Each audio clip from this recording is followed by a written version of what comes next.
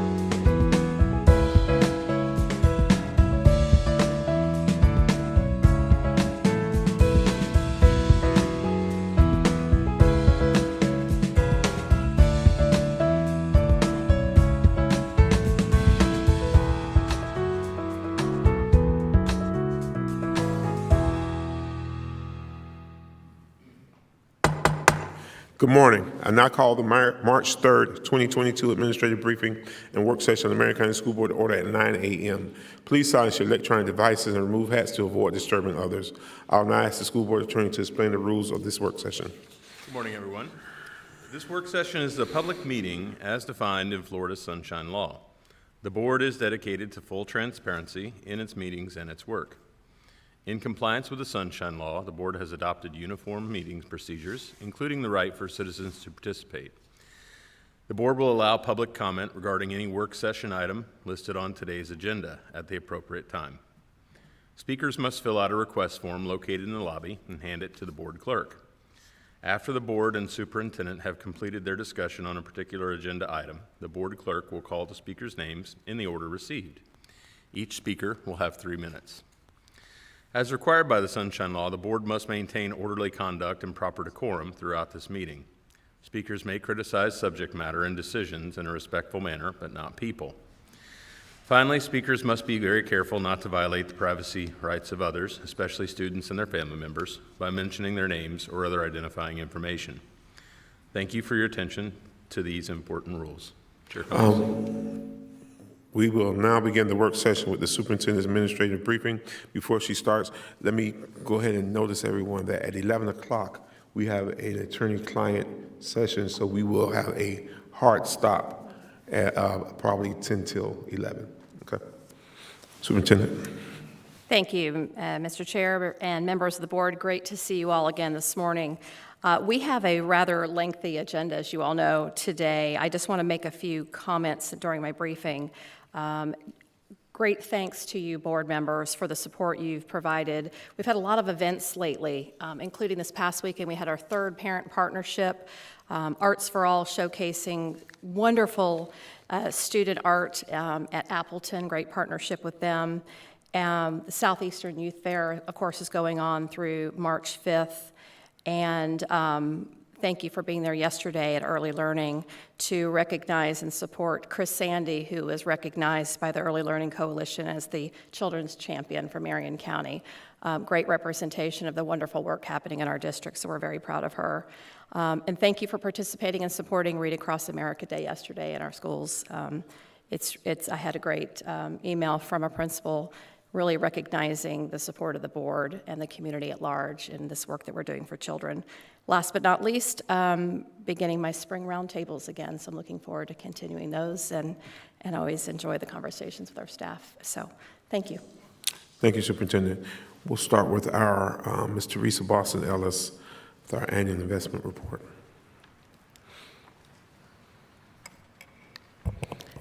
Chair Cummings, Vice Chair Campbell, board members, Dr. Gullett, Attorney Powers, and Mrs. Prestipino.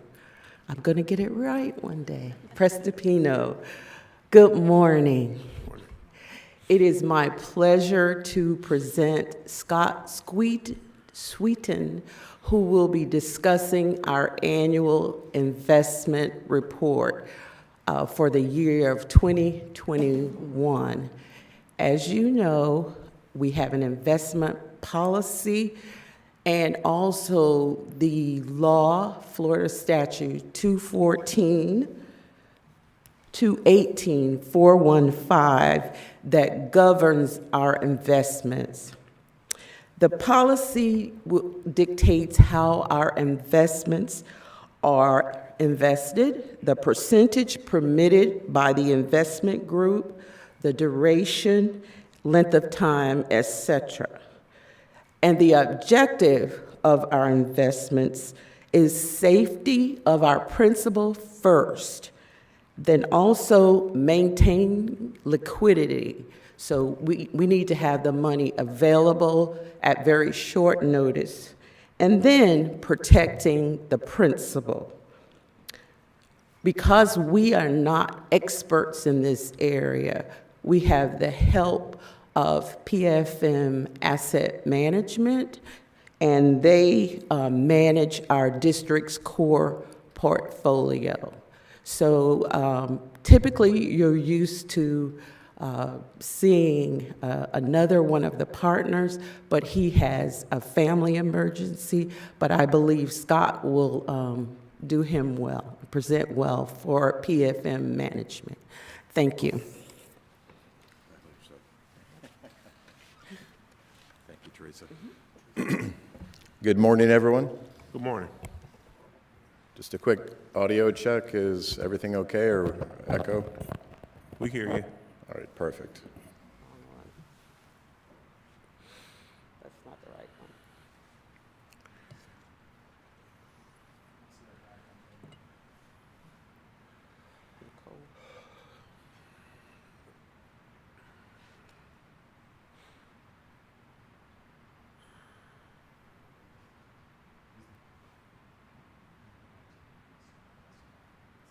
It's going to be the PowerPoint from yesterday, right?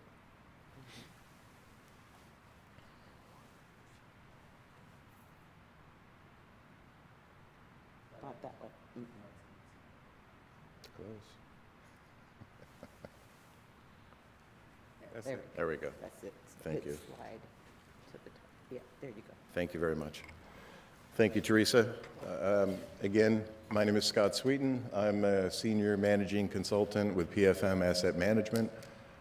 Steve Alexander typically would be here. I do quite a few meetings with Steve. Steve had a family emergency this week, so I'm very happy to be here, and thank you very much for your time.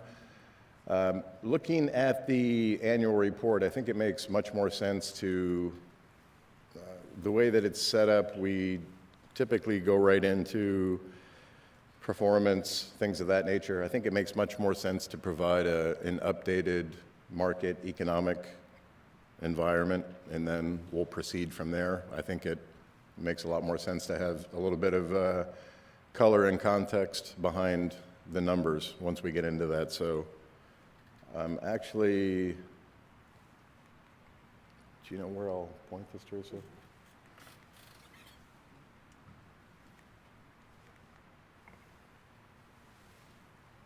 Should be here, right?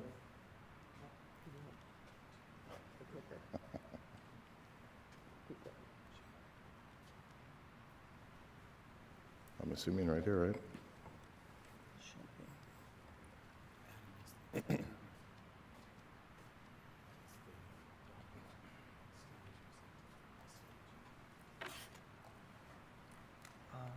If you want, I can bring up the keyboard if you want. Can you just, I can actually just tell you the Yeah. slides if you want. they have a hard copy, so just direct Okay. them to the page. Okay.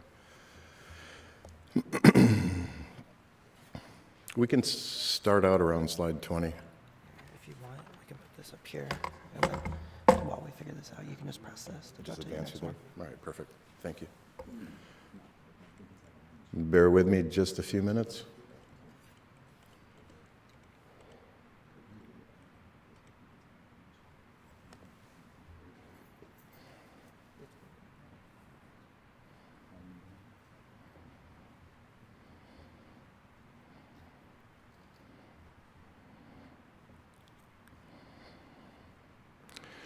All right, we're ready to go. Luckily, there's not much going on in the news, I'm sure we're all aware, but just to provide a little backdrop to the current market environments, COVID-19 continues to be certainly a headline grabbing issue. We have steadily noticed a significant improvement in the 7-day moving average for new cases. I think currently we're around 75,000. If you want to compare that to mid-January, January 14th, January 15th, we were in excess of 800,000 as far as new cases. So a dramatic improvement there with COVID-19, variants, mutations, anything of that nature. I'll expand on the U.S. economy. Inflation, that's going to really be a highlight of the presentation, is inflationary pressure, essentially what transpired in the fourth quarter of last year, and a little bit into what we're looking at so far in 2022. I'll discuss the Federal Reserve, and certainly we will take a look at the yield curve and how it's changed since. But just taking a quick look at GDP, last week we actually had a second revision to the fourth quarter GDP number. That was actually revised up to 7%. So for the calendar year of 2021, very strong across the board. I do think we're going to start to see probably some revisions downward for 2022, where we actually start to see a little bit more of an effect from Omicron, which essentially came out from South Africa the day after Thanksgiving. But you look a little further out on the curve, 2023, 2024, we start to see areas that historically we're much more accustomed to. Now, again, once we get into inflationary numbers, this is where the Fed is focused. For the most part, there are two mandates for the Federal Reserve. Maximum employment, which we are approaching. We have noticed dramatic improvement in that area. The other side of that is, historically, they've tried to maintain inflation below a 2% target level. We have been well above that across many different indicators. Just taking a look at the Consumer Price Index, this is as of December 31st. That came in at 6.8%. You can see the contributing factors to that. For the most part, we really have not noticed much deviation. It's primarily been energy, and used cars and trucks have been the primary driving force behind the elevated levels. The January number actually came in much higher, came in at 7.5%. Again, most of those numbers really did not change. Just to break that down a little bit, I think energy prices were up 27% year over year. Now, we are going to see some short-term pressure with the geopolitical issues with Russia and Ukraine. Certainly, energy prices are already well above 100. We're approaching, again, highs that we have not been to in quite a while. The other part of that is used cars and trucks. They were up over 40.5% year over year. Most of that really boils down to a shortage in semiconductor chips. We're all very aware of that. The one thing to keep an eye on, certainly with Russia and Ukraine, I think a lot of people are not familiar with. First of all, Ukraine is an agricultural powerhouse. corn, barley, wheat. They're in the top 5 as far as exporters in the world. The one area that probably most people are not aware of is they also are a supplier of roughly 70% of neon and xenon gas, which is a major component of semiconductor manufacturing. So again, we may start to see some of these supply chain bottlenecks exacerbated, dependent on how long this conflict exists. I'm not going to touch on every slide here, but I think if we take a look at the labor markets here, again, these were the December numbers. Unemployment rate, 3.9%. Labor force participation rate, 61.9. Initial jobless claims, 207,000. Now, in January, we had a slight uptick in the unemployment rate. That came in at 4%. Labor force participation rate improved, 62.2. Initial jobless claims, that came in at 467,000. So another positive in that area, they actually revised upward the November and December numbers and added an additional 700,000 jobs.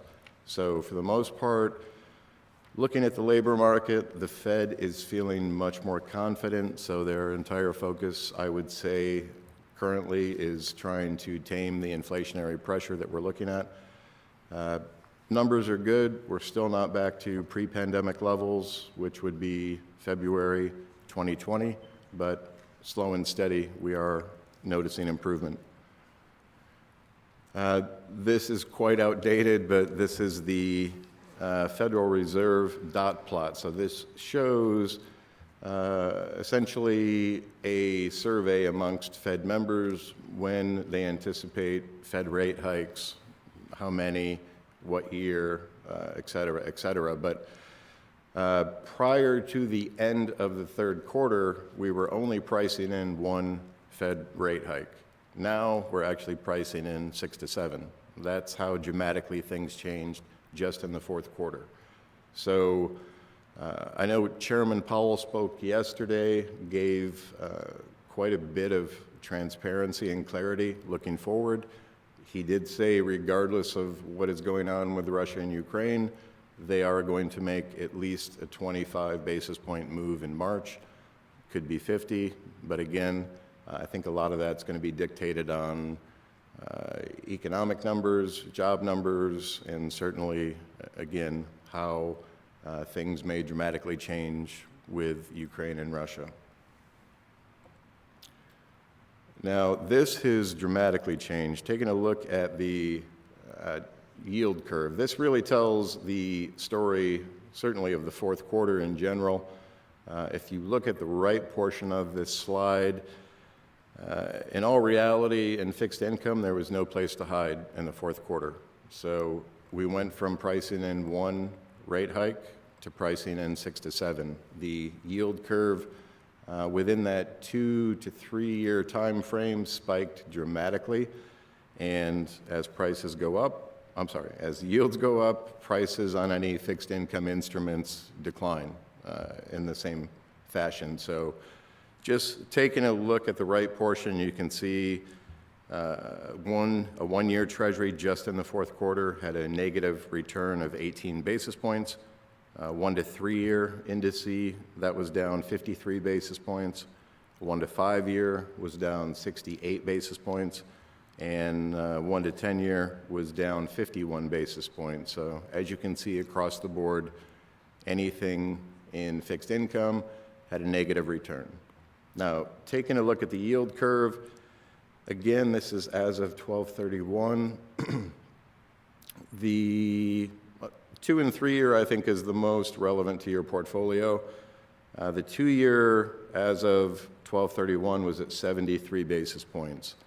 Now, just to give you an idea how much things have changed on the yield curve, as of yesterday, that was trading around 1.5%. So essentially, it doubled within a relatively short period of time. The 3 year treasury as of 12/31 was around 96 basis points, currently trading around a 166. So again, a dramatic steepening in that 2 to 3 year time frame, which would be reflective of any actions the Fed's going to take.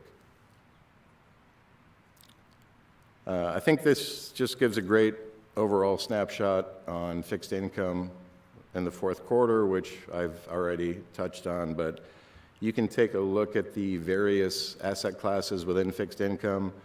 U.S. Treasuries, just in the fourth quarter, negative return 53 basis points. Agencies, negative return 49 basis points. Asset-backed securities, negative return 29 basis points. Corporates, A to AAA, negative 57 basis points. Corporate BBB, negative 51 basis points. And if you look at the right portion of the slide, that's actually the full calendar year. The only sector that had positive performance would have been BBB corporates, which for the most part, in the vast majority of the investment policies we deal with for clients, that's not something that we're able to purchase. So if instruments are downgraded to that level, you're still in compliance, but at the time of purchase, that's not something we can engage in. Okay.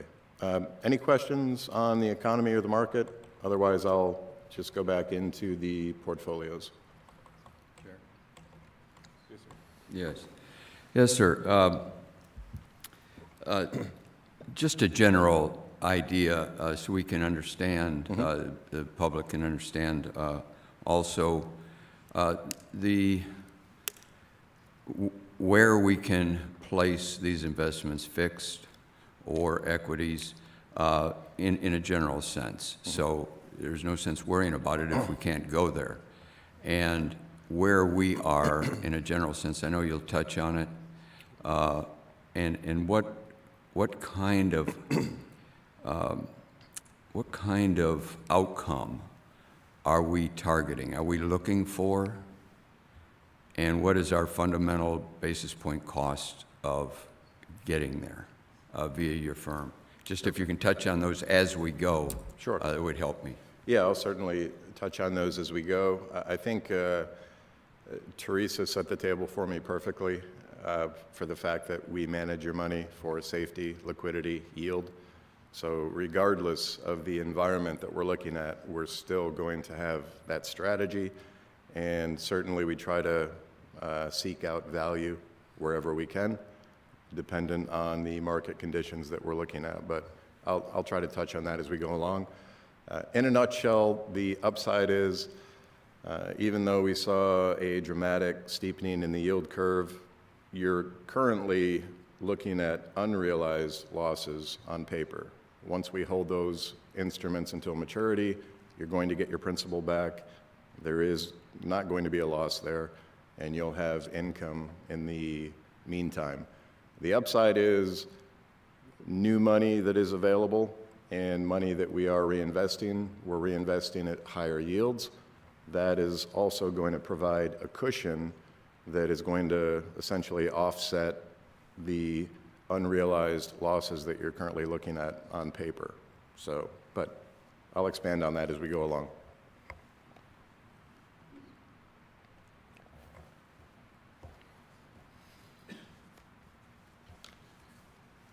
Now, just taking a look at the annual report, this is as of June 30th, and you're going to see significant changes across the board here. This is the account summary. It's a consolidated summary. Just taking a look at the core portfolio, if we take a look at the upper left quadrant, total market value, $26,647,935.32. Below that, you can see the portfolio effective duration, right in line with the benchmark duration of roughly 1.83 years. Yield at cost, 94 basis points. Yield at market, 50 basis points. Portfolio credit quality, AA rated, so across the board, you've very well diversified, high credit ratings. The upper right quadrant, you're looking at the sector allocation breakdown. So again, you can see the various sectors that you're in, well diversified, high credit ratings across the board, 35% in treasuries. We continue to find value in treasuries as the yield curves creep up. Outside of that, roughly 21% in agencies and a smattering of other sectors as well. The bottom right quadrant, you're looking at duration distribution. The blue bar is the portfolio, the gray bar would be the benchmark. And again, for the most part, you can see you're right in line with the benchmark. And the lower left quadrant, you're looking at credit ratings purely from Standard & Poor. As we proceed through this, I'll show you a few slides where we actually have the credit ratings from Standard & Poor, Moody's, and Fitch, typically the three most recognizable credit rating agencies. The next slide really serves as a compliance slide in regards to your investment policy. So the blue shaded region is where you were allocated as of June 30th, 2021. The gray portion of the bar would indicate the maximum levels permitted by your investment policy. So just a quick visual takeaway, you have a very healthy buffer among the various sectors where you're allocated and the limits imposed by your investment policy. I think really the only area that you're approaching even somewhat of the limit would be the LGIPs, which Teresa and I spoke briefly about that earlier. But for the most part, from a compliance standpoint, just a quick takeaway, you're in great shape there as of June 30th.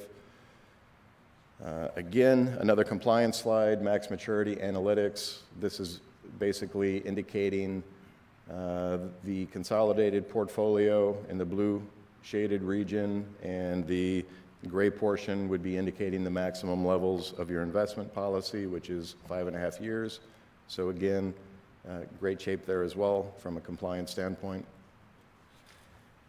This is the slide I referenced as far as issuer diversification. This is a consolidated summary, breaks down the overall portfolio, essentially shows you the percentage of each sector comprising the overall portfolio, the credit ratings from Standard & Poor, Moody's, and Fitch. And it's somewhat interesting. Oftentimes you can see that certain rating agencies have a split rating, so they have different rating amongst them. They all have different methodologies for how they rate certain instruments. And performance. Now, this is going to be very different than the fourth quarter. Taking a look as of June 30th, so the second quarter, the portfolio returned a positive 0.05%. Your benchmark was at a negative 0.03%. And again, your benchmark is the Bank of America Merrill Lynch 1 to 3 year U.S. Treasury Agency Index. Looking further out, you can see a very healthy outperformance for the portfolio over the benchmark for the last 12 months, 3 years, 5 years, and 10 years. So a strong track record of outperformance going out over the last decade. The performance? There are no equities in this portfolio. And this one, this is all bonds. Fixed income, correct. Fixed income.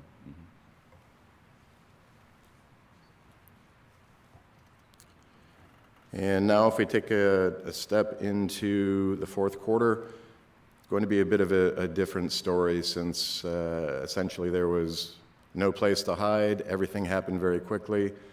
Total market value as of December 31st, $26,532,922. Again, you can see the duration essentially right in line with the benchmark. Average credit quality, AA. Again, sector allocation, you can see you're well diversified.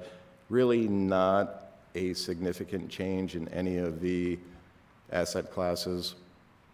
Duration distribution, bottom right quadrant, and again, the credit quality ratings from Standard & Poor's. Now, again, from a compliance standpoint, sector allocation analytics, well within your limits of the investment policy. We actually have quite a bit of room in various asset classes. So as the portfolio manager, it allows us to be very nimble, very fluid in the marketplace, which is certainly very important with all of the changes that are taking place on a daily basis. And again, max maturity analytics, well within the limits imposed by your investment policy. You can again see the issuer diversification breakdown for the entire portfolio. And taking a look at performance, I think I've pretty much set the stage for this. We certainly hate relaying any negative returns, but in all reality, everything in fixed income was negative in the fourth quarter, just because of the dramatic steepening of the yield curve. Prior to the fourth quarter, there was only one rate hike essentially baked into the numbers. Now, 6 to 7 is a realistic number. You can see in the fourth quarter, the portfolio had a negative return of 53 basis points, right in line with the benchmark. Over the last 12 months, negative return of 40 basis points. The benchmark was a negative 55 basis points. The last 3 years, we outperformed by a pretty healthy margin. 5 years, and again, 10 years, a healthy outperformance there. Essentially, the fourth quarter was an anomaly. You had Omicron, you had the Fed completely change their stance as far as how they're going to approach trying to tame the inflationary pressures. And throughout December, we continued to have strong numbers come in: producer price index, the personal consumption expenditure number, CPI. They're all coming in at 30 to 40-year highs that we have not seen as far as year-over-year increases. And those would be the prepared remarks I have. I'll be happy to open up to any questions. Thank you, Ms. Sweetie. Any board, any comments? Mr. Brown? Yes. So if you could just touch on just the way we normally look at a fund. What does it cost us for your services? You know, how did we end up? That type of thing. And I know you have restrictions on you. I'm not trying to put you on the spot like you're doing a normal portfolio. However, I know we pay for your professionalism. Sure. And what are you doing? You know, sell us on your ability to get the ball across the goal line. We need all the funds to be as safe, and we need to improve our position, our financial position. This is just by way of transparency. This is what I do most of the time. So the safety is critical, and people are out there looking at this, and everybody has a portfolio. So kind of in that light, if you would, basis points. How did we do? What did it cost us? How did we do? Sure. And what do you think might be coming out in the future? And it's all long term. Of course, and I think that's a great question, and it does always go back to safety, liquidity, yield. So there really is no silver bullet, if you will, in that capacity. So in every market that we're looking at, we're always looking for value, regardless of the asset classes that we're looking at. We're typically looking at yield spreads over treasuries. So where we can find value, we certainly capitalize on that. In the current environment, there are quite a few asset classes that have a negative yield spread. Try not to get too far in the weeds. I'll just explain it at a very basic level. But most of the yield spreads are actually negative to a treasury. So we're finding the most value in liquidity in treasuries at the current moment. We're also finding value in corporates, typically new issues, financial industry, bank names, and as you can see, most of the financial entities are coming out with strong numbers across the board. So we will continue to manage everything based on your investment policy. I do always encourage that we review the investment policy at least on an annual basis, just to see if certainly there could be language in there that is outdated, that could be more current. We could certainly potentially discuss adding different instruments or increasing exposure to certain areas as we look forward. But for the most part, I think quarter to quarter, things are always going to be a bit of an anomaly. It's going to reflect what's going on. But longer term, I think that's where we really show our true worth. I mean, over a 10-year period, consistently outperform the benchmark. Fourth quarter, an anomaly in a nutshell. So we essentially went from one rate hike overnight to the Fed coming out and essentially saying 6 to 7 rate hikes. And March, at that point, was starting to approach a potential 50 basis point rate hike. So we still may get that in March. But again, it's going to be data driven, and I think a lot of things are going to dictate that in the interim. You're primarily safety oriented, and I think that's prudent. I think that's where we have to be. And now, what does that cost us? What is the basis point charge from the firm, just so people can relate as you to can it? see, great question, but as you can see from the portfolio performance, just for the quarter, that's 2 basis points. So even net of fee, we're pretty much right in line with the benchmark. If you factor that out over the long run, you can still see net of fees a very healthy outperformance. So I think it's very, the only way you can show value is have a benchmark that is indicative of the portfolio, and then you're either going to outperform that or underperform. And we've shown that we can outperform over the long run. And you feel good about the safety, which is it's key, I think, to this kind of money in public funds. Right. So I appreciate that. I would like to see this kind of an update in a format that is easy for people to understand. You know, that just have a Schwab account, let's say. Right. That type of thing, because they can really relate to it, and that's who's funding this. So I appreciate your attention to safety. That's a big deal. And T-bills are, we're going to lose based on inflation, but, life is life. You're just going to have to go where you have to go. The attractive thing is the environment changed dramatically in the fourth quarter, but now we're investing at much higher yields. So yields that we have not seen for a few years. So And you're rotating in and out of those, or you're continually updating that so you pick up that value. And I think it's important to get that across. Correct. That you're actually not stagnant. The You're not stuck in the old days. The portfolios are monitored daily. And Daily, we're and always then looking for new opportunities. bonds, for example, you replace old positions with new positions. Correct. And that's critically important for people to understand. Correct. Thank you. And I think also the fact that when you're looking on paper and you're seeing the negative returns, you're looking at unrealized losses. That's just a short-term issue. When held to maturity, there's no loss that's going to be involved. So it's just a reflection of the current Got it. market. Yeah, thank you. Yes, ma'am. Mrs. Kale. Thank you so much for your presentation. I know the first time I heard one of these investment reports, I also had a lot of questions, as Mr. Browning does.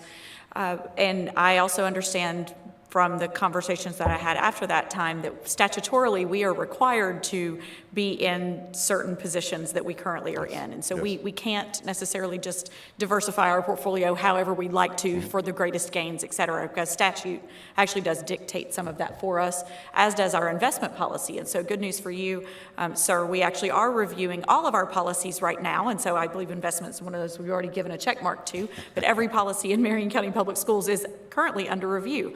So we have already moved past that one, but the full community will have the opportunity to help us as we approve those in the next couple of weeks and months. And the final thing I was going to say is exactly what you just said. As we all know with our own portfolios, right now we're looking at paper losses, and until you actually do decide to sell those assets or actually turn them into some kinds of gains or losses, they're still on paper, and they'll continue to be on paper, and we'll continue to see paper up and down, up and down, up and down while we're through this fluctuating market. So Correct. Thank you so much. Thank you. Chair? Ms. Thor? Thank you. Thank you, sir.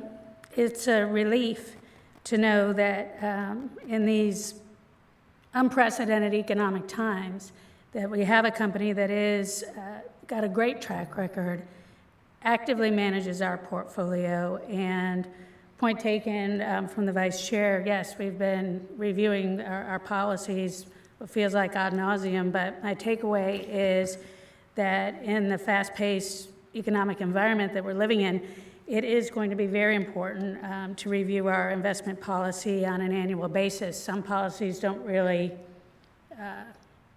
require that, I wouldn't think necessarily, but for this one, I think that's important. Hearing that you're always keeping the safety, liquidity, and yield at the forefront, and a 10-year track record of outperformance is also a tribute and a comfort to this board member. So thank you again for that. And I think that's it. Well, thank you. Thank you. Thank you. Ms. King, you got anything? Sounds good, thank you. Yeah. Thank you, sir. We understand that last quarter was just last quarter. We're looking at the total picture of this, so thank you for bringing us up to speed with this, and we appreciate it. Yeah, I always joke if the performance numbers were positive, Steve would be here, but. Tell him we missed him. Thank you. Any, Superintendent, you have anything? No, thank you. Any public comment concerning this speaker? All right. Thank you, sir. Thank you so much for your time. Again, we have Ms. Teresa Boston-Ellis with our fiscal year 2021-2022 budget update as of December 31st.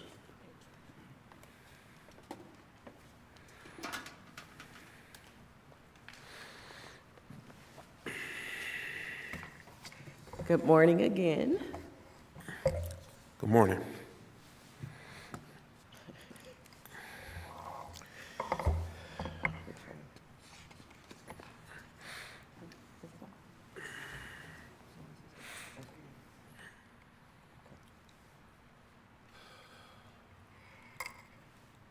Okay, so annually, we also look at our mid-year and evaluate our budget. This presentation typically looks at the third calculation, and as you recall, the second calculation is what we use to adopt our budget for the current year. So the third calculation is where we look at our actual attendance for the month of October of our students, which drives our revenue, and then there's also a projection for the month of February. So last year we didn't have third calc. You might remember we were sort of in a quandary about what was going to happen to us financially, if we were going to lose money based on students not being here. But our state legislators continued to provide grace, and we did not end up losing any funds based on reduction in students. So we'll go back to the, get this straight. We'll go back and look at the actual third calculation as compared to our adopted budget. We'll also talk about the impact of the scholarship programs such as McKay and the newest one, the last 3 years, Family Empowerment Scholarship. Then we'll look at the overall summary of funds and then delve into our main funding source for operations, which is the general fund operating. Take a quick look at adult ed and how we're doing mid-year referendum. And then also we've added special revenue other, which are where we embody all of the federal, state, local grants. And then last but not least, continue to remind ourselves of all of our budget challenges. So the first item I want to look at is the comparison of the second calculation to the third calc. You probably need to look at your hard copy. I know I do. This is a lot of information, but I thought it's so relevant to where we are now. At first glance, you can see that at the adopted budget, we are $197.6 million, which was basically our weighted FTE times the base student allocation times the DCD, or our cost of living. At the third calculation, there was an increase of $204 million. So there is an increase in that revenue of $6.4 million, which equated to about an additional 1,100 FTE, unweighted FTE. So before we get all excited, we really need to go through this process and dig down into what created that increase. As you can see, most of our categoricals are tied into the number of students. So you'll see various increases and then some decreases based on whatever the statutory rules are that require us to adjust revenue up and down as it relates to the number of students. I would like to bring your attention down to the very bottom of this particular slide. So our total FEFP at the second calculation, which is the adopted budget, was $265.8 million. The revised estimate is $272.8 million. So there is an increase in revenue of $7 million. Let's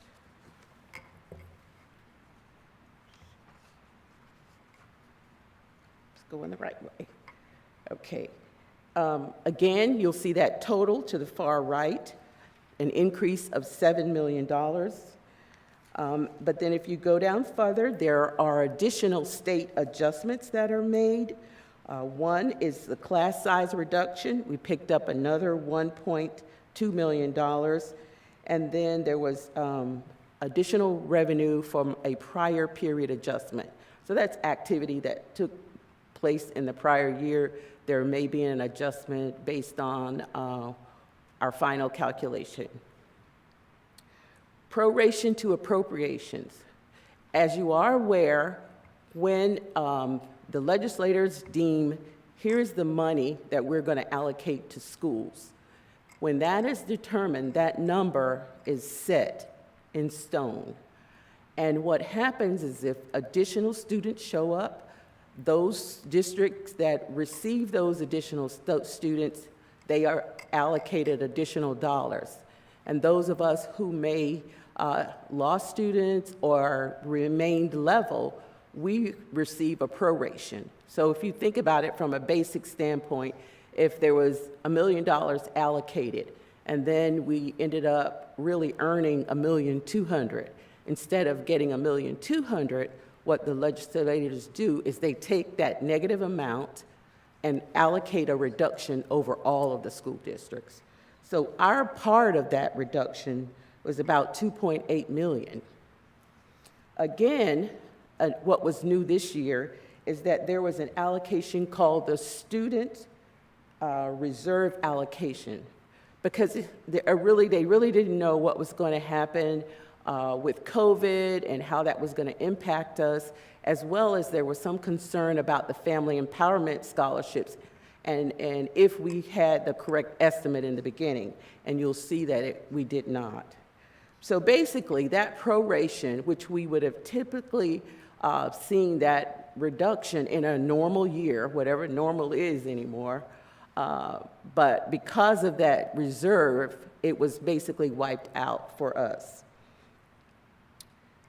So then, at this point in the second calculation, we're now up to $221 million for the second calc, and for the third calc, we're at $229.2 million.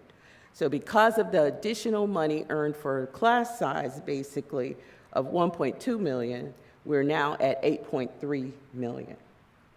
What happens is, to get to what the state funding is going to be, we are reduced by whatever our local contribution is, so that's our required local effort. Those dollars are reduced by that, and the objective is to determine what the state is actually going to provide to us.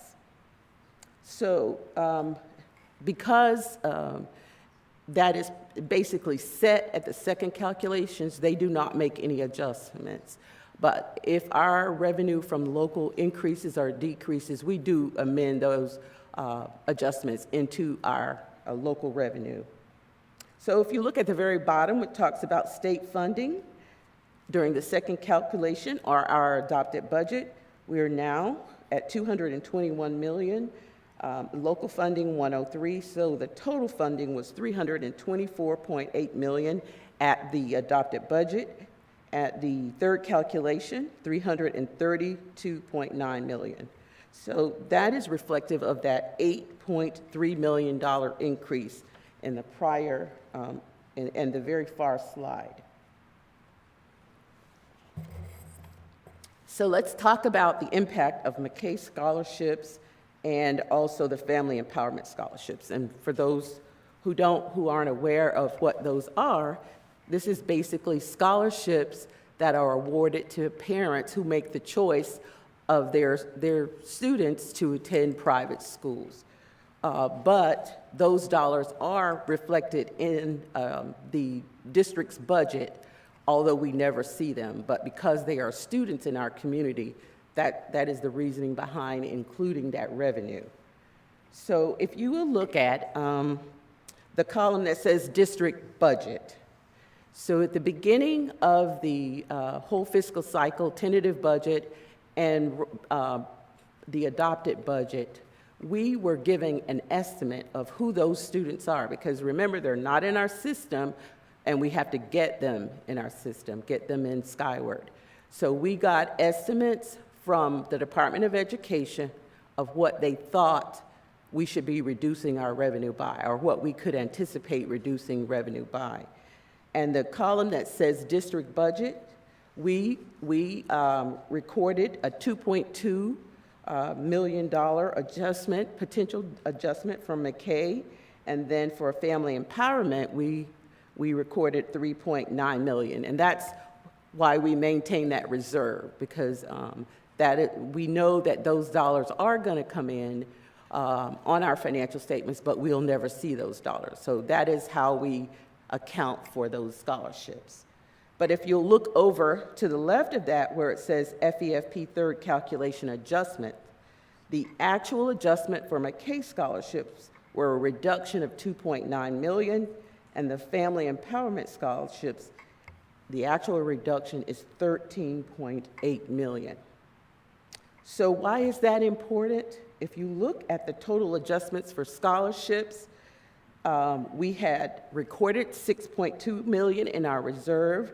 It actually should have been $16.7 million. So there is a budget deficit as far as the family empowerment scholarships are concerned of $10.5 million. The Family Empowerment Scholarship has been expanded, and I'll talk about that a little bit later. So as you can see, we started out with total funding of $8.3 million. The adjustment for the scholarships was $10.4 million. So the impact on our fund balance is a deficit of $2.2 million.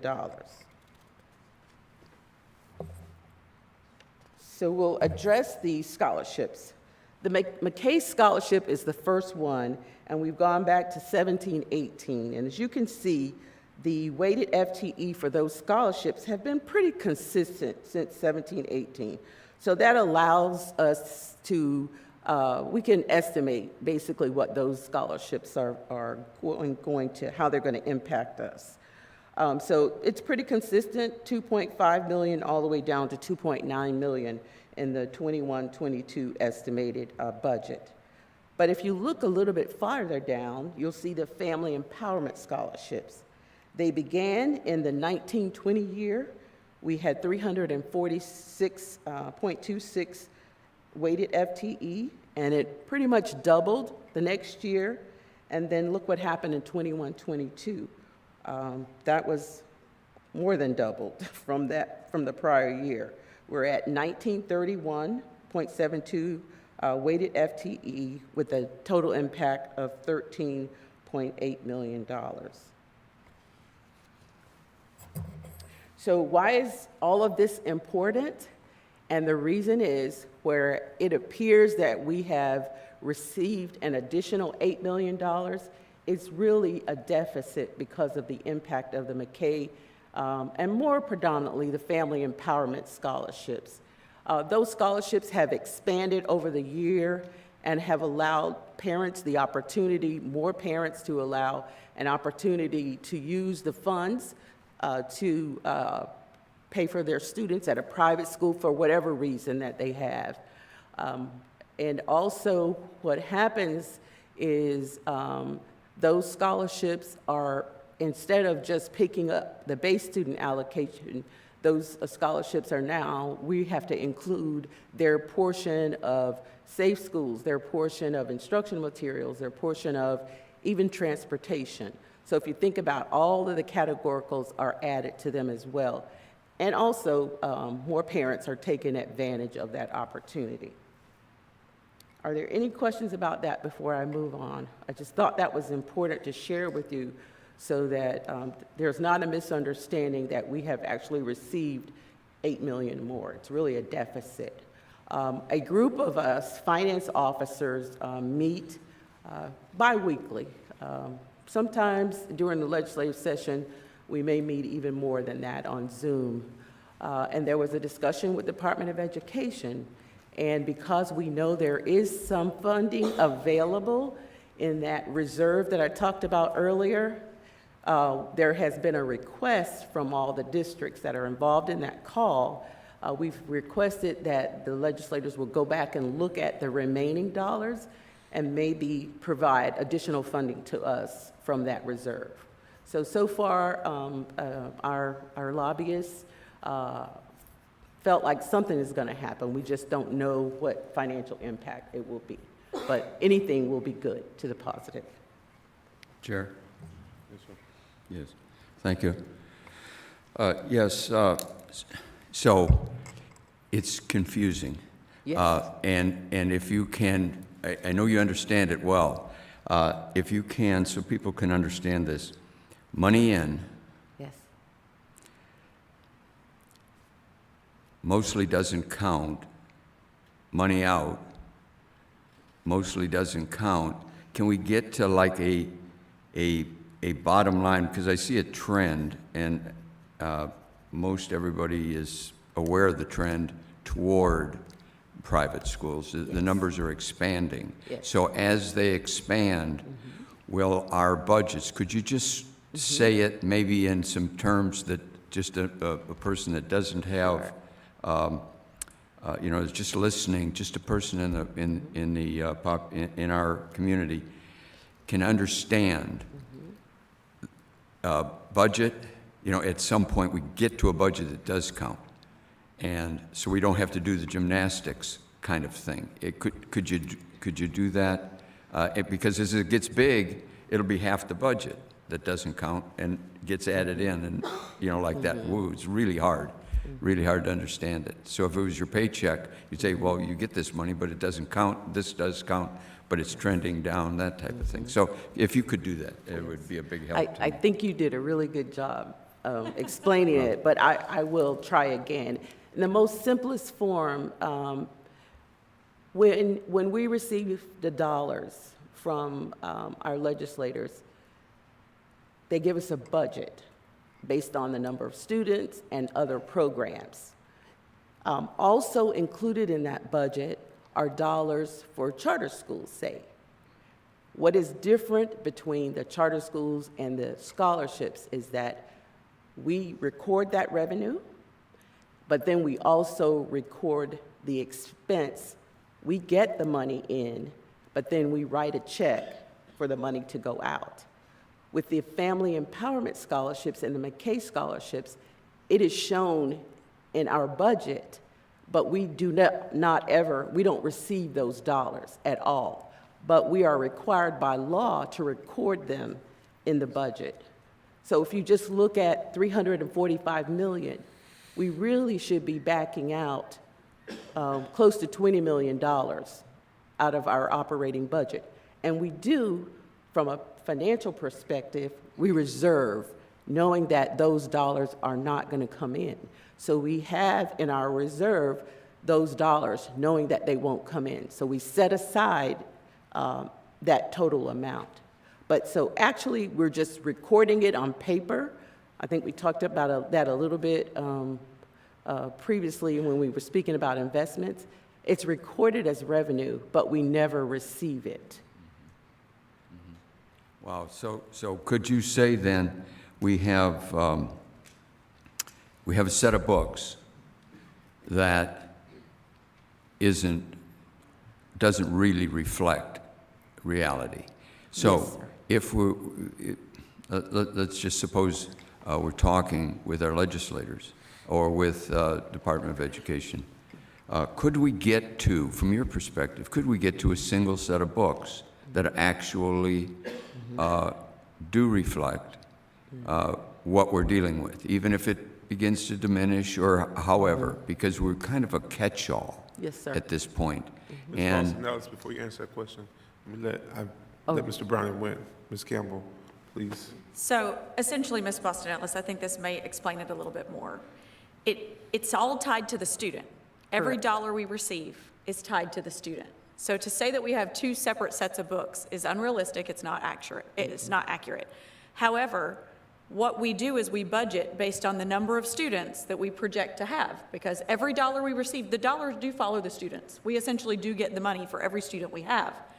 We just did not project that there would be nearly 2,000 students that would choose the Family Empowerment Scholarship.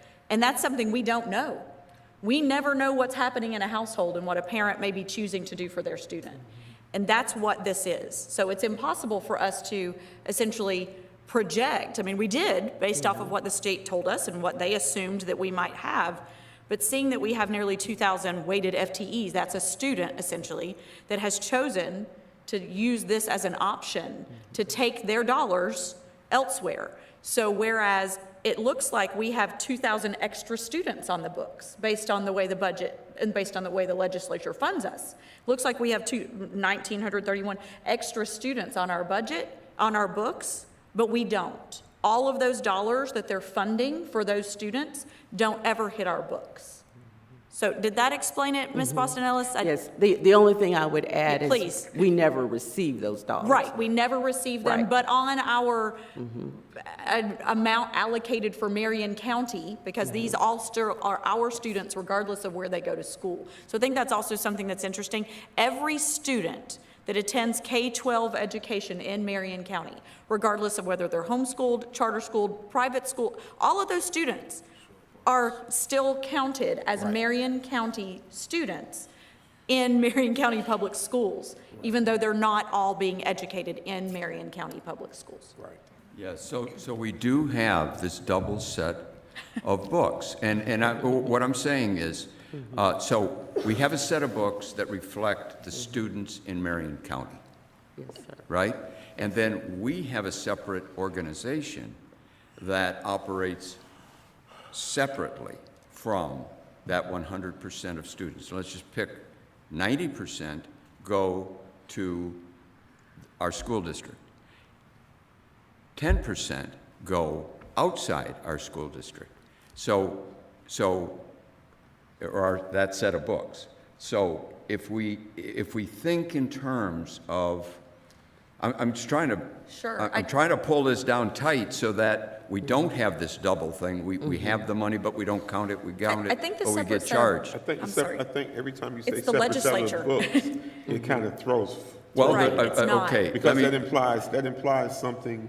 Well, I'm not illegal. trying to imply, what I'm trying to do is set, if we could say, I think in terms of equations. So if we have a definition of X, that may be the total number of students. And that's really that number that we get charged for. We get the revenue, we get an expense that we have to sort of estimate, right? So we have X is the total number of students that must be educated.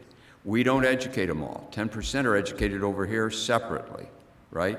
But it looks like we're the entirety of all of the students. And really, we're only responsible for, say, 90%. So somehow we should get a cleaner set of books so that it doesn't look like we're getting more money than we're getting. Is that somewhat what you were saying? That is what I was trying to explain when I Okay. said on paper, it appears that we receive $8 million additionally, when in fact, it's really a $2 million deficit. Right. We have to count those students because the legislation, our legislators require, this is how you record all of those students.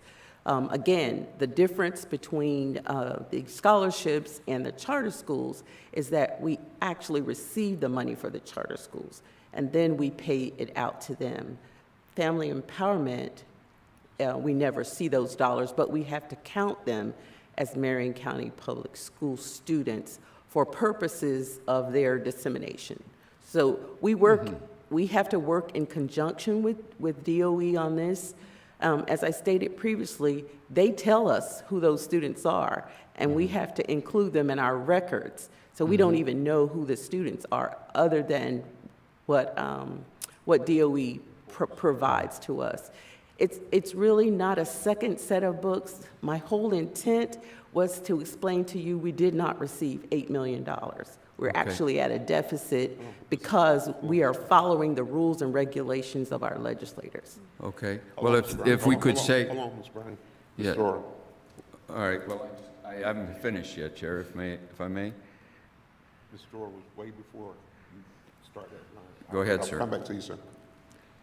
Thank you. I understand what Board Member Browning is saying, and the core of it is that, according to my understanding, we never receive the funds. Correct. But yet we have to reflect the funds. Right. And that is highly misleading.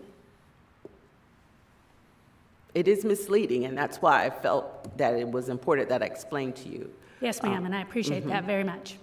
Thank you. Go ahead, Mr. Brown. Well, yes, so I'm looking for clarity, just so we can name these things. If you know, a noun names person, place, or thing, if we name it, if this is money we receive, but we do not educate these children. Okay, got it. Now, B, this is money that we receive that we do educate the children. Okay, I would just like to be able to put a noun with each one of those so that people know, oh, this is the one that we actually educate the children. This is another one, and it is what we don't do.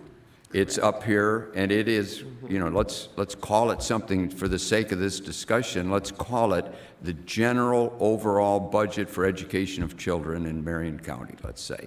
However, wherever they go. FEFP. That's what it is. It's called the FEFP, according to the state of Florida, and that's what the legislature is funding, the FEFP. Okay, and so we'll name that FEFP so we understand what we're talking about then. The FEFP, name that. Overall Florida equivalent, what, name it. So, Florida, I'm just asking, so we can put a noun with this budget that doesn't actually count. And then we get to the 90% level, that's what counts, that's what we have to be held accountable to. Does that make sense? So I'm not sure that I'm going to say it the way you want it to be said. Okay, yeah, But no, I'm asking you to say it, not Okay. me. Okay, That's the way so I'm understanding it. What I would say is we receive funding, as Vice Chair Campbell said, for all students that reside in Marion County, totally. Got it. Some of them are educated in our public school system, whether it be the traditional public school or our charter schools. Some of the students we never see, and those are students in the private school. But because they are all students in Marion County Public School, we are required to report all students in our revenue. Okay, well, that is clear. I like that, and so we have a group, a category of students that get educated, all students. So we just speak to that budget. We don't have to add or subtract. Then, when we want clarity for our responsibility, non-accounting, but our responsibility, we can eliminate private, and we can categorize charter, and then we have traditional. So, I think that could be said I think, cleanly. Mr. Browning, it is categorized. When you look at this, you see what is hope, you see what is charter. It is already categorized. So we don't have to create a new category for it because it's presented right there in this document. Well, I get that, but the problem of getting money that we don't, we're getting charged for the money, but we don't get the money, is a mental gymnastics that's almost impossible for people to follow. Ms. Thor? That's my point. Ms. Thor? And I agree. Is this an accurate statement? FEFP money we don't receive, that we don't use to educate children, that is reflected on our one set of books that makes it look like we are receiving those FEFP funds. Is that an accurate statement? Could you repeat that again? I thought it was well said.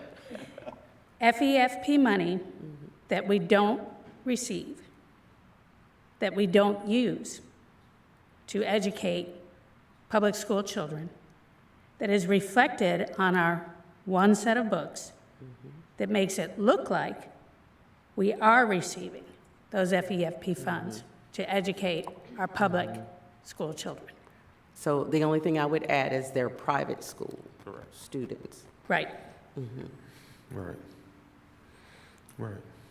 I think it is clear as mud. I will give you that. It is. But again, my intention For clarity. was to clarify Right. that we did not receive additional $8 million. And this impacts all school districts that have family empowerment school scholarships. And my intent was to inform you, it is not an $8 million increase. It is a $2 million decrease in revenue over from our adopted budget. And Ms. Boston-Ellis, thank you for that, because I think sometimes it gets out there in the public that we get all this money and that all of this money is spent in public schools, but some of this money never touches our hands, such as that HOPE money, which you're talking about, that goes to private school students. And we do get some money for charter schools, but that goes through us as a pass-through, correct? Yes. Mr. Campbell, I'm sorry. So I'm not trying to confuse this any further, I'm just trying to potentially add additional clarification. And let's talk about it from the state legislature. Our legislators right now are in session trying to approve a budget. A part of that budget, they will be financing, putting money into the Florida Education Finance Program. That's what FEFP is. In those FEFP calculations, Marion County gets a pocket of money. It's all separated out into all these different buckets because you can only use certain things certain ways, but we get a pocket of money for all the school children in Marion County. Of that big pocket of money, Marion County Public Schools does not receive every dollar. We only receive the dollars that are allocated to Marion County for the number of students that are actually being educated in Marion County Public Schools with an asterisk that also says charter schools. Any student that is a part of Marion County that the legislature has funded through the FEFP that has chosen to not participate in Marion County Public Schools or charter schools then has taken those dollars that Marion County Public Schools never sees. They have taken those dollars that the legislature allocated and used them for private school funding. The family empowerment. Through the family empowerment scholarships. And this year, the number was more than 1,900 students. So, Which was 13, Which I think was- I saw $13 million. yeah, more than $13 million that Marion County Public Schools did not receive to fund the students in Marion County Public Schools. Those dollars went, even though the FEFP is calculated, the Florida Education Finance Program is calculated that Marion County receives this amount of money, more than $13 million did not come to Marion County Public Schools and instead was redirected to private schools. And initially, you guys, our district made a projection of what they thought it would be. And because of the projection was off, well, I won't say off, it was based on the past. And there was an increase. Ms. Boston Ellis is telling us that we have a $2 million, it's about $2 million? Mm-hmm. Yeah. $2 million Right. deficit. Right. Even the estimate from the adopted budget came from the Department of Education. Right. So the estimate comes from DOE, and then whatever happened caused a lot of people to send their kids to private school and using the family empowerment scholarships. So, go ahead, Mr. Marion. Okay, so, thank you, Ms. Campbell. That was very helpful, the three buckets. Okay, we've got private, we've got charter, and we've got public schools. All right. What I would propose is we try to talk about one bucket at a time and realize that maybe it's, using an analogy, it all goes through the same bank, but there are three separate accounts. And the bank does process the money, but it doesn't go into bucket A. It doesn't go into bucket B. It goes into bucket C, let's say. And so we can have private, we can have charter, and we can have traditional public. Private, public, and charter. Okay. And we'll just talk about that bucket. You know, so if you put a bucket up, we don't tell us what doesn't count, like it's the bank. Let's talk about, if we can, bucket A, bucket B, or bucket C. That's all we've got. Then it's pretty clear. It's pretty easy to understand. And all of these buckets educate kids, and it gives you 100% of the children that are, or the youth that are educated in Marion County. That's pretty good. That's what you said, and it really fits for me, because that's the way the legislature's looking at it. The only difference Bucket is... A, bucket B, and bucket C. The only difference is if you're, in your analogy, if the bank is Marion County Public Schools, Marion County Public Schools never sees One of those buckets. Yeah. C. We We never don't wanna see make the 'em be the revenue bank. or, No. right. We don't So- want to make them be the bank. Right, if Marion County Public Schools is not the bank, then Yes, fine. then it's clean, Right. because if we just don't ever put it in bucket A, it doesn't have to come out of bucket A. So we'll just put it in Marion County. Let's say it's Marion County educational effort. I think we can get the legislature to even talk that language. As a matter of fact, I'll put that in I've got several items I'm working with Tallahassee on right now, and we're just, you know, I like clarity when you're talking about money. It's so easy to follow it. Otherwise, what's under, you know, it's like that shell game, and boy, that's difficult for me. I can never guess the right cup that the item is under. Absolutely, and for clarity and for transparency, this board member doesn't feel like there should be any dollars reflected in our budget that we're not actually getting, because it's just an exercise in futility. So it sounds like you're on it, and I appreciate it. Well said. That's all I have. So until we are told otherwise, we have to continue to report it this Yeah. way. Absolutely. And I think the issues that Mr. Bryan and Ms. Torres is saying, we probably all agree on that it does look inflated. It does look like we're getting something. However, that decision doesn't come from the board. That comes from how DOE wants it to be reported. Am I right, Ms. Correct. Watson? And if we don't report it that way, We get Dr. gig. Gullett and the board chair will get a letter Correct. that we have not done something correct. And we haven't gotten a letter. I- And we're not I- gonna get a yeah. letter either.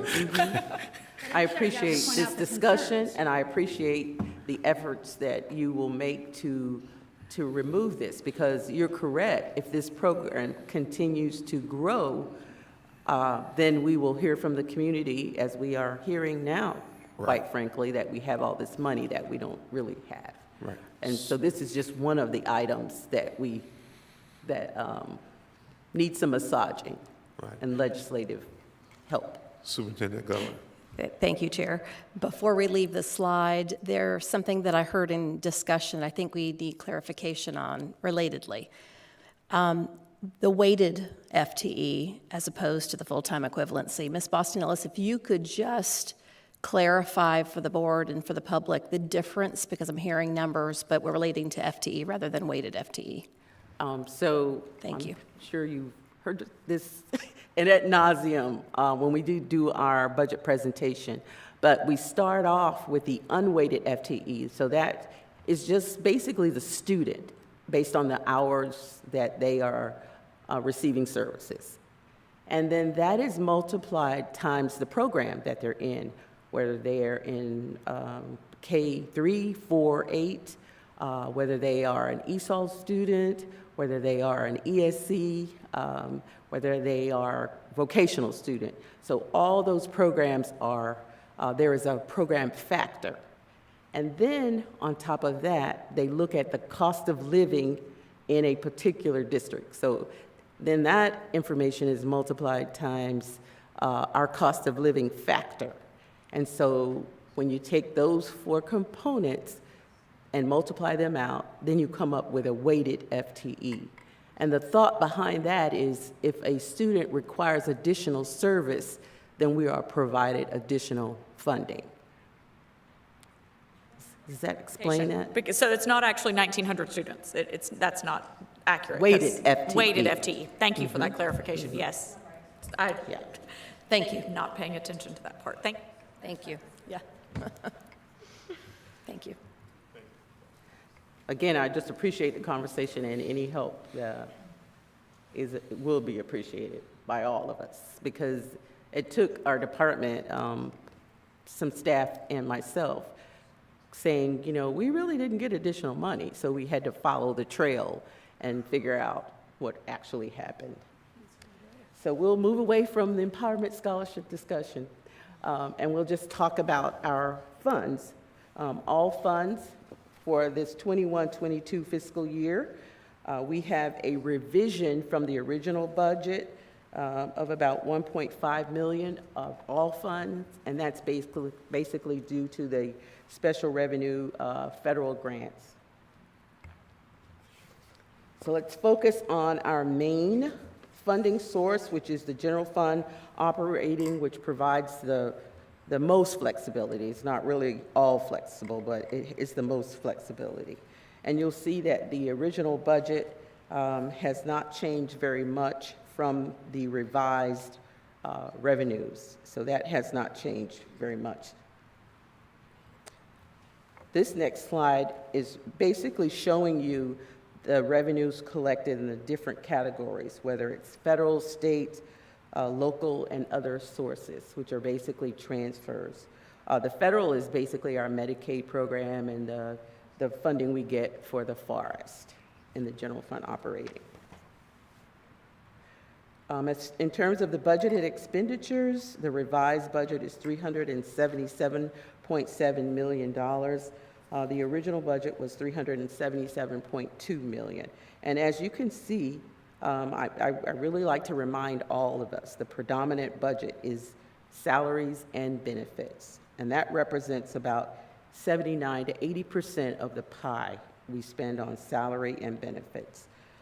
The rest are purchase services, includes things like our contracted services, our SROs, that's what's in that category.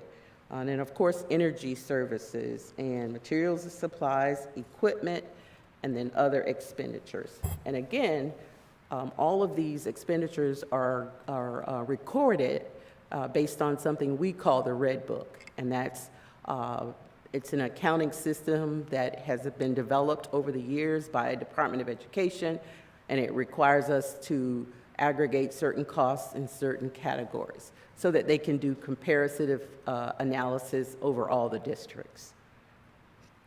Again, this is reflective of where we typically are in the month of December in terms of expenses. $144 million have been spent. We typically see that amount increase after there's settlement for union negotiations, and then, of course, we have some teachers who are paid out in the month of May and June for 4 allocations of salary. So while this looks like we haven't paid much out, this is indicative of where we should be in December.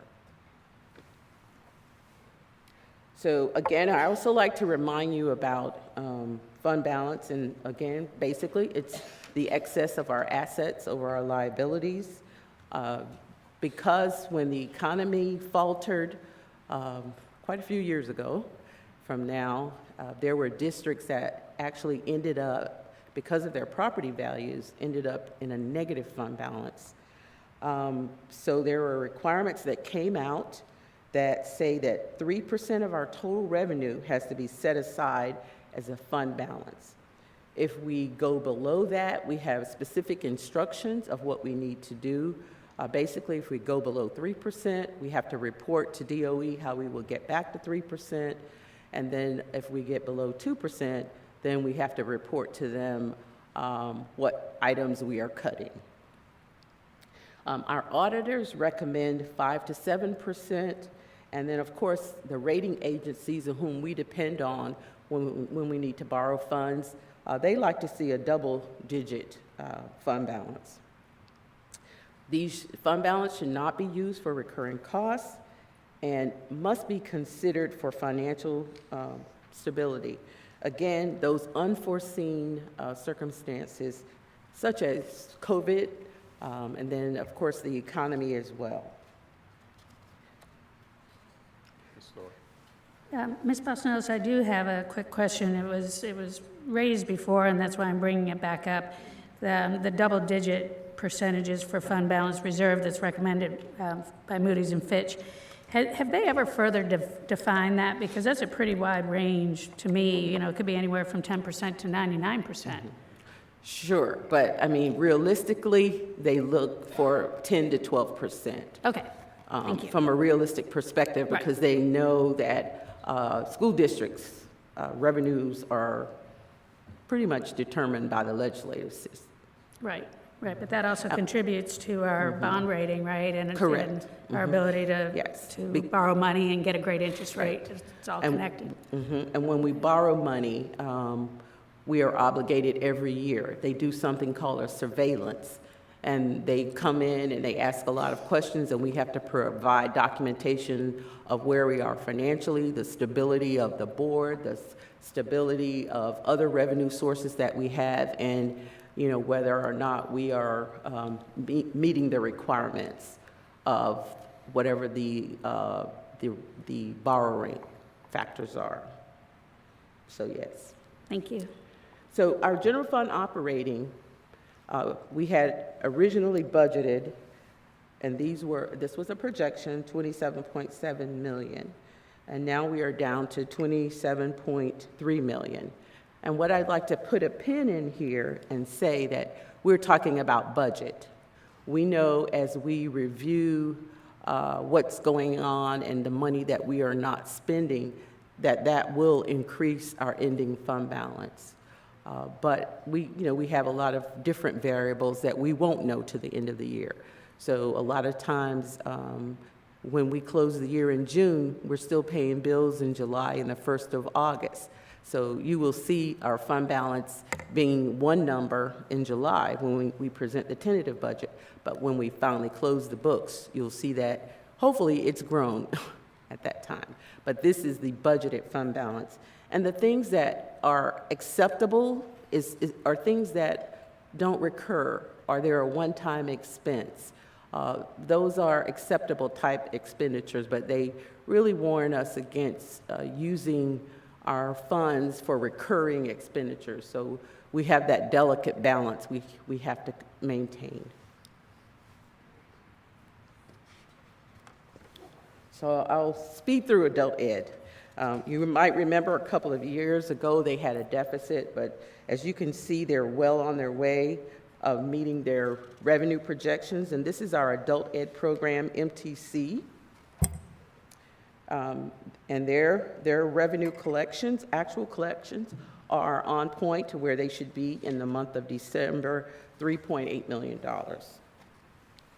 Their budgeted expenditures of $7 million are pretty much right in line with their original budget.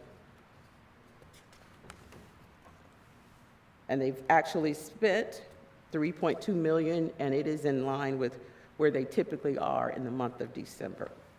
Most of their dollars come from either workforce or their local fees. So their fund balance has no requirement, so whatever they have left over is assigned, meaning that it goes to the following year. So they can't transfer that to the operating fund or any other place. It has to stay with adult ed. So let's talk about referendum. 100% of the funds are from local proceeds. That's the one mill tax. That budgeted revenue is $23.6 million. The original budget was $23.63. It's a little bit lower because we have had a small reduction in our local proceeds when they did the final estimate. As you can see, we've collected $7.8 million. I'd like to remind you that we don't start receiving proceeds until the end of November, December. So from the months of December through, say, May, and sometimes even June, as our community pays their property tax, we will receive those funds. So this is typical of December. This is a look at all the expenditures by program. You'll see class size, which is made up of not only our teachers to reduce class size, but also paraprofessionals, and then the other programs as listed. The new program, the second year, is school safety, $2.8 million. We use a portion of this to offset some of the costs of our SROs.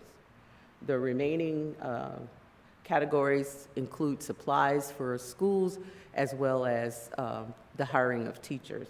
And then the vocational, there's about 16 teachers, and the rest of it is the equipment that's needed for those new programs. So we are pretty much in line again with the expenses, $8.3 million, typical at December. The one that may draw your attention is the professional development. That is basically because the programs that support don't end till the month of June, and mentors and different stipends are paid out at that time. So, sorry. Thanks, Ms. Postonellis. I'm just flipping back to slide 27, so I remember my question. I'm looking at the 43% class size reduction. That's quite a major chunk of the funding referendum that each and every of us taxpayers pay for.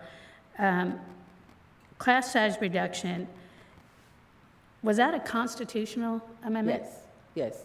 That was a constitutional amendment, and I may have the year wrong, but I think it's 2010, and I may be wrong about that year if somebody remembers. And what it does is require that our class sizes meet a requirement. K3, I believe, is 1 to 18 4.8 is 1 to 22, and 9.12 is 1 to 25.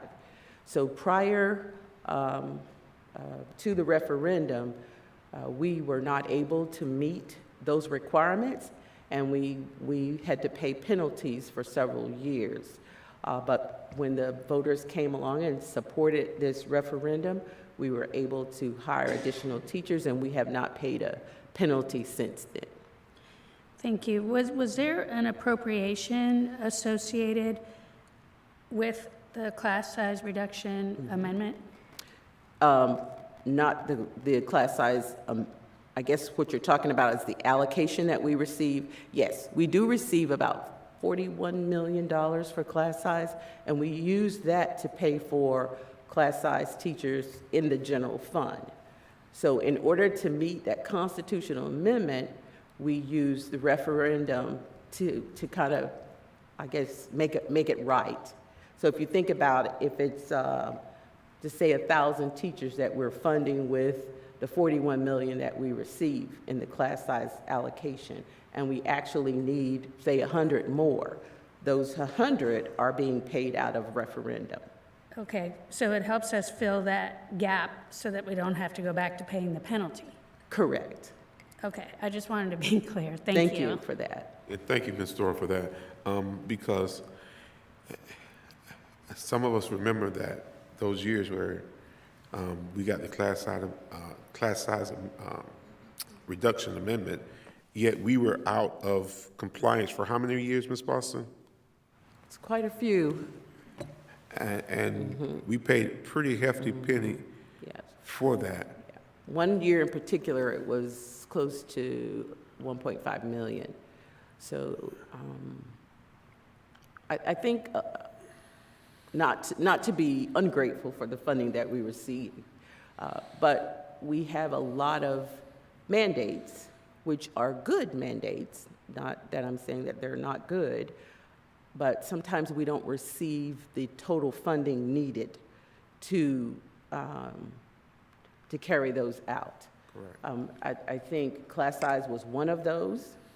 I think Safe Schools is another one where we receive some funding, but we don't receive total funding to implement the programs that are required by law.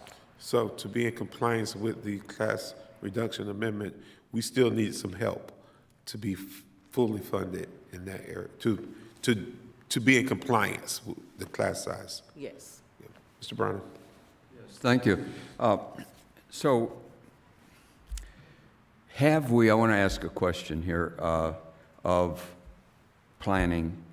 Have we planned out, it looks like we're planning for this not to sunset. And, or let me say it this way. In looking at the future, we can't really tell what's going to happen in November. A lot of elections are coming up. But what we can tell is that we're going to have, in the foreseeable future, a sunset of this current 3% of our budget. Do you have something like this that speaks to that reality so that we can go forward based on the sunset, which we know is going to happen, and this reflects, and rightly so, if in fact a new ad valorem tax is added. But if it isn't, do we have a spreadsheet like that I could see a plan of what it will look like? The general budget, 3% reduced. I think I attempted to present that to you several months ago to show where we would move the expenditures over into the general fund. Yes. You know, from a realistic standpoint, Mr. Browning, I don't know what would happen. And I don't want to stand here and say that these employees would lose their job or that but we would, if this one is not approved again for the next 4 years, we will have to make, you and all the board members, we will have to make some decisions about funding, similar to what you do every year. We are following our strategic plan, and I've shared with our staff in our executive meeting, a part of our strategic plan requires additional purchases. And, I continually remind them that we don't have to fulfill this plan in 1 year. But I recall a year ago that we had a conversation similar to this in around February. And at that time, we started the discussion of coming to the community to extend it for another 4 years. So at that time, I did not do anything to amend the budget to reflect that. But this is your budget, and we will do as you instruct us to do. Yes, and I appreciate that. My question is, and I fully understand, I've got reams and reams and reams of paperwork that goes along with being on a board of an organization this size. And I just don't pack that around with me.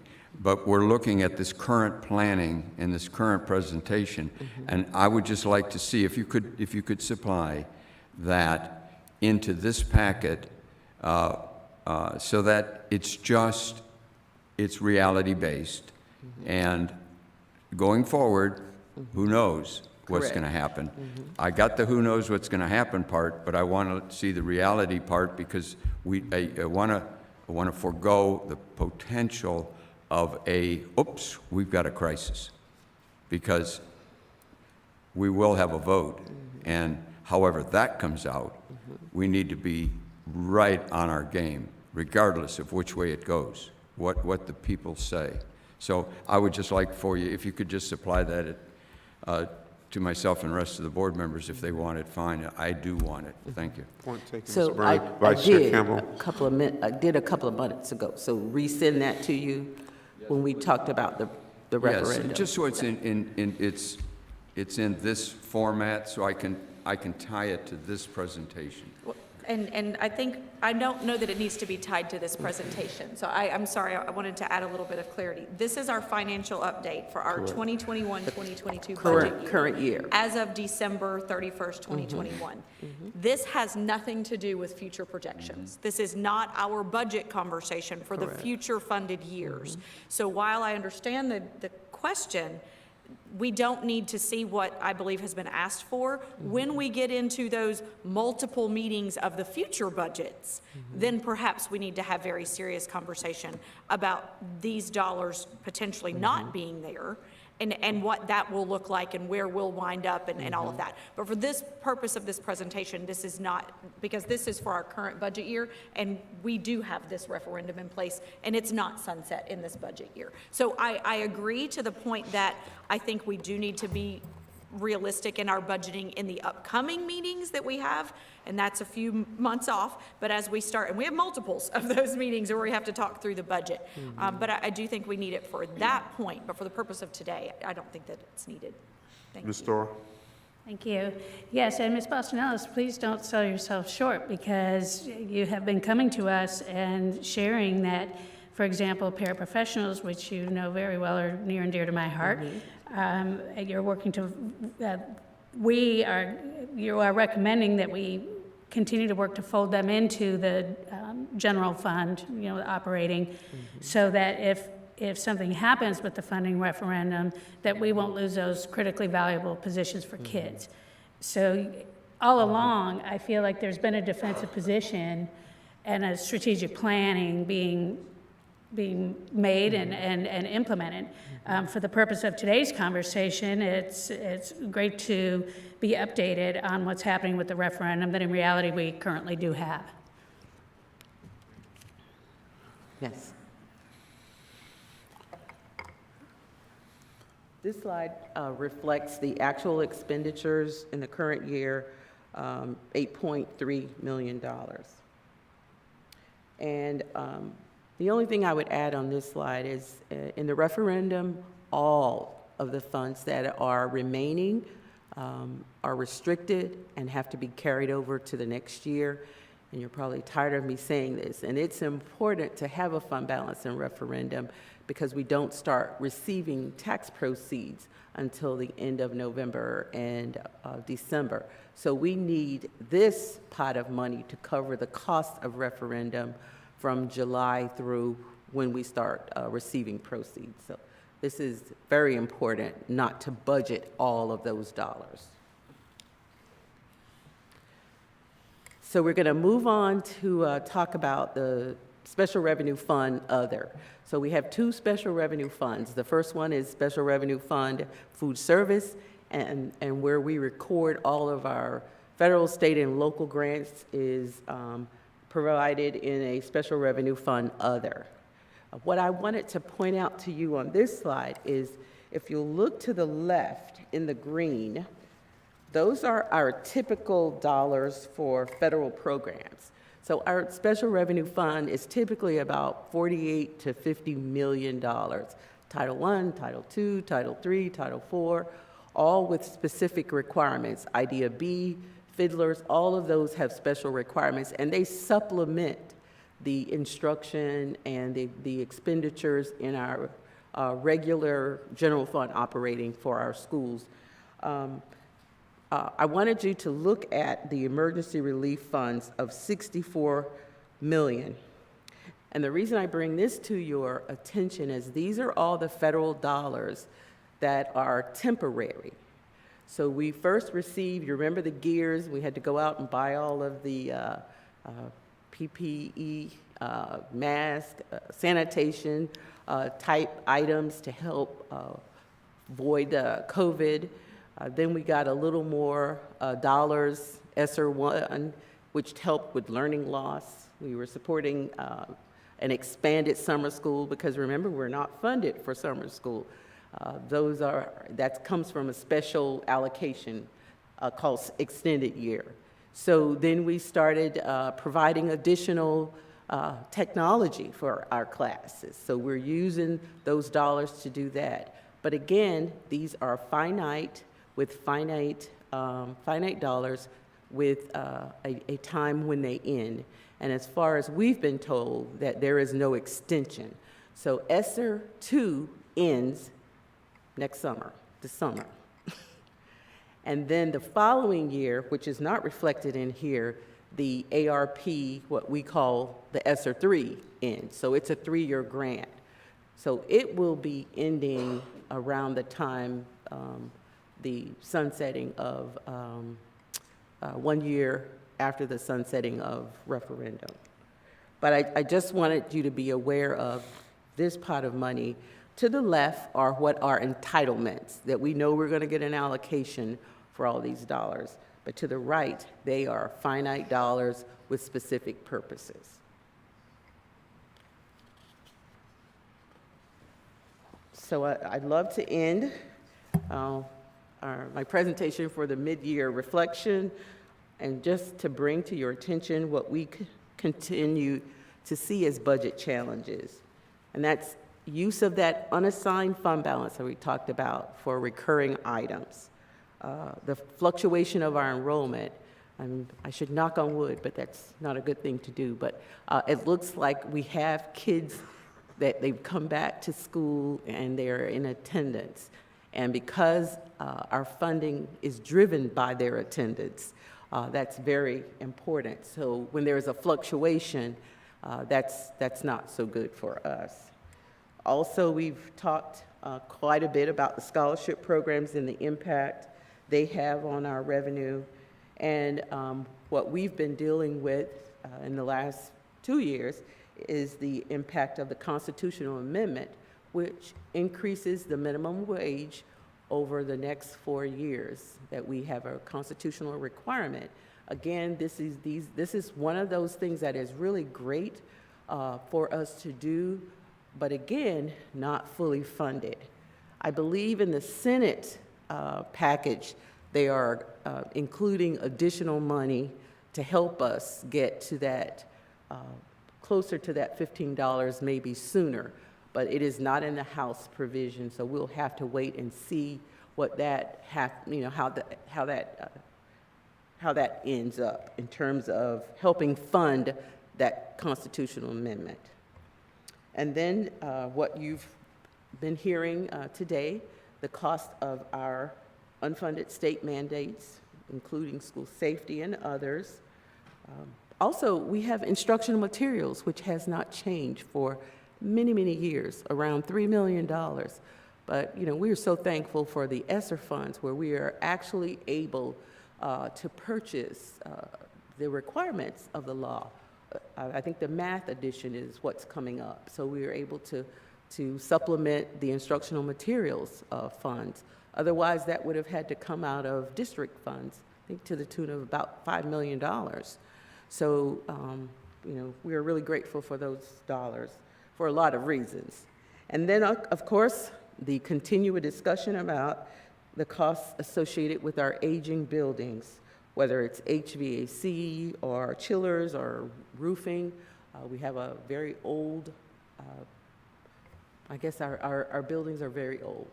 And they have stood the test of time, but we continue to look for sources and resources of how we can upgrade these buildings for our students and employees.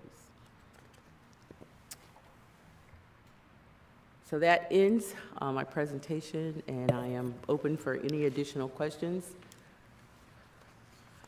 Or if you've had enough, I'll leave the stage. Ms. Boston-Ellis, let me commend you because you always bring to me a very clear picture of the health of our budget and where we are. So thank you for that update.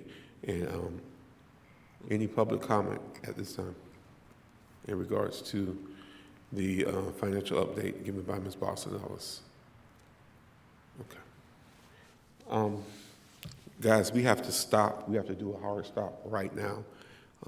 We will be doing a 2 executive sessions, attorney-client sessions, and so we're going to recess right now at 10:50, and we'll reconvene after those sessions.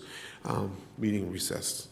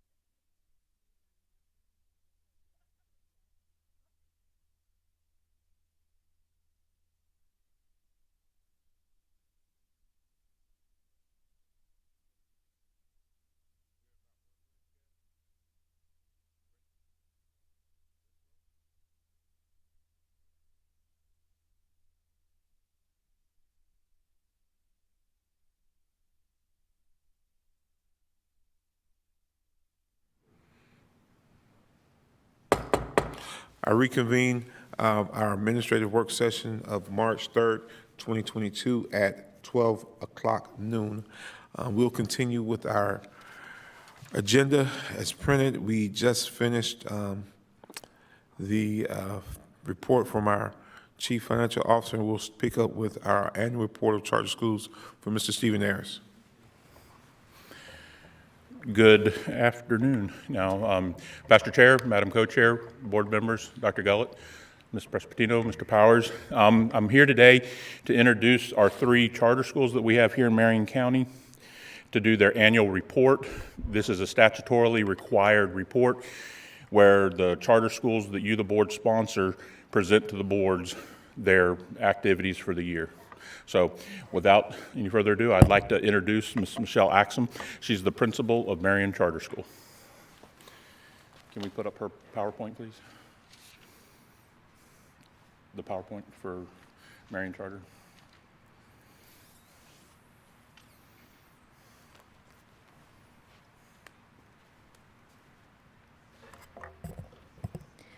Good afternoon, Mr. Chairman, Vice Chairman Campbell, Mr. Browning, Ms. Thrower, Ms. King, Dr. Gullett, Mr. Powers, and Ms. Presbitino.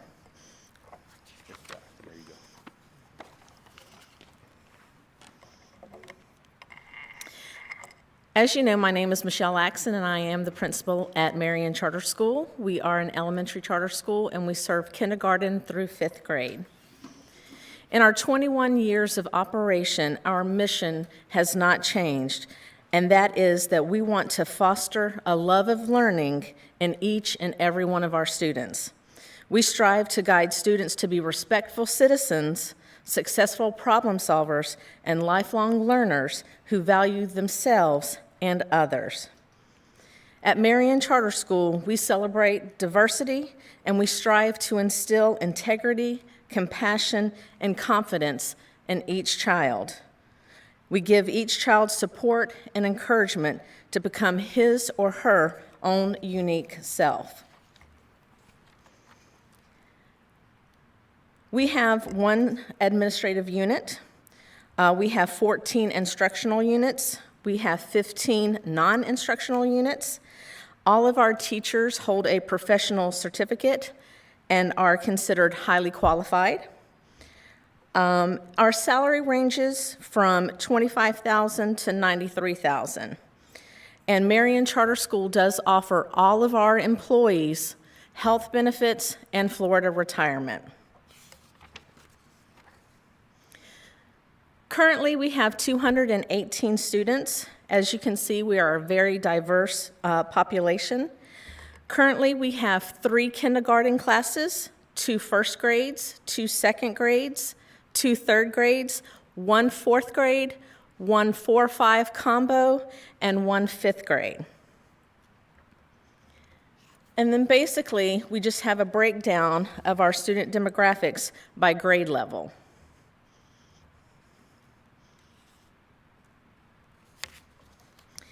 In our facilities, we do not have any district-owned facilities. We own our own property and our own school. Our mortgage is 0. We paid that off a couple of years ago. So we are currently looking to build our new school within the next couple of years. Our financial information based on last year's audit, we did have a net decrease by approximately $193,000, and that was due to COVID. It was also due to increased employer portions of the Florida retirement system, as well as we did do summer school. So we had to pay for salaries for summer school and supplies. This year, we do have our ESSER grants, so that will help alleviate some of those unexpected costs. Our unrestricted net was $311,650. We are financially stable. We currently have in our checking account roughly $550,000, and in our savings, we have over $46,000. Our property and our land, including our 2 portable buildings, is currently valued at $1,195,571. So this year, all of our teachers are back to teaching traditionally. Last year, our teachers did a phenomenal job teaching both online and in person at the same time. This year, we implemented a school-wide intervention block first thing in the morning from 8:15 to 9 o'clock so that all teachers and paras are working on intervention. So during this time, our Tier 1 and Tier 3 our Tier 2 and Tier 3 students are receiving the remediation interventions, while other students are receiving enrichment support. Each grade level continues to share an aide who helps with remediation and enrichment support, as well as working alongside the teacher to provide daily academic instruction. We also have several teachers who tutor after school to address any additional academic needs that any of our students may have. We also provide a schedule that is designed so that each grade level has 1 consecutive hour of planning time each and every day. They use that time for grade level meetings, data review, meetings with myself regarding student growth, and for PMP meetings.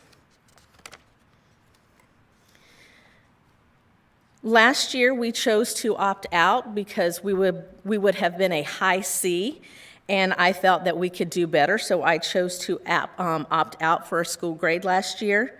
But you do see that 56% of our students were satisfactory or higher in reading, and 53% did so in math. The state did not have reading gains for us for reading or math. Here you see our current QSMA data. I have it broken down from quarter 1 to quarter 2, how we compared to the district. If you look at quarter 2, Marion Charter School is above Marion County except for when it comes to 4th grade.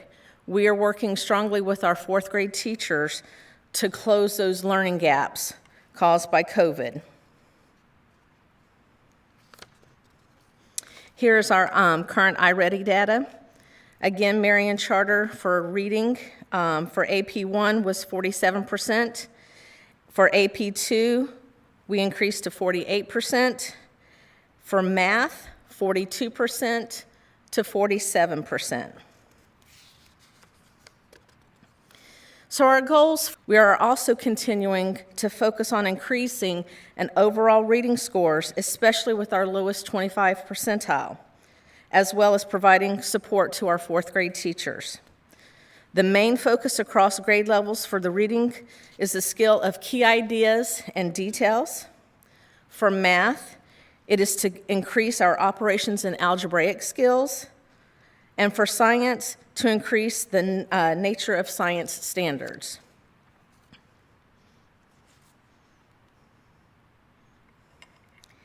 So in order to achieve these goals, we are providing intense reading remediation on a daily basis. We still continue to do STEAM activities, and STEAM, again, is science, technology, engineering, and arts, and math. And we do that on a daily basis in all academic areas. We are also continuing to implement iReady assessments and to disseminate the data so that we can continue to meet our students' academic needs. One of our main focuses is trying to get families connected, and one way that we have found has worked is through Class Dojo. So basically, this slide is just showing you a demo class. All of our teachers have a Class Dojo page where all of their students are present, and students start off the day with 5 positive points for just coming to school. Again, we're trying to get the students involved in their education, so just by rewarding them for showing up, we start their day off on a positive note. So on the Class Dojo, this is a demo page. Teachers can upload the activities that they're doing. They could upload little videos of what the students are doing. They can send positive notes to the parents, and the parents love it because, again, it's on their phone. They get constant updates of, hey, look what my child's doing in class today. So again, this was a wonderful way to get our parents involved. We do have a school-wide dojo page, and again, this is where we upload our school newsletter, any important information that we need to get out to the parents, because we found that this was the easiest way for our parents to get that information. Even though we have a Facebook page, even though we have a school website, this was the easiest way that the parents were receiving the information in a timely manner. And we do have 271 of our families logged into our dojo, which is an amazing amount. And all of our staff is logged on to dojo as well. So here's some pictures, just to let you know what goes on at our school. Here's some STEAM activities that went on in some of our classrooms. This was 5th grade when they did their rocket units this year. We have celebrations at our school. We had Dress for Success. We had a costume parade.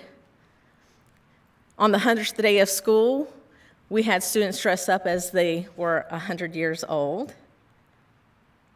We had an international festival where 2 days our students rotated around and learned about different countries, and they got to taste foods from that country. They got to do an activity relating to that country. This year, it's not on a slide, but as you know, this week is Read Across America Week. So what a way to instill the love of reading to our students is I purchased a book for every student in our school. So kindergarten, for example, had red fish, one fish, two fish, red fish, blue fish. 2nd grade got a different book, but every child got to have a book of their own to take home. We celebrate our students' birthdays by giving them a book of their own to keep at home. So again, we're trying to instill that love of reading to our students. Also this week, we had the author, Jennifer Ortiz Correa, who wrote the book Athena the Ballerina. She read to our students through Zoom. And we had our upper grades buddy up and partner read with the lower grades. So again, we are doing so many amazing things at Marion Charter, and we would love for you guys to come out and visit us. So thank you for your time today, and if you have any questions, just let me know. Chair? Go ahead, Mr. Brown. Yes, ma'am. Yes, sir? Yes, wow, congratulations. Thank you. That was very encouraging. Do you have any, this fits into some news articles this weekend that I was looking at, and as a result, contacted some of our legislators in reference to what was suggested, like we could learn something that you're doing really, really well, have had great success at. Do you have any capacity, if there was an RFP out, and we could get like, we could make sure there's some hoops maybe to go through, but if there was an RFP, could you envision helping the district at your expertise level, like almost a sensei for your dojo? Yes, sir, because again, it takes a village. We are in this all together, so whatever support that I can give, I'd be glad to help out. Wow, that's, yeah, thank you. That fits right into a little puzzle. Thank you. You're welcome. Marion County Public Schools teachers already use Dojo. It's been around for many, many, many, many years. So I was just pointing that out. I was just referencing Dojo. I have a Japanese history, and it was a nice international term for Okay. a, you know, a small, it's kind of corrupted into school, but a small gymnasium. Okay, I just wanted to make sure you didn't think it was just exclusive to this school. Thank you. Chair, I just wanted to say kudos, Ms. Axon. I did the math there. So if you have 271 people logged into your dojo, and you have 218 students and 30 staff members, there at least more than one parent probably per every child. Do you know if every single child has at least one parent that's logged in? Yes, ma'am. Okay, those are amazing statistics. I'm not Yes. sure how much they're, if you're also, of course, you're pushing out information, so they can't help but get it if you have all their cell phone numbers, so that's Exactly, that's and that's one of the things is, you know, when new parents come on, we tell them about Dojo. Right. And, you know, we have them log on, because again, that's the easiest way for them to receive information about what's going on. Right. Kudos, that's great communication.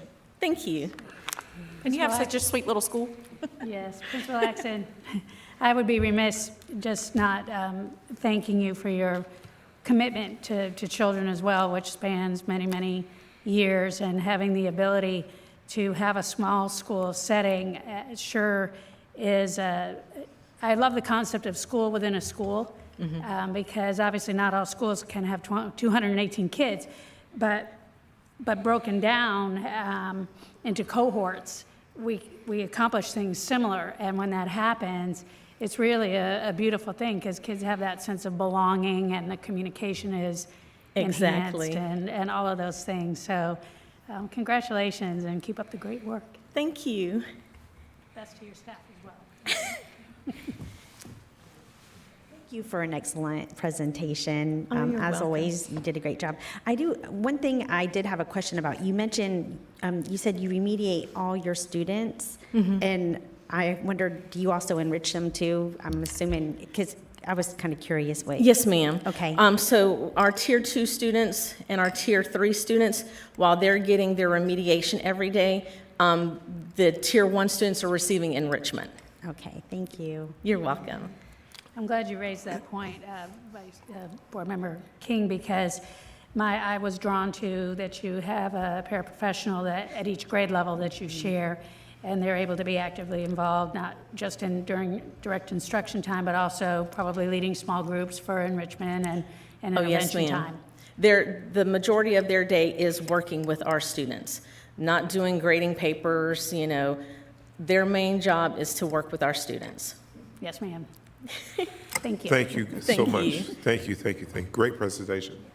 All right, thank you, Marion Charter. Our next presenter tonight, this morning, is Mr. David Friedlander. He's the principal for Macintosh Area Charter School.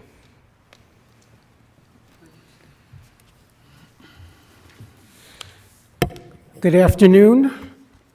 I just wanted to start off by introducing the members of the board that are with me today. We have our president of the board, Mr. Jonathan Ward. We have our secretary, Ms. Deb McKay. And we have our board member, one of our board members, Mr. Ralph Smith, here today as well. So I appreciate their attendance today and support for this presentation. We do appreciate the opportunity to present our annual update for Macintosh Area School, which serves the northern portion of Marion County. We have identified three main areas that will be focused on over the course of the next 5 years. These areas are school finances, academic rigor, recruitment, and marketing. Under the school finances, which are very important, our finances are solvent and stable. We have made huge strides in financial stability over the last 4 years, as shown in the recent financial audits, budgeting, cost overruns, internal controls, and better utilization of program funding available to match stronger net position. The June 21st audit was clean and denotes no deficiencies, material weaknesses, areas of noncompliance, nor recommendations for improvement. We remain committed and focused on enrollment, staffing, maintaining our family student base year to year, parent engagement, cutting costs, fundraising, and community engagement. Through these efforts, we've also taken advantage of several grant opportunities offered through MCPS, such as the ESSER grants, Safe Schools, and school hardening funds. Each of these grants allowed us to enhance our academic and technology programs for our students and teachers, along with enabling us to improve the security and safety of our buildings and grounds. We're actively working to increase the enrollment above 60 students and striving to achieve a goal of 70 students for the start of the 22-23 school year. We've reached out to MCPS staff and other charter schools, both in and out of Marion County, to learn from them how they manage financial challenges, opportunities for capital investment, marketing, transportation, and fundraising. Regarding our focus on academic improvement, in addition to following the established academic curriculum of Marion County, our teachers also administered iReady assessments to our students, as well as the QSMAs to monitor progress. We've also, through the, one of the grants, we've purchased and implemented the MyView literacy curriculum as well within our schools this year. So we want to stay comparable, and we want to make sure that our students have the comparable and the same resources available to them. And our teachers have been obtaining learning from professional development opportunities to improve. We continue to administer the QSMAs in grades 3 through 5, using the demand writing assessments for monitoring, as well as providing portfolio monitoring in 3rd grade, along with administering the FSAs as mandated by the state. We did post that in our school grades last year. We opted in to do that. We received a C, but we know that we can improve, and we will be doing just that. 100% of our students attend class in person. However, we have also provided, we provide our continuity of instruction to any student who must quarantine at home due to the COVID restrictions that were placed upon us. So we are prepared technology-wise to continue their daily attendance in class if that need arises. The students are provided with the internet resources and appropriate links to connect with their classes and participate virtually in their daily lessons with their teachers should they need to be quarantined. All students have access to iReady assignments and assessments along with their hardcover textbooks as resources. And our teachers and principal and myself are always available to parents through phone, through in-person conferences, email, and we also have a way of communicating. We use Remind, which is our app for families, and all our families are included in that, are on it, and as well as our staff and our board. So we have a constant communication method for our families. In addition to providing more in-person learning and in-person conferencing, we continue to take precautionary steps to ensure the safety and protection of our students and adults who are physically present on-site regarding COVID. That way to try to reassure everyone that it is safe. We offer a safe and a protective learning environment. During our scheduled teacher workday in August 2021, our curriculum associates consultant provided in-service training to our teachers on the iReady assessment tools, which helped us analyze our students' data through iReady assessments and assisted our teachers in formulating individualized strategies based on each student's data. The work accomplished during this session was helpful in identifying those students in kindergarten through 5th grade with significant learning deficits in reading and math. We have used this data to help encourage the parents and children to participate in remediation sessions during the school day, as well as our after-school tutoring program to provide individualized and intensive academic intervention. We continue to offer our after-school tutoring program for students in grades K through 5 to provide supplemental academic intervention and support the students who are presently struggling in class or who have demonstrated below grade level achievement on assessments. We currently offer after-school tutoring 1 day a week, which consists of 1 hour of intense individual and small group academic support. For the next school year in 22-23, we plan on increasing this program to offering 2 days per week of academic supports. In addition to the after-school tutoring program, through one of the ESSER grants we received, we have a paraprofessional that is hired throughout the day to work with the teachers and the students on providing remediation services to students during the school day, during blocks of times that the teacher has set aside. So they work together on concentrating remedial efforts with a small group or individual attention while the teacher is also working on enrichment activities. And that paraprofessional rotates amongst the classrooms, and we look forward to continuing that as well next year. As part of our staff development, monthly teacher meetings are scheduled where a portion of each meeting is used to review and discuss information obtained through formal and informal assessments to guide instructional strategies. Future professional development and teacher work sessions will analyze assessment data and monitor student performance within each classroom as a team. We continue to establish and maintain our collaborative partnerships with the school district departments to take advantage of the wide range of district-offered programs and resources for our students, teachers, and families. We've also worked very closely with Mr. Ayers and the Office of School Choice to acquire the necessary information needed to meet the expectations of the district, as well as to reinforce academic rigor for all our students and families. We continue to collaborate with the assessment and curriculum teams of the district so that our staff can become proficient with Florida State best standards and curriculum that will be implemented over the next 3 years. And we do anticipate also shadowing or following suit with the math implementation as well. We have continued to implement services under our Title I grant and provide necessary support to our families through the family engagement component. This program has been invaluable to us, and we appreciate the MCPS support. In addition to working with the Office of Exceptional Student Education, I myself bring over 30 years of experience in the field of exceptional student education to Macintosh, which has enabled us to provide services to students who demonstrate diverse learning and behavioral needs, along with providing an on-site resource and support for the staff. We have definitely increased the number of students who have come to our school, who chose our school, but because previously there may not have been the services available, we have included or enhanced our services now so that they can attend Macintosh School, and through those relationships we've built with the district. We certainly have more students now coming in with IEPs that we can serve.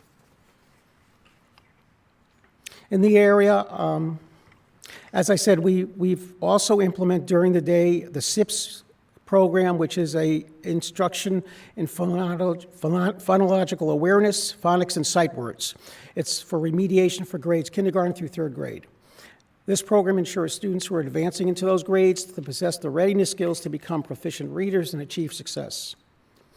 As I said, we hired a paraprofessional who works with the students to identify needs specified through the assessments in reading and math using small group and individual instructions during the school day. The third area that we want to focus on over the next several years is marketing and recruitment. We continue to actively market and promote the Macintosh Area School within the surrounding communities to aggressively recruit new students and establish positive and supportive partnerships with local municipalities, area businesses, and civic groups. This year, we partnered with a marketing company called EnrollHand, who created a promotional video campaign for us that's posted on our Facebook page, reaching over 9,000 families as part of the effort. And I can say that it works because since that video has been posted and since their involvement with us, we have received calls and feedback from families interested in pursuing our school as their child's option. We rolled out a new web page recently, improving our outreach, professionalism, and ensuring we are engaging through all means with our families, community, and potential new student families. We are working on partnering with local realtors. Actually, we have partnered with local realtors to help them draw families to our surrounding areas and have flyers to share about our school being a Marion County school of choice in the north end of the county, as well as the southern end of Alachua County. This tie with realtors will result in a change in the Zillow Trulia for our school to appear with greatschools.com on the real estate searches, as well as a positive word-of-mouth personal touch via our local realtors. Macintosh is your neighborhood school of choice. Some of the other things we've done, as I said, are developing our relationships within the community. This year, the town of Macintosh, which is well known for its 1890s festival, they had it up again this year. We again took advantage of that, and unfortunately last year we didn't do it because it wasn't available, but this year we jumped on the opportunity and we were there. It's not only a fundraiser for the school, generating revenue for our parking venue, but also it created a lot of community ties and establishing a better, stronger relationship with the town of Macintosh as well as surrounding communities and businesses. In addition, this year we spent a lot of time communicating with several of the area churches, establishing relationships with them, reaching out, utilizing some of the facilities if our facility wasn't available, and some of the pastors to help our programs grow beyond just the campus. And we were very successful and certainly received our very well from the pastors. Our board has approved 3 new committees within the specific goal of bringing local talent and student, parent, guardians, ideas, and efforts to the team. The 3 new approved committees will support our efforts over the next several years, which focus on transportation, fundraising, and we want to explore the possibility of adding preschool to our campus, to our program, as a feeder program. Myself, I have a background in early childhood as well in special ed, and I understand the importance of feeder programs and on establishing the early links to education, making it a successful experience for parents. So we're really looking forward to doing that. We also are looking to increase our board to provide more input and support. Our board now has 7 members, and the newest member is a very talented parent, a new parent to our school, who has business and background and also very strong outreach connections. And we hope to bring 2 more onto the board to bring our complement up to 9, to give us more of a range of ideas. And I will say that the board, over the past year, has been very active with the school's growth and also helping to overcome the challenges that we face. We've also initiated within the school this year, bringing back parents into the classrooms, bringing them back as parent liaisons, the homeroom parent model, but not necessarily limited to homeroom parents. So we want to get more parent back on campus. Goes back to encouraging them to send their children back into school, in order to do that, we want to also make sure that they realize we're a partnership, we're a family. Even though we're a small school, we can be a very powerful and very well-oiled school community, based on family support as well as our community support. So we continue to send out communications to our families, to our community, within our community, regarding input from them, soliciting input. How do you want to see the school go? What areas do we need to do? We've sent out surveys regarding after-school programs. We've gotten feedback that drives us to try to create things that are going to be interesting for them. We've sent out surveys. We're in the process now of trying to recruit or get ideas for who needs transportation. What type of barrier is transportation in that northern end? And I can tell you it's a very big obstacle for many of our families. And they're committed. They do drive their students to school, but there are many that say, I wish there was a way we can send your child to our child to this school, but we can't do it. We have to go someplace else. So we are vehemently feverishly working on overcoming this obstacle. And with the help of the school board, with the help of the district and the community, we believe we can do that.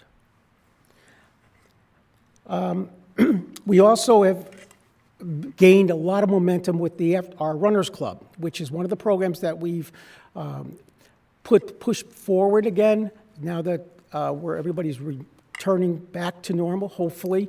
But our Runners Club is one of our strongest after-school activities, and it has over our 50% close to 30 students participating 1 day a week in our Runners Club.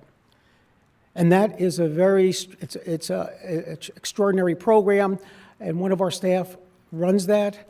And actually, the kids enjoy that. They want to be together again. They want to be doing things aside from going to school. So we're looking to increase that, but we've also seen an increase of enrollment in our Runners Club participation.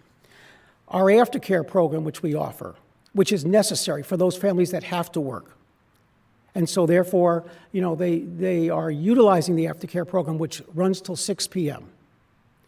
We've seen an increase in our aftercare program and usage of that. While, the economy has struggled, parents are looking to wherever they can find jobs, wherever they can find employment, which may take them a little further distance from the community, from their homes. They're traveling, which means they need extra time to have their child at school. So we provide a structured, yet nurturing, safe environment at the end of the day till 6 p.m. And we've seen an increase in students participating in that, taking advantage of that too. Throughout the remainder of the school year and through the summer of '22, Macintosh Area School will continue to aggressively recruit and enroll new students. We're also soliciting family and staff input regarding the development of a summer enrichment program at the school. The purpose of this program would be to offer daily enrichment activities to our students, our current students, and acclimate new children as a feeder program for the next school year. Right now, the campus is not, we just clean over the time, and we're trying to get things back, but the thought, and the teachers are all for that idea. They would like to work to do something fun other than, over the summer. It's an enrichment program, and, we've sent out surveys, and we've gotten so far, the responses I've seen are all in favor of doing something for the kids over the summer. There again, it's going to be an issue of overcoming the challenges of transportation, of and developing those relationships. Future plans to increase enrollment. As I said, transportation seems to be a big theme for us this year, our focus.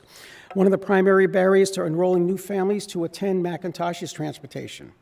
Our surrounding area is rural with large distances between farms, homesteads, and neighborhoods. Our area doesn't consist of zero-lot line neighborhoods, apartment complexes, or other multifamily areas. This demographic and geography present natural travel distances and time commitments for families to choose our school versus the district public schools they are zoned to and have busing for.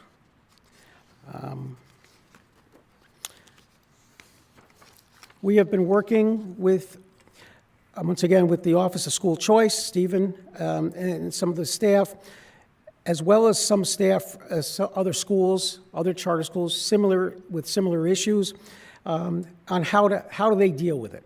So we're very open to learning new strategies, thinking outside the box in solving this problem. It is a big decision for our families that have work schedules and times for drop-off and pickup to work around their schedules, but they are showing the commitment. And we want to respond to that. We want to try to make it and accommodate our families as much as possible. We know that there are buses throughout the area when people see it, and they ask, well, why don't we have busing? We just say we are a charter school. We're trying to overcome that problem now. So perhaps in the future, we can sit down and have discussions on ways we can overcome that as a collective, as collaboration.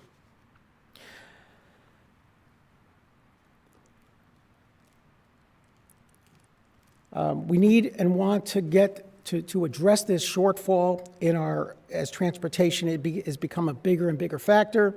And we feel that is the number one factor affecting our enrollment, but also our finances, as FTEs, we discussed earlier, drives our revenues as well. So we know that if we can get that one piece back in place, that would be a big support to increasing our enrollment and increasing our revenue.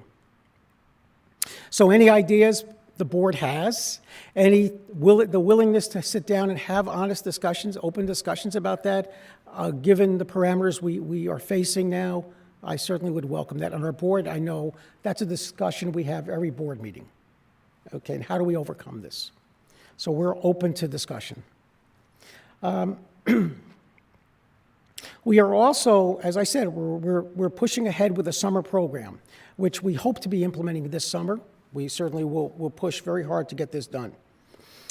The final aspect that we're working on is that we are seriously researching the possibility of introducing a preschool program at our school. Obviously, it would be a feeder, but it also would promote, in an area that doesn't have many options, give people resources for early childhood education, which can set the stage for a child's future growth, and a successful future growth, I should say. In summary, as you can see from the details provided with our annual charter update, every stakeholder of the Macintosh Area School, including the board, administration, staff, families, and community members, are 100% committed and invested into the future growth and success of Macintosh Area School, which has become our community school, our neighborhood school.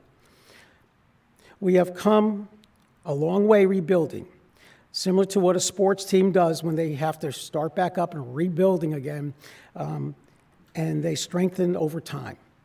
But we know our consistent effort and your enduring commitment to us are required to sustain our growth. We appreciate everything that our school leaders, the Marion County School Board, the MCPS staff, as well as the School Choice Office and Mr. Ayers has done to help us. We will continue to strive for excellence and look forward to your continued support. Thank you. Thank you, sir. Ms. Doyle? Thank you, Chair.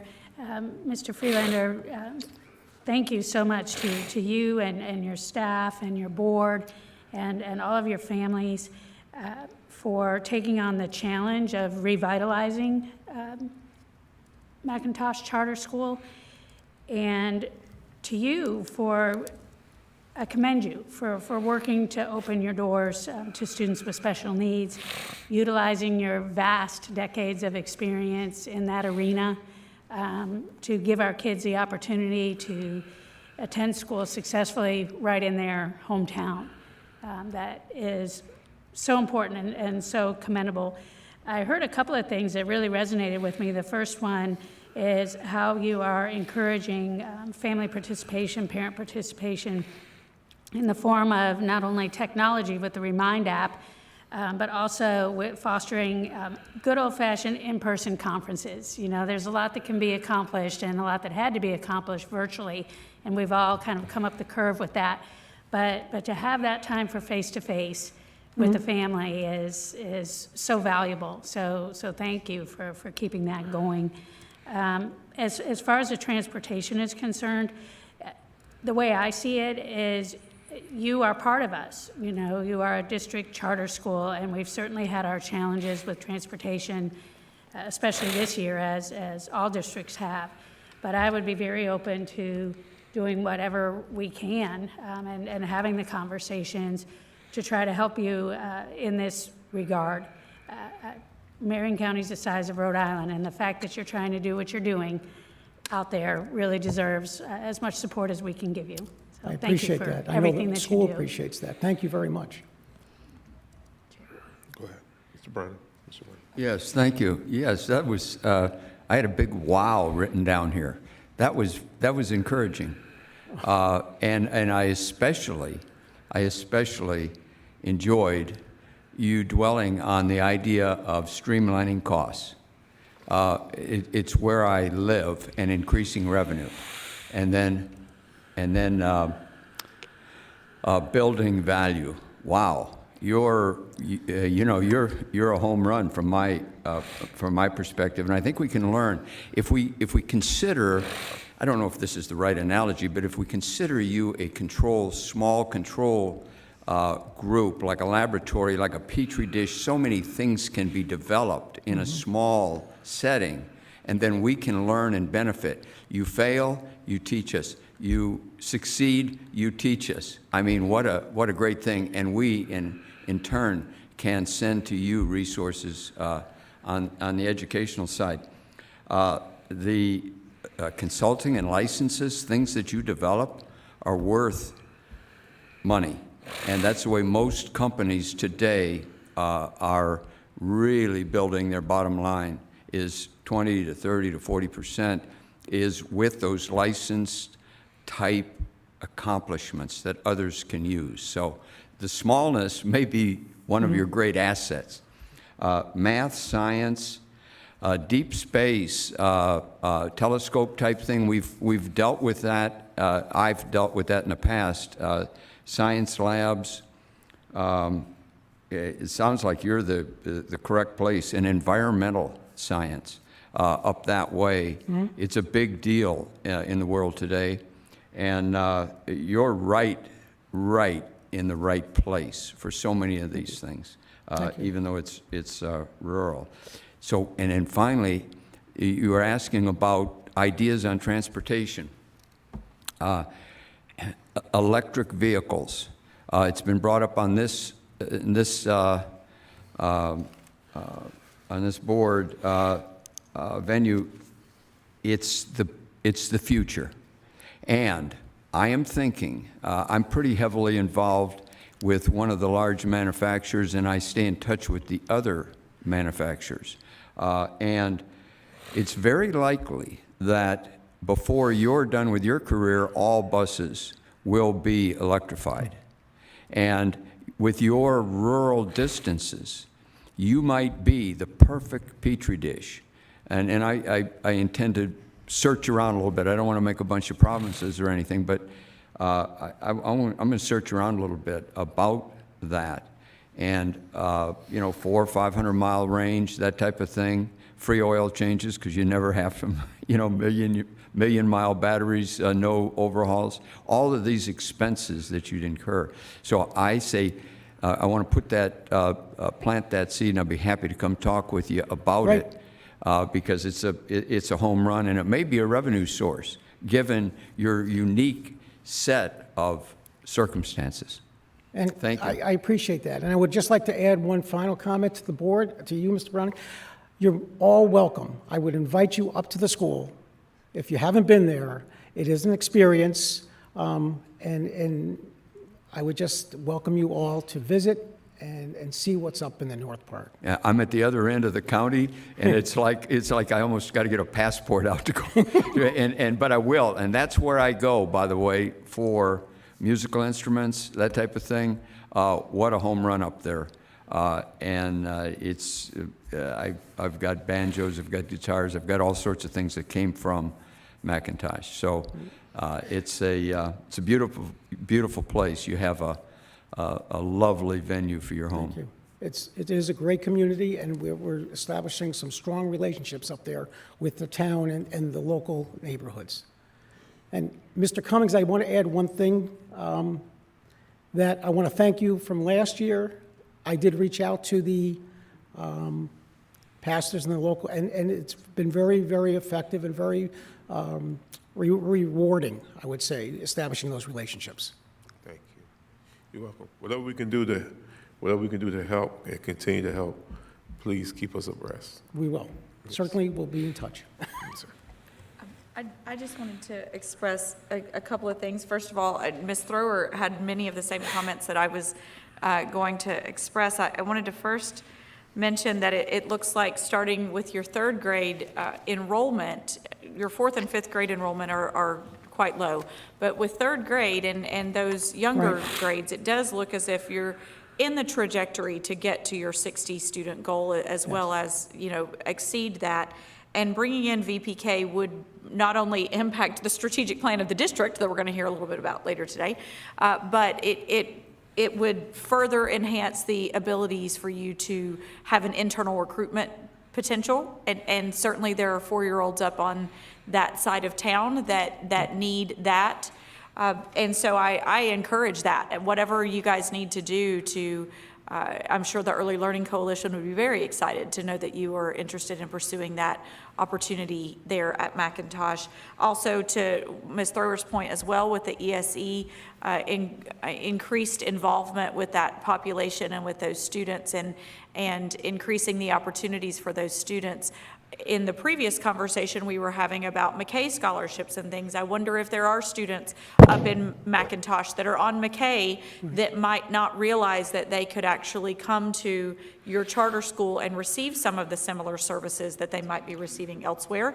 I'm not certain what that looks like, but the other final comment I wanted to make is on the transportation front as well.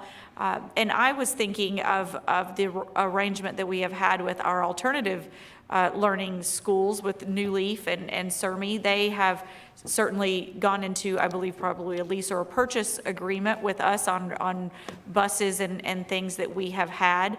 And so I know that they've gotten those from us before, and I'm not sure what that looks like. I don't know. I'm sure, those in purchasing or Ms. Boston Ellis in finance or someone would have the information that I don't have. I just know that we have gone into those arrangements before with other alternative learning, and not considering charter as alternative learning, but just a similar relationship that we have had. So I'm certain that there are opportunities for us to pursue those conversations. And to Ms. Thrower's point as well, we're willing to have those conversations with you. We understand transportation is a challenge across the board, across Marion County, regardless of where you're going. As Mr. Browning says, he lives completely on the opposite, probably take him an hour and a half to get to you. But regardless, we want to try to help ensure that your students have the capabilities and accessibility that they need.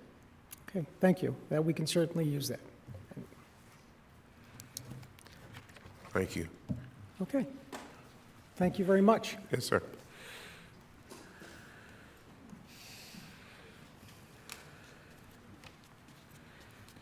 Thank you, Macintosh Area School. Our final presentation is our third and final charter school in Marion County. Ms. T.C. Matthews, the Executive Director of Ocala Charter Middle School. Thank you, Mr. Ayers. Pastor Chairman, Madam Vice Chair, board members, Superintendent Gullett, it's a pleasure to see you all again, and thank you for the opportunity to share what Ocala Charter Middle School is doing. You've heard from two of my colleagues, and they've spoken eloquently about all of the opportunities that charter schools bring to the students of Marion County. And so today, I'd like to focus just on three very specific things.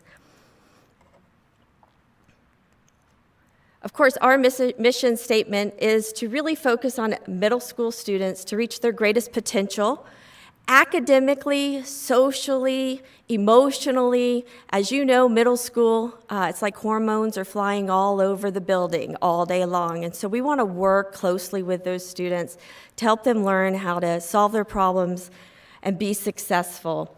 We do that, just like the other two charter schools, in a small learning environment. And that, honestly, is our secret sauce. The first thing, though, I want to talk to you about today is customer service. It has been our focus for the past 2 years on building relationships. Mrs. Thrower, you even said the importance of face-to-face relationships and how critical that is as we begin to work together for the success of our students.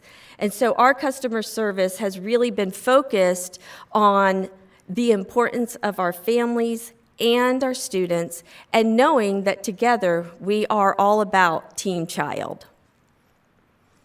We have intensive math, cyclical math, one-on-one instruction, as well as breakout groups, and this is addressing the gaps of COVID-19.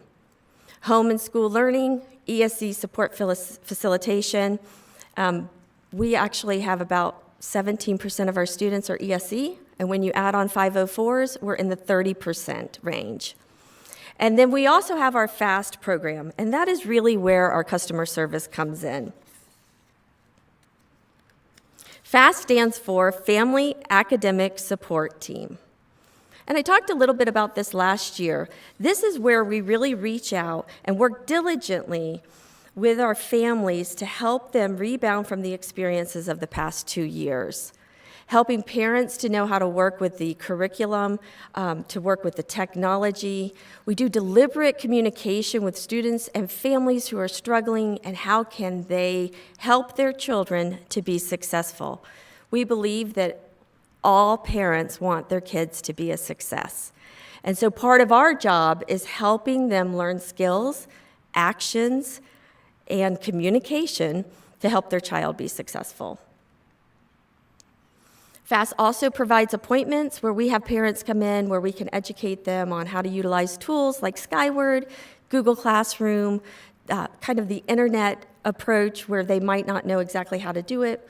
We take the hands-on approach in order to make sure they're successful. Family engagement and education is more important now than it has ever been.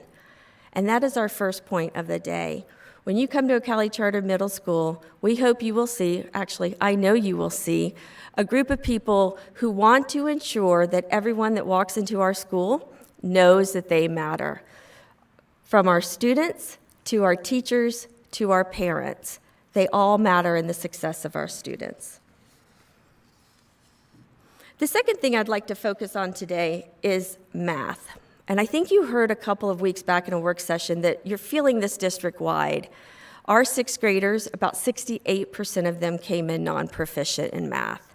Our seventh and eighth graders also have shown a little decrease due to the COVID experience. Right now, we service our non-proficient students with an intensive math course. Between August and January, 69% of them showed growth. Now, that does mean that 31% of them didn't. And that comes with another issue, motivation. We are focused on motivation of middle school students.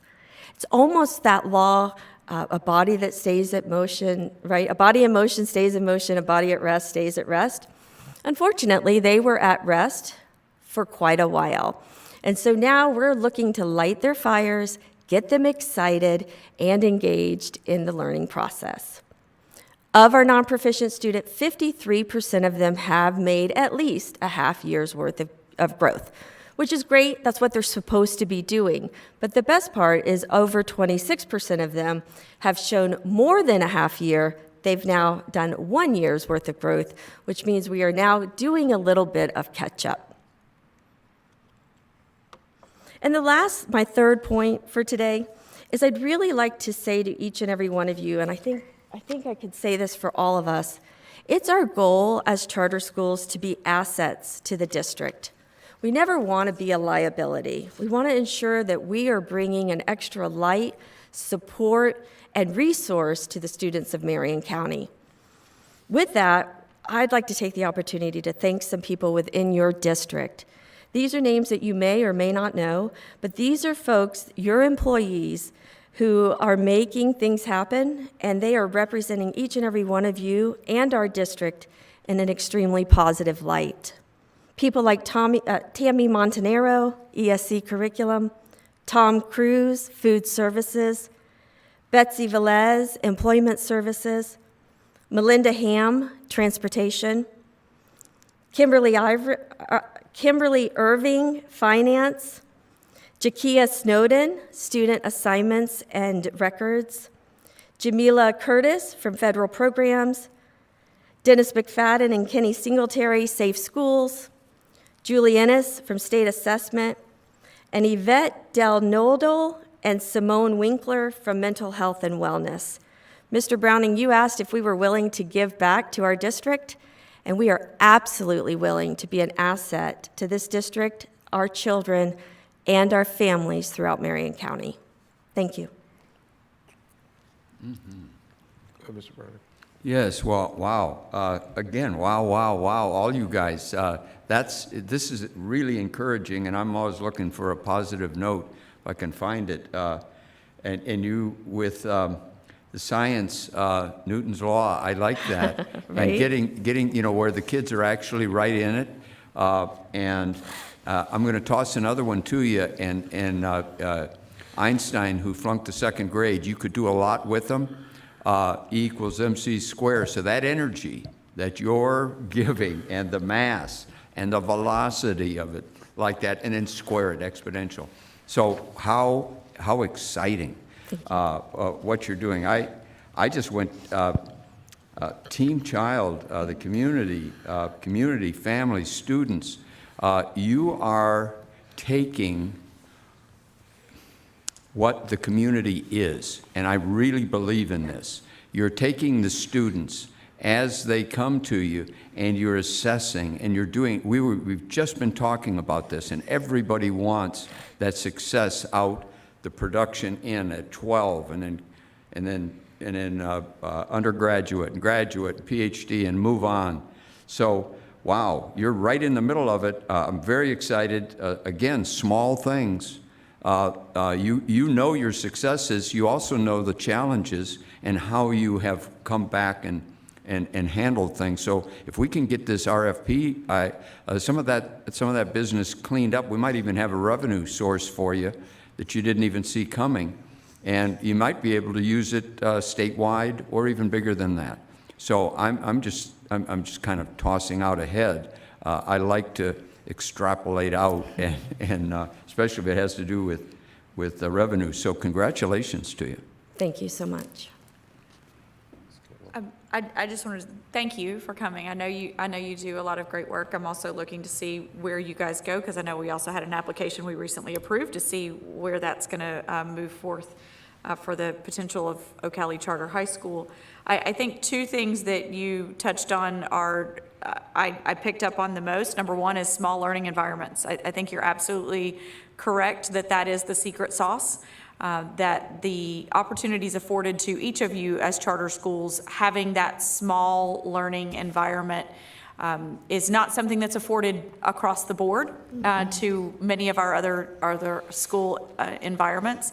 But that is definitely the secret sauce that I believe helps maintain what you all and actually increasing what you're doing. I've done a lot of talk lately about student apathy. So I believe I'm going to flip that to exactly what you said and turn that word apathy into how do we motivate.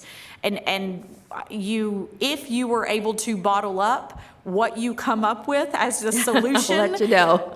Please let us know, because it's going to take multiple strategies, especially among, I'm touching on secondary in particular. You just have middle schoolers right now.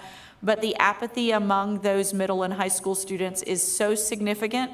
I don't think that we as a community are prepared for what that looks like as these students get older. We have to somehow do something now to get them motivated. So absolutely, TC, if you can figure it out, please share whatever you come up with and whatever helps motivate those kids. And if it is a small learning environment, that may not be something we're able to offer everyone. But I think there have to be some additional tools out there that potentially somebody's going to come up with that's going to help motivate these kids. So thank you for all your work. You know, Mrs. Campbell, I do know this. I know that children will not learn unless they have a relationship with the person that they're learning with. And I know that our teachers need to be happy. And we focus heavily on that at Ocala Charter Middle School. My favorite quote is, I have a 34-year vet, and she said, a good day at Ocala Charter, a bad day at Ocala Charter is a good day everywhere else. So when we look at what we're doing, it has to be not just our children, it has to be everything that we're doing, because there was a huge shift and the game changed. And we really have to look at how we bring the joy back. Because without that, none of our students are going to listen and none of them are going to want to learn. Once we have that, then we make the learning relevant. Once we have that, then we bring in the rigor, right? So it's a challenge. And I take my hat off to what you guys are doing here at the district, because we do get the privilege of doing it on a very small scale. And Dr. Gullett and her team are having to do it in comparison on a universal scale. So I'm always happy to share what we're doing. The question is, how do we take that to scale, right? So you're always welcome, and you know that. Thank you, Mrs. Campbell. Thank you. A rolling stone gathers no moss. Right? And each and every one of the charter schools that has presented to us today certainly is not letting any grass grow under your feet.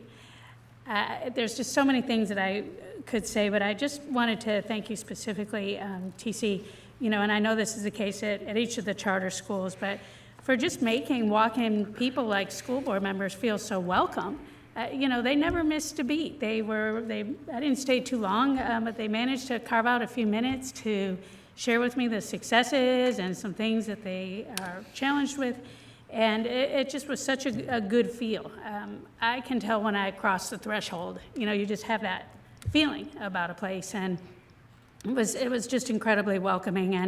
And micro schools tend to be that way because everyone knows each other. And you've had the opportunity to invest in a small group of very wonderful people. And that is a big element of your secret sauce is, investing in wonderful people and retaining them. Absolutely. And you're obviously doing a good job finding ways to do that. I have a question. I'm thinking about the buses because I know Ocala Charter Middle School does have buses. We do. Yes. We do. So there is a process already in place within the district for any charter school, Macintosh included, to look at how to do that. We actually lease 2 buses from the Marion County School District. We hire our own school bus drivers, and then I am responsible, never thought I would understand transportation at the level that I do, but I'm responsible for the creation of the route and things of that nature in conjunction with the transportation department here at the district, following all of the rules, laws, and regulations of choosing bus stops and things of that nature. But we do lease 2 buses, and then we also pay for gas for those buses. All of that comes back to the district. I see. Yes, ma'am. And maybe you and Mr. Friedlander can have further conversation about that because I knew it was being Absolutely. done by your school.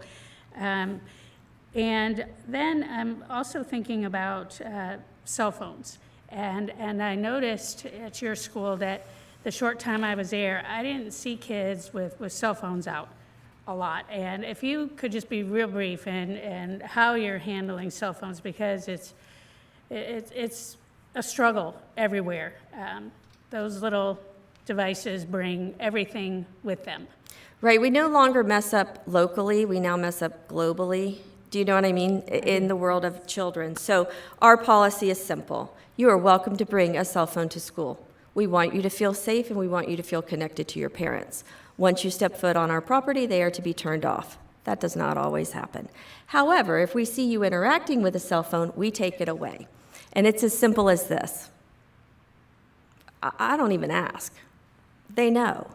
You had your cell phone out, put it in my hand, and all of our adults within our school know that policy. We deliver it to the front office. We have students with forms. First time, they're allowed to get it back at the end of the day. Second time, their parent has to come pick it up, which provides us a face-to-face opportunity for a conversation and a building of relationship. And then the third time, we keep it. All right. That's our policy. Yes. Thank you. Thank you very much for sharing that. And thanks to all of you for just being 1,000% committed to kids. Our pleasure. Thank you. Anybody else? That's it. Thank you guys Thank you. so much. You guys provide a valuable service. I love the small classroom, small school concept, and you guys do fit a niche that the community does have, so thank you. Thank you. Have a lovely day. All right, thank you, board members. That concludes our charter school update for this year. Thank you. Any other comments? I do have one question, Mr. Harris. Yes, sir. We have a lot of kids that have gone through the charter schools and came back into public schools at middle school or high school. What kind of tracking do we do toward those kids once they come back into the regular classroom setting? We don't formally track them, as in I can't go to my thing and pull up an exact tracking thing, but they are tracked by enrollment. So if we have a student that is struggling academically, we do track those students and we know where they came from and what they did. So, Okay. but I can tell you right now, we don't. Somebody had their hand raised back there. Hi. If I could offer up at Macintosh, along with what Mr. Ayers said, I'm Deb McKay. I've been on the board for 3 years at Macintosh. A lot of our children They feed to North Marion, or to the middle school at that end, but they also go to Macintosh Academy, which is a charter school in Alachua County. It's one of the highest performing it's one of the highest performing schools in all of Alachua County, despite being a small charter school. They're about the same size of us. All of our fifth graders that go to that school, we get feedback from their principal on how they're doing, how they're progressing. Several of the kids have actually skipped sixth grade. My son was one of them, and they continue to have done really well. And so we don't have a lot of data after they leave middle school, but now that school is now into a high school. So many of the kids stay in the area. So at least for our small population and that small subset, we do have a good dialogue to see how they're doing and get feedback from Ms. Lowe and her staff about how we can improve with those students. As a brag item, if you'd let me, one thing that she said, when she sees her incoming class of sixth graders, she automatically can pick out the Macintosh kids because they're there with great attitudes, good behavior, and ready to learn. So they're not angels, but she goes, I know those are the Macintosh kids. So for what it's worth, it's a small data point. I think there is value in seeing in our partnership, as TC and Michelle mentioned, we feed you, right, at some point along the line. Right. So it is important to see on the return of investment what you're getting for what we are doing for you as one of your partners. Right. Thank you. That's why I asked that question, because I would love to see the data. That can be a simple get. After that. That can be a simple get. All right. Thank you, guys. Thank you, Mr. Ayers. Any public comment concerning this? Listen, let me say this before you guys go. Thank you all for being patient with us. There are some things that happens in our meetings where we have to break at certain times and do certain things and handle business a certain way. I appreciate your patience, and I'm sure my other board members also appreciate your patience because you stayed and came back and you were patient. So really, thank you guys. Thank you. All right.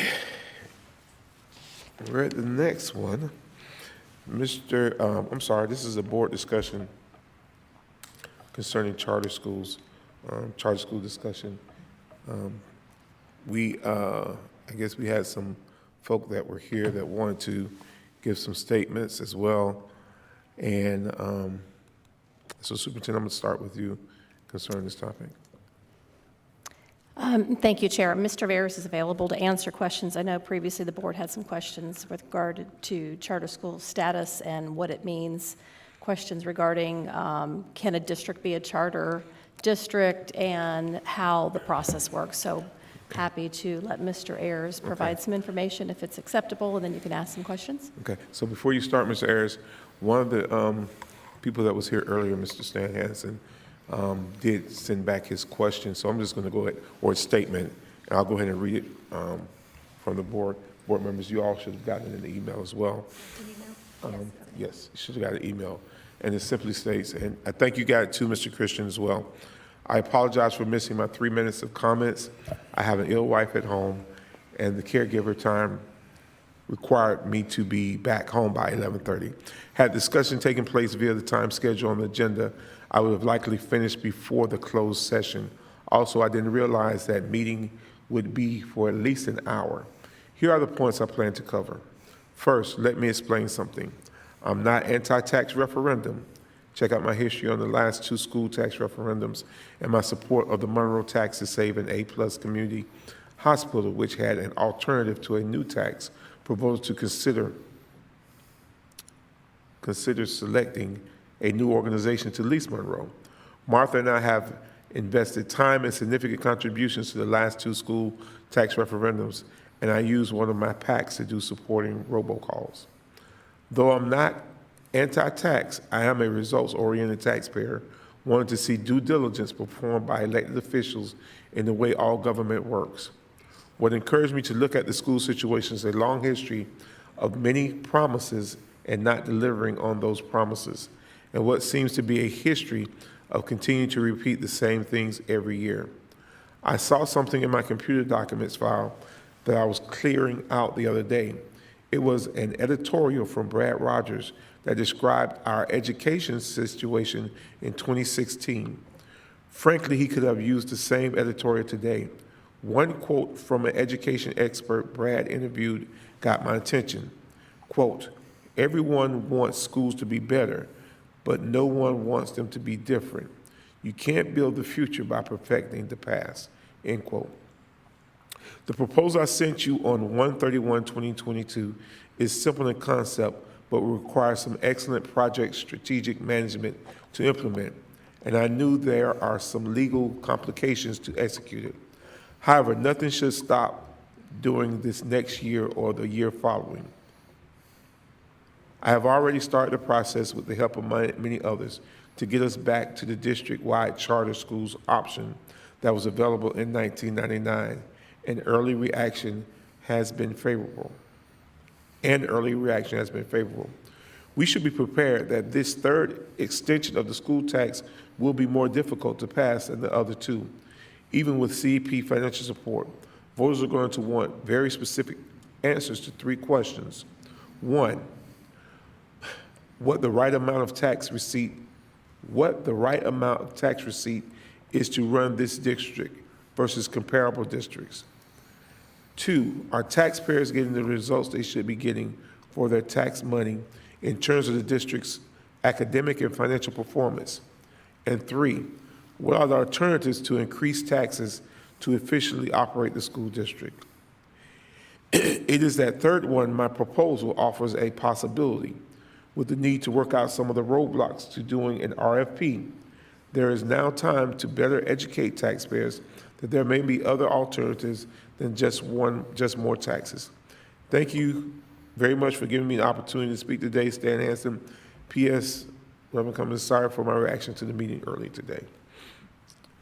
All right, so we've heard Mr. Hansen's statement. All right. Board, you have any questions in regard to Mr. Ayers in regards to charter schools?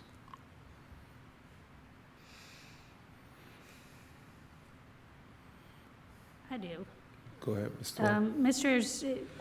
Mr. Hansen referenced 1999 and some opportunities that are available then that don't seem to be available now.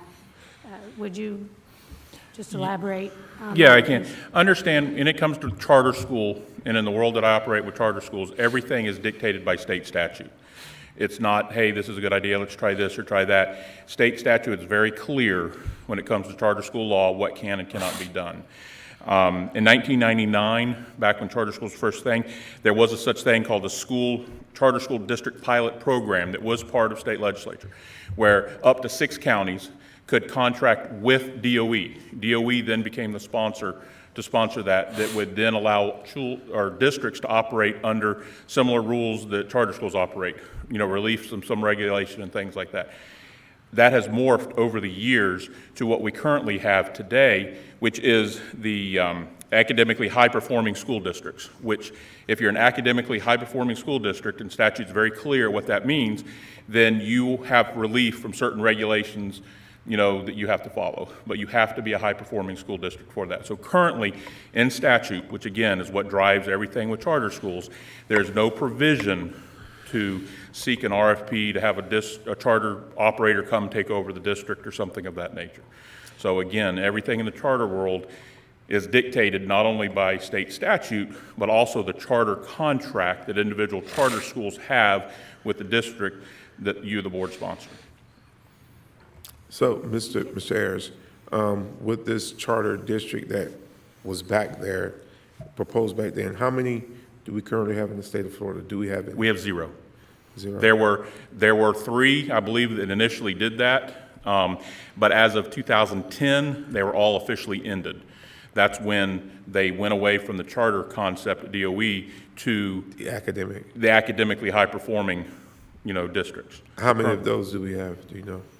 I don't know that off the top of my head, no, sir. Do we have any current districts that are currently under? And I know the answer to this. No, sir. The only similar district that had that was Jefferson County. I believe it was Jefferson County in the Panhandle. They were under a School of Hope as a turnaround district because every single school in their district from kindergarten to high school was in turnaround failing status that had to have takeover, either by an outside agency like we've experienced, or a charter came in, and a School of Hope operator came in and to do that. They since have left said that they don't want to do that anymore. And that's a very, very, very small district. Very I think small There's only in less than 10 specific- schools in that district. Correct. There are only 6, I think, from 6. elementary to high school. Okay. Mr. Brownlee? Yes, yes, Mr. Ayers. This is actually something I'm going to pull forward from my comments later, but since you're here, it's a big help. The high-performing side, I'm making some efforts, even though they're preliminary, to get maybe even a local bill through to eliminate the roadblocks that might be in our way. This high-performing doesn't seem to need to be able to engage. It wouldn't be as important as low-performing. I would think that our working our way out of our low-performance area, it would be a home run. If there's some roadblocks in the way, we've got senatorial capacity. Local bills, they're unlimited bills. They can come in. I'm not saying, speak out of turn, that we could get it done this year, but we could certainly get it done quickly.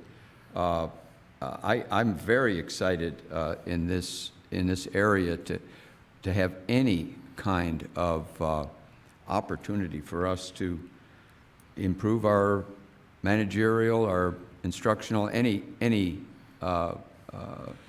able to put out an RFP to help us get to our top 10%. Do you have any thoughts on that, or do you see any roadblocks or anything that you think could help us?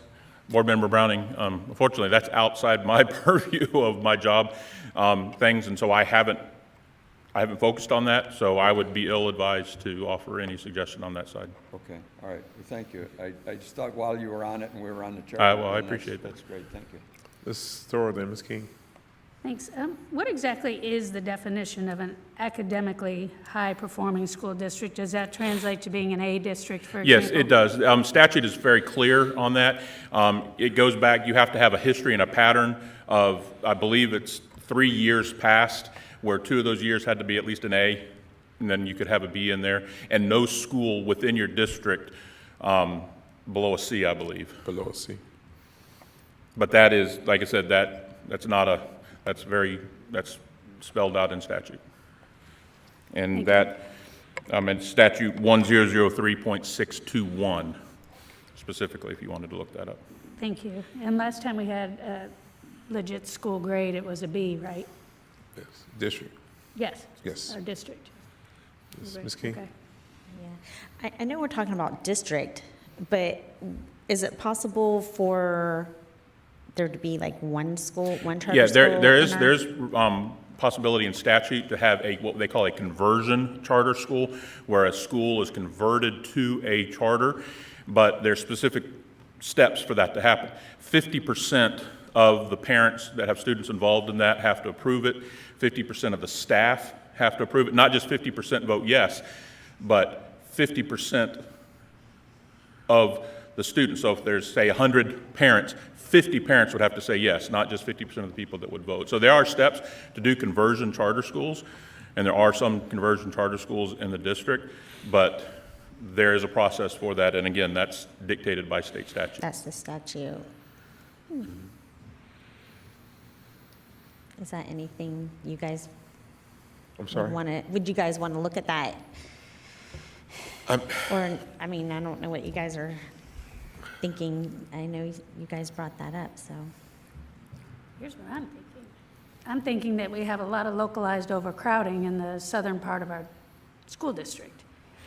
And I am wondering if we went a district charter school route for land that we already own down that way somewhere. Would current state law be amenable? Because I know about the PICO funds, and I know we don't have really the money to build a school right now. But doing it through the charter route, would we be able to get funding for that? The district and a board is the sponsor of a charter. So the district itself could not create a charter. Create a charter. And so An entity. An organization would have to come forward. And then if we had land, then it would be up to the board's purview of allowing that charter operator person to utilize land. Obviously, they could enter into a contract with the board for that. But the board, you as the board cannot say, well, we're going to create a charter school here and build a school that's a charter school. Right. Okay, but if somebody came forward, If an entity came forward, and again, statute spells out how you fill out an application, submit it to the board, it gets approved, and going forward with that. like the folks we heard from today. Correct. And that's how they came to be. And that's how they did come to They be. came to be. And I'm sure that not to put too many things out there, but I'm sure there are others that have approached you about Yes. starting charter schools. Yeah, we had no new applications this year, but I've probably received 10 to 15 calls in the last several months about people inquiring. Right. And again, it's the financial questions they have. There's lots of issues that are around that. And so it's part of my job is to educate them on the process, help them out with the application process if they so desire to go that route. And just real quick, with charters, understand everything that we do with charters, that interact with the charters. There are partners, there are students, but everything that we do with them is also dictated by the charter contract that we have. So I hear comments about, well, hey, we should provide transportation for them.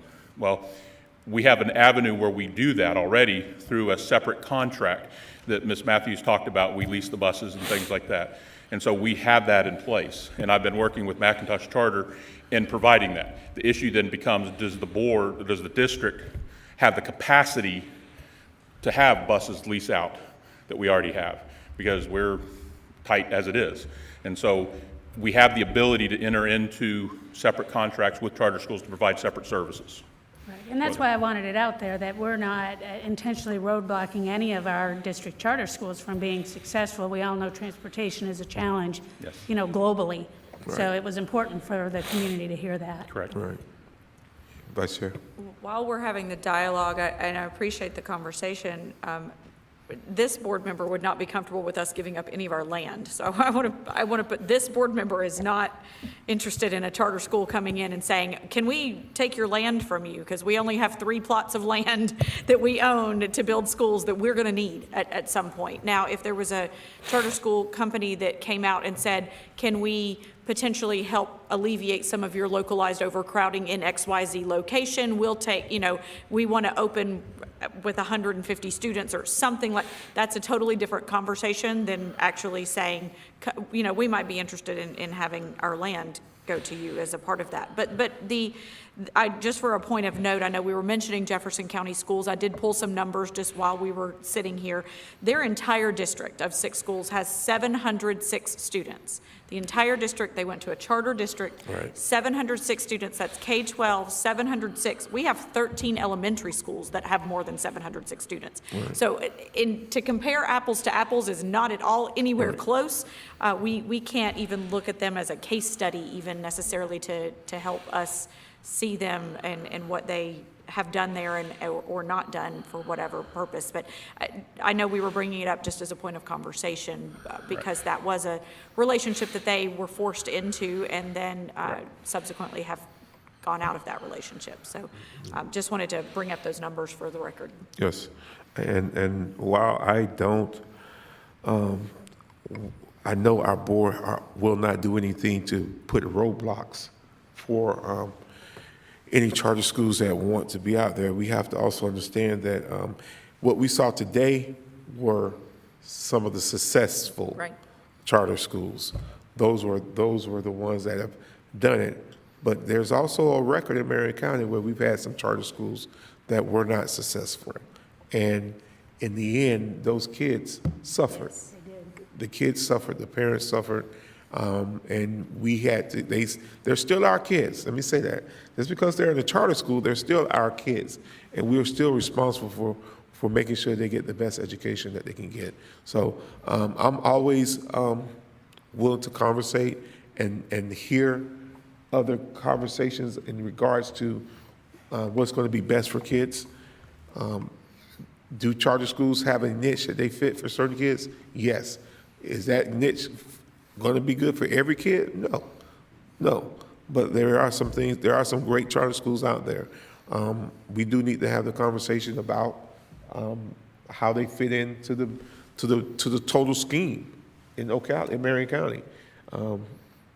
And as I said, today what we saw were great examples of successful charter schools as far as, and because when you look at the charter schools model, it's not just the students for that school to be successful.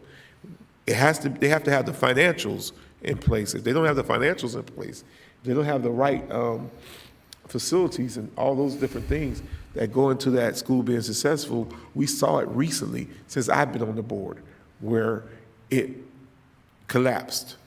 It really collapsed. So as we have those conversations about charter schools, I appreciate Mr. Hanson's input, and I think we probably should look at what he's talking about and see how it works. But as we know right now, statutes, Tallahassee doesn't allow certain things to happen. So we have to be we have to just look at the total picture. Ms. King? I believe at this point it would probably be just difficult to look at a whole district, but there are some benefits to charter schools, and I'm thinking back to a couple years ago when we heard that superintendent down south, and he talked about how they have a lot of different schools to fit the needs of all the different students. Right. And I'm just throwing this out there a little bit. I believe all of us have heard of Pineapple Cove schools. It's like a Barney charter school thing, and they're classical schools, and they just focus on the academics. And I'm not opposed to just maybe seeing if we could possibly have that type of option, just one school to look at it, see what they could offer. Maybe we could speak to one of their consultants, see what it would entail, and see if it could benefit our district or not. I'm just going to throw that out there to you guys. I don't know what your thoughts are on it, but I just... And you were talking about the former superintendent from Miami-Dade. From Miami. But one thing he talked about is that... And it was exciting. And I agree. I listened to the presentation, and I've talked to some folk in Miami-Dade. And those schools fit certain niches, right, and they are successful. Right. And if we had options like that... Yeah. Well, Barney charter schools are... they're good. So, and there was the Barney, the Hillsdale, and there's not a lot of them, but they are small, but what they do well, and it's right. I don't know if that's something we would want to investigate, look at, or if the board's opposed to it. I was just throwing that out there. And we do have a new charter school coming up. Right. Ina Ocala Academy is opening August 22. So they're opening when? Are they in the fall? This August. Right. So I don't want our community to think that we're as a board that we've tried to shut that. We haven't. The proof is in the pudding today. You saw that there's 3 that are very successful, and then Ina is coming up, and we've had more in our county. So I think in what you just read from Mr. Hanson, that was exactly the idea of an RFP. But there are some roadblocks. There are some issues, and Tallahassee, just like Washington, is easy. They work for us. We've got the folks. You all know. You've seen them. We were just up there. We've got the horsepower, especially this county has the horsepower. So there's no need to be shy about it or not even, live under something that doesn't quite work for us. If there's any kind of a problem, we can get unlimited bills through the Senate, and we can get a local bill popped through in a blink of an eye if it's the right thing.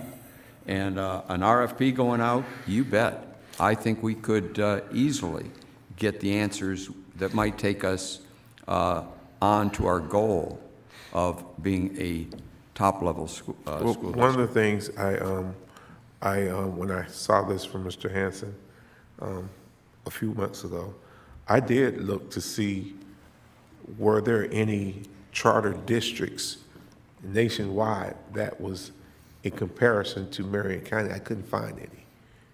Where there was one that was successful, that was the size of Marion County with roughly 43,000 students and One thing 7,000 that I would employees. add to that, Pastor Cummings, just to be careful, nationwide, we hear the term charter. But how charters are interpreted in each Right. state are vastly different from Right. state to state to state. Right. So Right. it's good to look outside the state of Florida, but I caution you to say, oh, it's successful in Colorado. Colorado is a vastly different charter landscape, Plans, laws yes. than we have in Well, Florida. I couldn't find one. I couldn't find one that was Was our size. our side, that we could kind of compare. So, I mean, And that's why I brought up the Jefferson County numbers. I'm like, we have 13 elementary schools that are larger than their entire Right. district. right, so, And that's all true. The reference to federal is quite often, funds come from federal and rules come from federal. And so, like our Skyward situation we'll talk to later, there are federal issues that can get involved, and that it behooves us to be on our game to nail anything that gets in our way, because this board has a lot of horsepower. We've got a lot of experience, we've got a lot of horsepower, and we can those people are there for us. We do not need to shrink back from any state statute. We need it to be tweaked. We have the horsepower, especially if it's the right thing to do. yes. Ms. Thor? Yes, I agree, Board Member Browning. There's no shrinking violets sitting on this board. That's right. I will say that we've already been affected by the academically high-performing school district statutes that are currently in place, and it takes me back, Dr. Gullett, when we were talking about the students that you identified, Vice Chair Campbell, the middle schoolers, 300 of them, I believe it was, that really benefited from synchronous virtual schooling. The parents were all about it. Middle school kids can be difficult to serve. We asked, right, can we do this? And at first we got crickets. Well, that's not an answer, and I take it anything other than a no is a yes, so I was ready to go for it. But cooler heads prevailed, and finally we did get the absolute no, and the reason stated was because we were not an academically high-performing district, which it's convoluted. Innovation should never be stifled. So to have that as a statute and an excuse, therefore a reason, makes no sense to me. And I'm thinking about our history, just recent history. Before the pandemic, we were a B school. There was no school grade issued in 2020. I believe we were well on track to be a B or maybe even an A district at that point. So if we're a B or even an A district this year, then we're going to be creeping much closer to being an academically high-performing district, regardless of what ends up happening with statute. And I will say that based on all the numerous presentations that I've heard and being around in many, many schools, I have seen the value of the promises made, promises kept with our funding referendum. And so that's something to keep in mind. I know we're going to be hearing about our strategic plan. And when you think about it, this is a board of firsts, because we were the first board to have the task of hiring a superintendent. We had never had an appointed superintendent in Marion County. Little history lesson there. And those of you that follow this stuff know that the elected superintendents had how many years to be successful before re-election? Right. 4. So when you have a 5-year strategic plan, I don't think a leader has ever really had the opportunity until now to bring that plan to fruition. We're finally, I like to think of us as being on the cusp of so much greatness. There's been all of these things that have happened. We're bringing it all together. We now have an opportunity, and so I just see, doors opening, green lights flashing, but also making sure that we continue to be strategic about how we do things. This community certainly had enough upheaval and concern about what's going to happen, all of the uncertainty. So I am excited. I agree that our legislature certainly is thankful to us for everything that we've done to keep schools open, to comply with all the governor's orders, to broker relationships with the community, about the masking, about everything having to do with the pandemic. So we're very well positioned at this point, no matter which way we choose to go. And wouldn't it be wonderful to have a very high-performing district and then have the opportunity to be even more innovative? I'd be more against that if we weren't already so close to being able to make that happen. So that's what's on my mind. Now you know. Thank you, Ms. Thor. Any other comments? Any public comment concerning this issue? Mr. Harris, thank you. Thank you. Thank you. Thank you. Yes. Can we take just a quick break? Listen, we're gonna take the 30-minute break now. Oh, 30 minutes. Let's do the 30-minute break. Right now? Yeah. We have one because we gentleman who's been waiting I'm sorry, who's? from Acceleration Academies, I believe. He's here he's not within our district. Oh, Our okay. very next item. I'm sorry. Come on, Mr. Frazier. I'm going to just take a really quick break. You don't have to stop. I'm sorry. I was looking at the times at the frames. I see a 45-minute presentation. I see a 40-minute presentation, so, Maybe the 11 slides maybe won't be 45 minutes. yeah.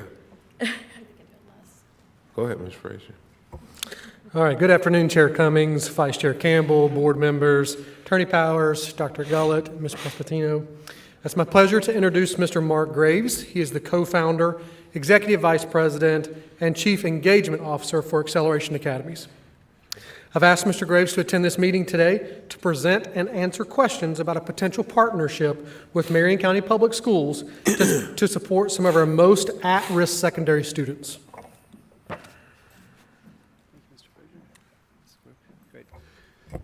Good afternoon, board members. As Mr. Frazier mentioned, my name is Mark Graves. It's a pleasure to be here to see you all today, Chairman Cummings, Vice Chair Campbell, members of the board, and Dr. Gullett. It's nice to see you once again. As Mr. Frazier mentioned, my name is Mark Graves, and I'm the proud co-founder of the community-based program called Acceleration Academies. And any day that I have an opportunity to advocate on behalf of the underdog students that we serve in our academies across the country every day, it's a good day. And I stand here before you with hope and optimism for the students that I know we can support and get back on the track to earning their high school diploma so that they can ultimately fulfill and meet the opportunity of the day and really realize their full potential in this one lifetime that we all have. So I'm honored to be here today, and I look forward to sharing more about this opportunity with you guys.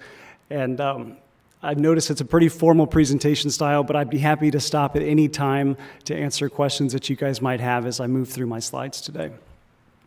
As Mr. Frazier mentioned, this opportunity is about hope. It's about hope for new students to come back, realize their full potential, and as we've learned across the years of doing this, the students that we serve, by and large, they're not poor performers. They're not lazy. These are students with individual stories about tough circumstances that they've endured in their lifetime that prevented them from meeting success in the traditional classroom. And so I've used a couple of pictures of recent graduates and students that we're currently supporting across our academies. And really quickly, I'd just like to mention the two young ladies that you see here are from our Clark County, Nevada partnership. Tatiana and Brianna were on their way to being their class valedictorian and salutatorian sophomore year of high school. Their mother was diagnosed with terminal cancer. She was a single mother, and so these two young women quit high school to take care of their mother. She ultimately succumbed to her illness, and the young ladies never returned to their comprehensive high school. But because of the innovative spirit of Dr. Jara, Dr. Gullett in Clark County, we were able to recruit these two young ladies to come back, finish their high school diploma, earn a CCSD standard diploma, and they're now Millennium Scholars at the University of Nevada, Las Vegas. So this is just one illustration, one story of triumph and perseverance that we know exists in communities and school districts across the country. So our organization, our community-based partnerships, this was created out of a similar experience that our founder, Dr. Joseph Wise, had that I believe some of you have had here in Marion County. When he was a superintendent in Duval County back in the early 2000s, he partnered with an organization called Drop Back In Academies. He was always on them about the lack of academic rigor and accused them mostly of simply warehousing kids. He knew that there could be more done to support these students in a meaningful way. And he set out, once he retired from his superintendency days, he set out to learn more about this population of students that back in 2013 reached almost 2 million in number. And this is the population that we call opportunity youth or at-promise youth. There was a study that was done back in 2013 that again identified about 1.9 million high school age students were still young enough to go back to their comprehensive high school and complete those last few credits before aging out, but were not in school and were not working. So we had an opportunity to partner with some programs back in 2013 to have access to this population of students, to learn the triggers, to why they had dropped out, and what supports they identified as mission critical to being necessary to them for them to actually meet success in the high school classroom. And so we took part in focus groups and surveys of over 2,100 students back in 2013 to better understand their needs. And through that research and through that data, we designed the blended learning model that we implement across the 6 states that we support students in today. Again, this is a blended learning model. We operate storefront academies or standalone academies, and we partner with Edmentum to provide the digital online content for our graduation candidates. It was clear through the research that our population of students needed intensive wraparound supports. Not only do they need help bulldozing those non-academic barriers, but they also need help motivating, getting motivated for what could come next. And so we have a life coach, which is typically a licensed social worker or a licensed mental health counselor on staff to help support the needs of the students in that manner, as well as a career coach, which is our credentialed guidance counselor position. And there's been a lot of discussion today around what sorts of support students need these days, especially post-COVID. We're talking about relationship building. We're talking about motivation for the future. And I've already had some preliminary conversations with Mrs. McCall at the Chamber of Commerce about being really intentional with our post-secondary supports for students so that we're not only allowing them an opportunity to finish those last couple of credits to earn a Marion County Public Schools high school diploma, but we're also really intentional around the path that we help identify so that these young men and women can be connected to local opportunities in the job markets here in Marion County. We do operate as a charter in South Carolina, but by and large, in all the other 5 districts that we partner, we are a program of the school district. Our thesis is that you all should focus and do everything you can to prevent students from dropping out and partner with an organization like ours whose core competency is high school re-engagement. And this is all done at no cost to you, the school district. And as I mentioned before, the students that we re-enroll are re-enrolled back into the school district and then again are eligible for a Marion County Public School District high school diploma. I just wanted to mention here, this is Bradford. He was our very first graduate from the Bethel Acceleration Academy, our very first partnership in suburban Tacoma, Washington. This was back in August of 2014. So as I said, back in 2013, we had an opportunity to conduct surveys and focus groups of 2,100 former high school dropouts who had re-engaged in a blended learning model similar to the one that we use today. We wanted to learn about why the why the traditional environment didn't work for them the first time. And a lot of this research really resonated with us and again has led to the blended learning model that we implement today. These kiddos said, by and large, I didn't drop out, I was pushed out. They say once they turn 16 or 18, the dean of students or somebody might whisper and say, you don't have to be here any longer, or why don't you go down the road and try a different option for you. We wanted to provide a personalized, small community feel inside of our academy, something that looks very different than anything that they experienced in their previous high school career. So you'll see here in this picture, for example, we have multiple different learning modalities and ways for students to come in and engage on a regular basis. Our program is offered year-round. The average age of our student is 18 and a half. They come in overaged and severely undercredited. They can't afford to take summer breaks off, winter breaks off, spring breaks, so we don't really acknowledge any of those breaks. We work throughout the year, really pushing those kiddos to try to complete a course every 3 to 4 weeks. The research also showed that 7 books and 7 classes was too much for some students. So we slow it down, create a self-paced environment, again, trying to pace them to make sure that they're graduating on time before they age out. But by and large, our graduation candidates take 1 course at a time. And we've developed proprietary tools over the years because, quite frankly, there wasn't anything in the market that helped us track engagement and attendance and academic progress the way we knew we would need to every single day on our kiddos. So again, over these last 6 or 7 years, we've really developed and enhanced our own proprietary tools that we use every day to track engagement of our students. Each one of our graduation candidates will create a commitment calendar, a commitment schedule that identifies the hours that they'll be on site every week. We know that this population of students can't commit to a full day's worth of courses because a lot of life circumstances have prevented them from doing that. Especially since COVID, we now see more and more high school age students having to take on employment to become a breadwinner or to support their students or to support their parents with the electric bill or with groceries, for example. And so we try to identify hours in which our students can come on site that doesn't impact their ability to make good on their obligations to their family and to employment. The kiddos that we found back in 2013 said they wanted something that looked a lot different and felt a lot different. So we typically don't even consider partnering with a school district on their grounds, for example, because again, there's a lot of psychological scars with the students that we serve around, not wanting to run into the same bullies or the same deans or teachers. And so, again, this is all about a very unique and different opportunity that our students haven't encountered before. In talking about the relationships that Ms. Thrower, you've been mentioning a couple of times today, each one of our graduation candidates has a paraprofessional. We call it the graduation candidate advocate. They don't have a caseload of more than about 25 or 30 students, but whenever I get to meet a new GCA, I say, your job comes down to two things. It's A, trying to understand what took place in this child's life prior to them coming to Acceleration Academies. Try to learn everything that you can about the barriers that they faced that prevented them from being successful.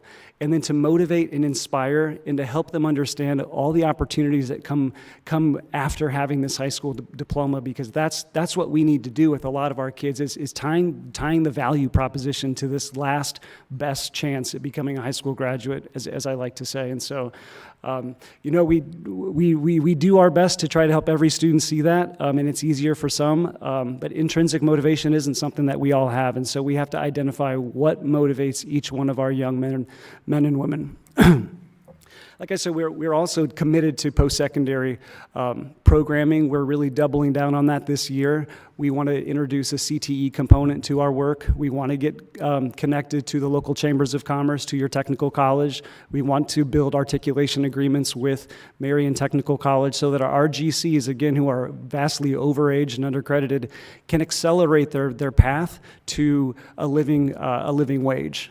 We know that the vast majority of our kids aren't going to go on to the University of Florida or Florida State, but there's no shame in going for a 16-week HVAC certification or welding certificate that'll pay you $80,000 when you get done. And so we know that every student takes a different path forward after earning their high school diploma, and we want to make sure that those opportunities, especially locally in these local job markets where we can connect our graduation candidates to, again, meaningful employment opportunities right there in their backyard. We traditionally start off by serving and recruiting the students that our partner districts have already lost. So here in Florida, there are about 8 or 10 withdrawal codes that identify the students who would be eligible for a program like ours, whether it be your D&E, your W-5s, your W-23s. And we start in the streets. We have local engagement coaches that go knocking on the doors to find each and every one of the students that remains age eligible for the program. We have a national call center that we use to also try to identify eligible and interested students. But again, we go to the streets, we go into the communities, and you'll see on another slide, we actually go and locate our academies where the densest clusters of our potential students live. This is the main learning environment room at the Port St. Lucie Acceleration Academy in St. Lucie County. So who we are, the mission and vision of our organization really is to become the national leader in high school re-engagement and dropout prevention. We are nationally accredited.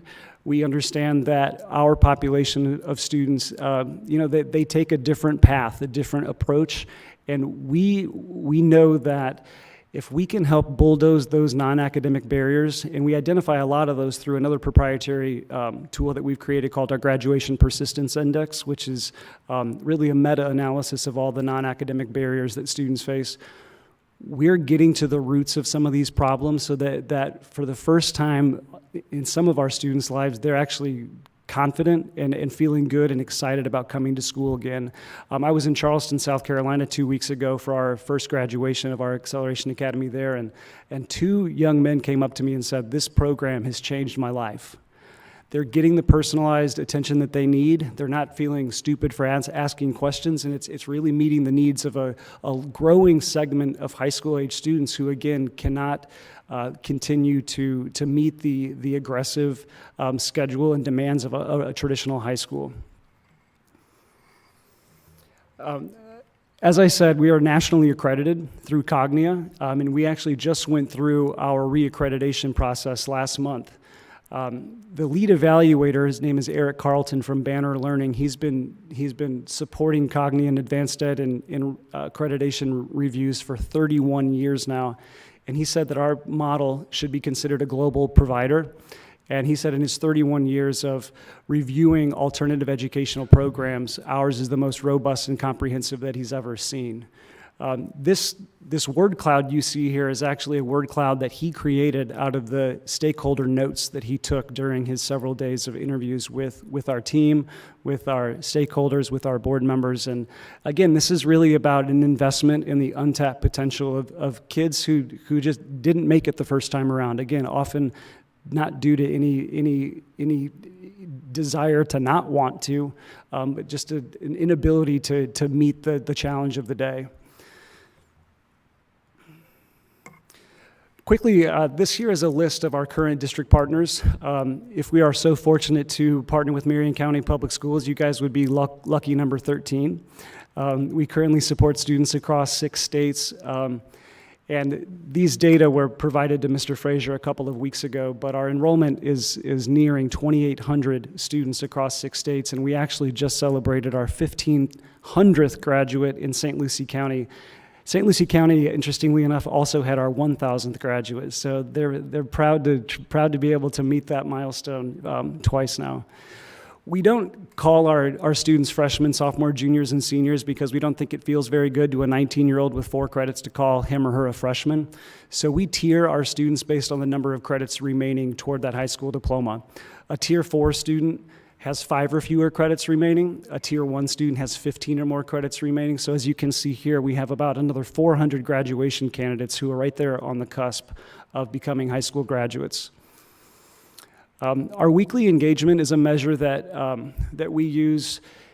The definition that we use is a percentage of students who are submitting an assignment for a grade each week. And considering that the vast majority of our students have had gaps, considerable gaps in some cases, in their high school programming, for us to have 74% of our kiddos submitting assignments each week, we feel pretty proud of that.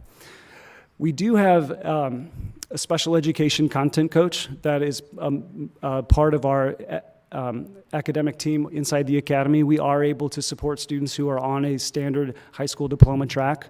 About 12% of our graduation candidates across the country currently have IEPs, and about 6% of our GCs are English language learners. Typically, level 4 and above do the best in our blended learning model. So how we partner for success. So certainly we need school board approval of a contract, and we need to develop key district departmental relationships because we are a program of the district and our academic outcomes do contribute to the district's academic outcomes. We also need a list of the eligible students for which we can recruit, and Mr. Frazier has provided some preliminary data on the number of students who would be eligible that we'll talk about on a later slide. The Acceleration Academy team will take that list of eligible students and take those last known addresses and geomap where these kiddos live. Because as I said earlier, we want to put this program where the students are. Transportation, I think you guys have heard a lot about that today. Transportation is also a huge barrier for our students as well. And so identifying a location that's on a major bus line, for example, or other sort of out-of-the-box ideas around transportation are always critical to getting the kids on site as regularly as we can, because to the earlier point, the more face-to-face time we have with our graduation candidates, the stronger they'll become with their academics and with the program. We'll hire a team of about 15 educators. They're all local. We'll have a district director, content coaches in the 4 core areas, plus special education, our paraprofessional role, our registrar role, the career and life coach role, the engagement coaches that we send out for recruitment. And then we go and we build out a storefront academy. And during the break that we just had, I had a chance to go and look at our top choice for an academy site. I could have walked to it. It's at the Cascades, and I'll show you a little bit more about that on another slide. And then again, we'll recruit the list of eligible students and then operate the program using the proprietary tools and the platforms that I mentioned previously. The school district needs to provide that list of eligible students for us. Again, we're talking about students who have been promoted to 9th grade, who are still under the age of 21, but have not met the Marion County Public Schools graduation requirements. These are the kiddos that we aim to serve here in Marion County. Somebody from your district will serve as our liaison. They'll be the gatekeeper of our enrollment. So there's no way that we can open up the floodgates and begin enrolling any Sally, Tom, or Jane that walks into the academy. There's somebody in each of our district partnerships that approves or denies every single student that attempts to enroll with Acceleration Academies, and that would be no different here in Marion County.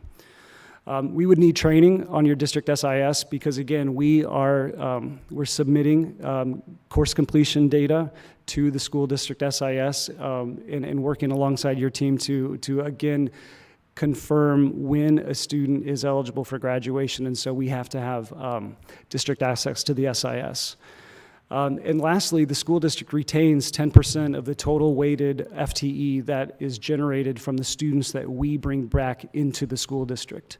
I know in Miami-Dade, I just saw a report, they've retained about $2 million on their first 3-year contract we had with Miami-Dade. Now, I don't know if we'll have Miami-Dade numbers in Marion County, but just to give you an idea that, it's revenue that the district wouldn't otherwise see, because these are students who have already left the school district. And I did mean to point out on the previous slide, we talked about the program tracks. Maybe we did. We also, not only do we begin in the streets and find the students who have already withdrawn and are no longer receiving district services, but having Acceleration Academies in the district is an expansion of your ability and your continuum of services. So when a pregnant young woman comes into the guidance counselor and says, you know what, life circumstances have gotten in the way and I'm going to have to drop out. This is another tool in the toolkit of a high school principal or a guidance counselor to say, you know what, if we need to take a pause or slow down your high school trajectory, we can do that by providing this opportunity through Acceleration Academies. So we do take referrals from the school district, but we're happy to wait on that until the partnership grows and matures and you all feel comfortable doing that. But it's an added program in your district's continuum of services for a more flexible, personalized path to a high school diploma. So as I said, I've been working with Mr. Frazier, and again, I'm really inspired by this district's commitment to providing more options at the high school level for students. And so each one of these blue pins represents the last known address of a student that's eligible for this program. And in Marion County, we've identified about 1,700 students that we could begin recruitment efforts against immediately this summer. And it's kind of hard to see on this this map here without zooming in, but you guys can get an idea of where the Cascades is right down the street here. And we've learned from the district staff that would be a terrific location to put the Acceleration Academy.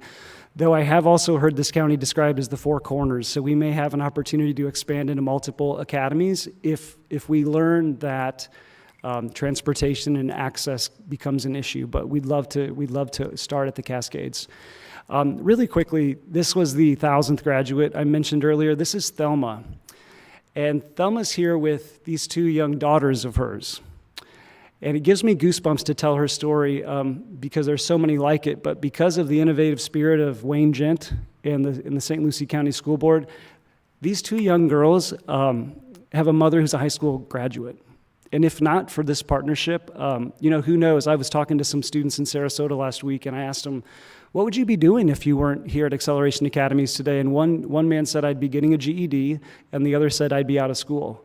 So we all know the difference of the value between a GED and a high school diploma, and any opportunity we can to put a high school diploma in a young person's hands over a GED, we should take that opportunity. And so, I'm just really thankful and grateful to Mr. Gent and the school board members and St. Lucie to help make Thelma a high school graduate and somebody that we know her daughters are going to be really proud of. So here we are. We spent the last couple of months looking at potential sites, and we've zeroed in on a beautiful 8,200 square foot space at the Cascades. You all know how beautiful that area is. It would definitely be the most beautiful Acceleration Academy landscape that we have across the country. But just to give you an idea of what the branding looks like, this here is a photo of our newest academy in Charleston, South Carolina, with our branded logo. And we also like to use the window wraps, which tells more information about what the program is for any passerbyers that we might have. So we love to tell our story. If you get a chance, there's a great video that's linked to this picture on the left. It goes inside of an Acceleration Academy, our Bethel Acceleration Academy out in suburban Tacoma, Washington. And you hear a lot of student voice there about the opportunity that Acceleration Academies has made for them and what they're doing with that opportunity. Dr. Gullett, I don't know if you might be quoted in this Las Vegas Review-Journal article, but memories, right? Memories. So we like to tell the story. These kiddos have overcome a lot to get to the stage that we help make available to them. And so anytime we can, connect with local reporters to tell the story, these aren't throwaway kids.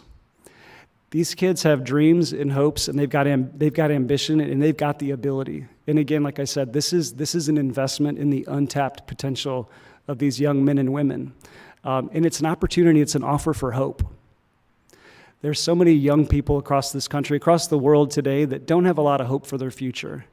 And when you offer them a path back to school to help them get that high school diploma, and with the environment that we surround our students with, it's changing lives. It really is, and in some cases, it's saving lives. So what's next? With your support, we would love to begin working toward the launch of the Marion County Acceleration Academy this summer. And we have a goal of enrolling 250 students in the first year.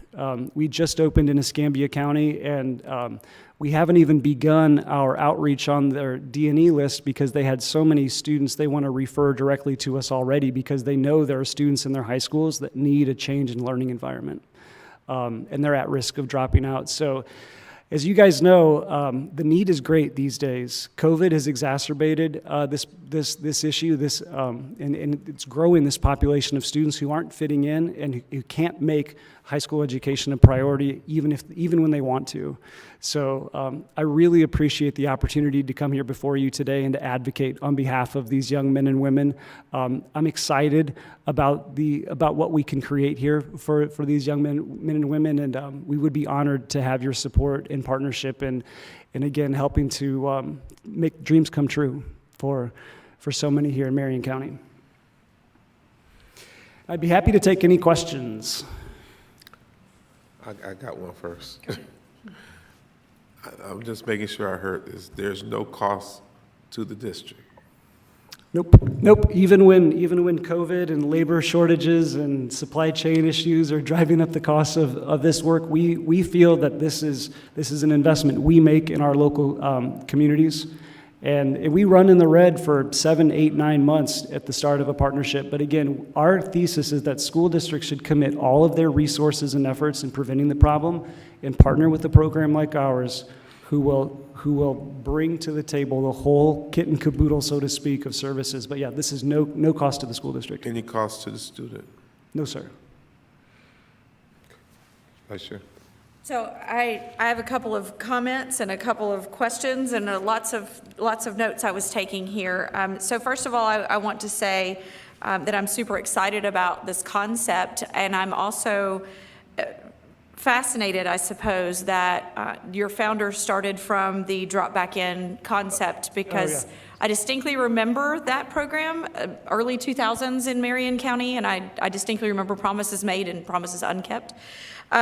So I love to see it whenever someone has a good idea that's poorly executed, that someone else takes that idea and runs with it. So kudos to your founder in that. But I wanted to mention that. A couple of questions I had along the way, and I believe you answered, and if I'm not correct, please correct me on that, and then I'll get to questions. But I did have a question about recruitment actually inside our schools, and it does appear as if that you do have a liaison that would be in the district, and they would be approving every student. Absolutely. And so there wouldn't be kind of internal recruitment, and I see Mr. Fraser shaking his head as well. No internal recruitment. I mean, we part of the contract is we want to at least be able to present the program to the guidance counselors and the principals about what the program is and what it isn't. It's not a dumping ground for kiddos who have behavior issues, because that ruins the pot for everybody else, the kids that they're intended to serve. But when we get a good dance going, and we can identify the right students who are active but need a change, that'll all be driven by the school district. Okay, terrific. I also had a question, and I believe that I also had this answer come along. Like, I wanted to wait and ask all my questions at the end to see if you would answer my questions along the way. I did have a question about who holds the data, and it does appear that that is a school district, that we hold all the data on all the students. You just have access to that data. Is that? Well, yes, so we would have access to your student information system, but we actually have all the data that we'll be happy to provide you guys access to. So we provide access to Edmentum for our liaisons, and we can also provide access to our homegrown student information system that we've created. I mean, inside this tool that we have, every single contact point with the student is captured. It's a case managed. It's quite an impressive student information system, if I can say so myself.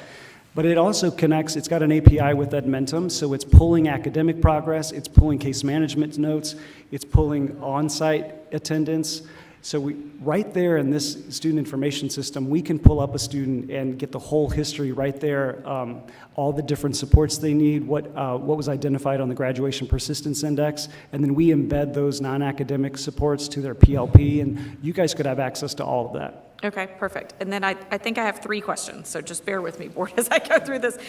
So you did mention about the students having, first of all, they're re-enrolling and they're becoming Marion County Public School students again. But I'm curious, you mentioned a commitment calendar on students, and so what is your requirement for their engagement? And if they don't meet that requirement, is there a penalty? What does that look like? Great question.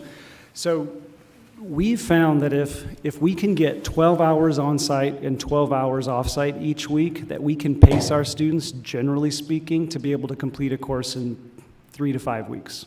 Now, do they all do that? Certainly not. And every student brings his or her own personal story to the table, and so they're all case-by-case situation around when we give up on a student. We know that if a student drops out of our program, the likelihood of them ever going back to anything to get their high school diploma is pretty much nil. So we really want to work with the student and work with the school district around when it's finally time to withdraw a student. Like certainly, around FTE, if they don't show up, they're withdrawn. So that's one natural way that they would fall through the cracks or fall out of our system. But traditionally speaking, after about 10 school days of inactivity on Edmentum is when we would look to disengage. But we have a whole cascade of re-engagement protocols that kick off after 24 hours of a student going dark on us. So, and those reports are run every single morning by our GCAs, so they can see the program buckets the kid based on their engagement from the previous day, and so we're on top of it every day. We know that our students are good at hiding and falling through the cracks, and so we can't let any grass grow into our feet because they'll slip away. And we learned it the hard way in Bethel in our first year. We said we will follow the school district calendar, and so we took 2 weeks off at Christmas, and guess what? We lost half our kids. We lost half of them. We had to go back and re-recruit those kiddos, and so we said, you know what, we're not doing that anymore. So we take off the federal holidays, but there's no summer break, there's no spring break. none of that. Right, right. And actually, I'm likening that, and I'm going to mention my next question kind of wrapped in a comment. That sounds very similar to the PACE Center for Girls model that we have here in Marion County and other parts of Florida. And they also operate sort of like, I'm going to say charter school, but not entirely. And why I'm saying that is because I believe the funding model is very similar. Their percentage isn't 10% that the district gets back. It's a different percentage point there. But I guess my question, and it may not even be for you, about funding though, because to Chair Cummings' point about, this doesn't cost the district anything. But I am curious to know if we get a full FTE, if a student's only taking a course at a time. And so that, as a college professor, I don't see that happening that way. You're only paying for what you're taking, but I guess we get the full FTE even if they're only taking one course? So we build a full semester schedule for the students so that they do in fact generate the half FTE for each of the survey periods. And even when we were supporting kiddos, I guess now that the test waiver is over with, there are some students who come to us who only need to pass the FSA, and so we can build a schedule of test prep. We've done that in all 4 of our Florida districts, so we can build out even a full-time schedule for students who only need the FSA around test prep. But what we'll do is we'll look at the transcripts. When our kiddos come in for orientation, we do a full transcript, high school transcript analysis, and then we build their personalized learning plan based around those gaps. Complete with the non-academic supports I also mentioned that we identify through the Graduation Persistence Index tool. And so then we just say, okay, we know these are going to be your next 4 or 7 classes, and so we go ahead into the district SIS and build those out so that they will generate a full half FTE. Okay, all right, final question, guys. And it has to do with, I guess, your location. So you have chosen potentially a location that I guess is for lease right now and it's vacant. I'm kind of curious so obviously I'm not putting the cart before the horse here to say, obviously it's going to take an approval of this board before you sign a lease agreement, I'm assuming. But of the space that you've now seen, do you see a potential roadblock that you may experience in a build out of that space? Because I'm just curious to know, so because you are an online based program, the interesting thing about what we saw in these pictures was students at a cafe type setting, but they're all on a different device. They're all on, everybody with their heads down because they're all still doing an online program, but yet all in a kind of cohort together. So I am interested to know kind of what roadblocks potentially. I mean, we know if you had to do a build out, how difficult it is to get permits and get people who are going to go to work and build things out right now. I mean, it's crazy. So I just didn't know what you potentially are seeing down the line as roadblocks in that area. Sure. So we look for retail space that offers a large learning environment space, a large open area that you referred to. I mean, we will have the space that's under consideration with the Cascades does have that large open space, but then it also has large conference rooms where we could go and do small group instruction. The guidance counselor or life coach can have those private conversations. The only build out piece that will require any real significant time is to create our own entrance that we're considering. And I just found out as I went over there a couple of hours ago, the landlord would prefer that we have a separate entrance, so that'll get built out. But our hope would be certainly to sign an LOI and a lease after board approval later this month and get started on the construction so that we could open as soon or as close to July 15th or August 1st as possible and be part of your back to school plan. Because that's also a good time to go back and, everybody's thinking about school in August. So it's a good time to kind of hit the streets and again, motivate these young men and women. They've got the talent and the ability. It's just finding a program that fits their current needs and their current ability to participate.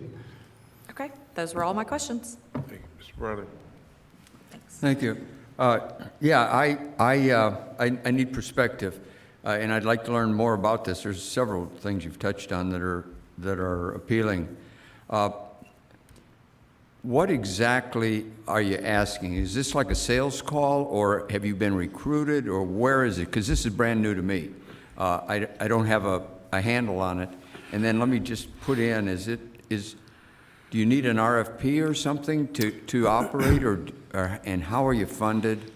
How do you get paid? Sure. You got to have a funding stream. Sure. Is it a charter school 501c3, what is it, you know? No.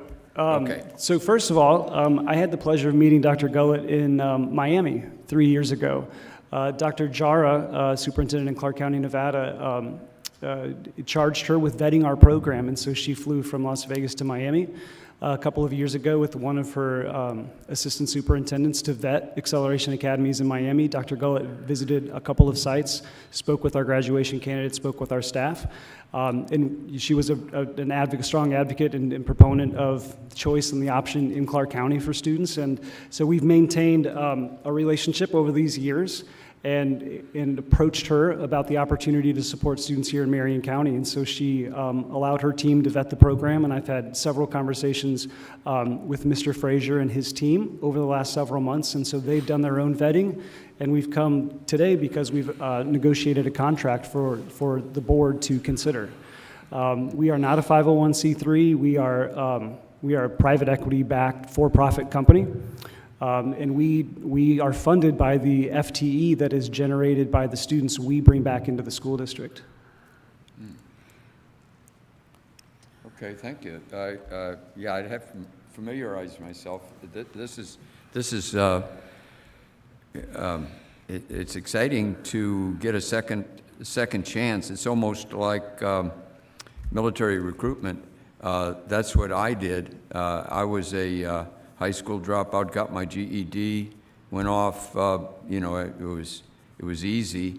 I just did it in my own time frame. I'm very interested in more information. A little surprised that we're at the contract stage, but that's okay. We got something to look at. So, all right, thank you. That answers my question. Ms. Thor, Ms. King?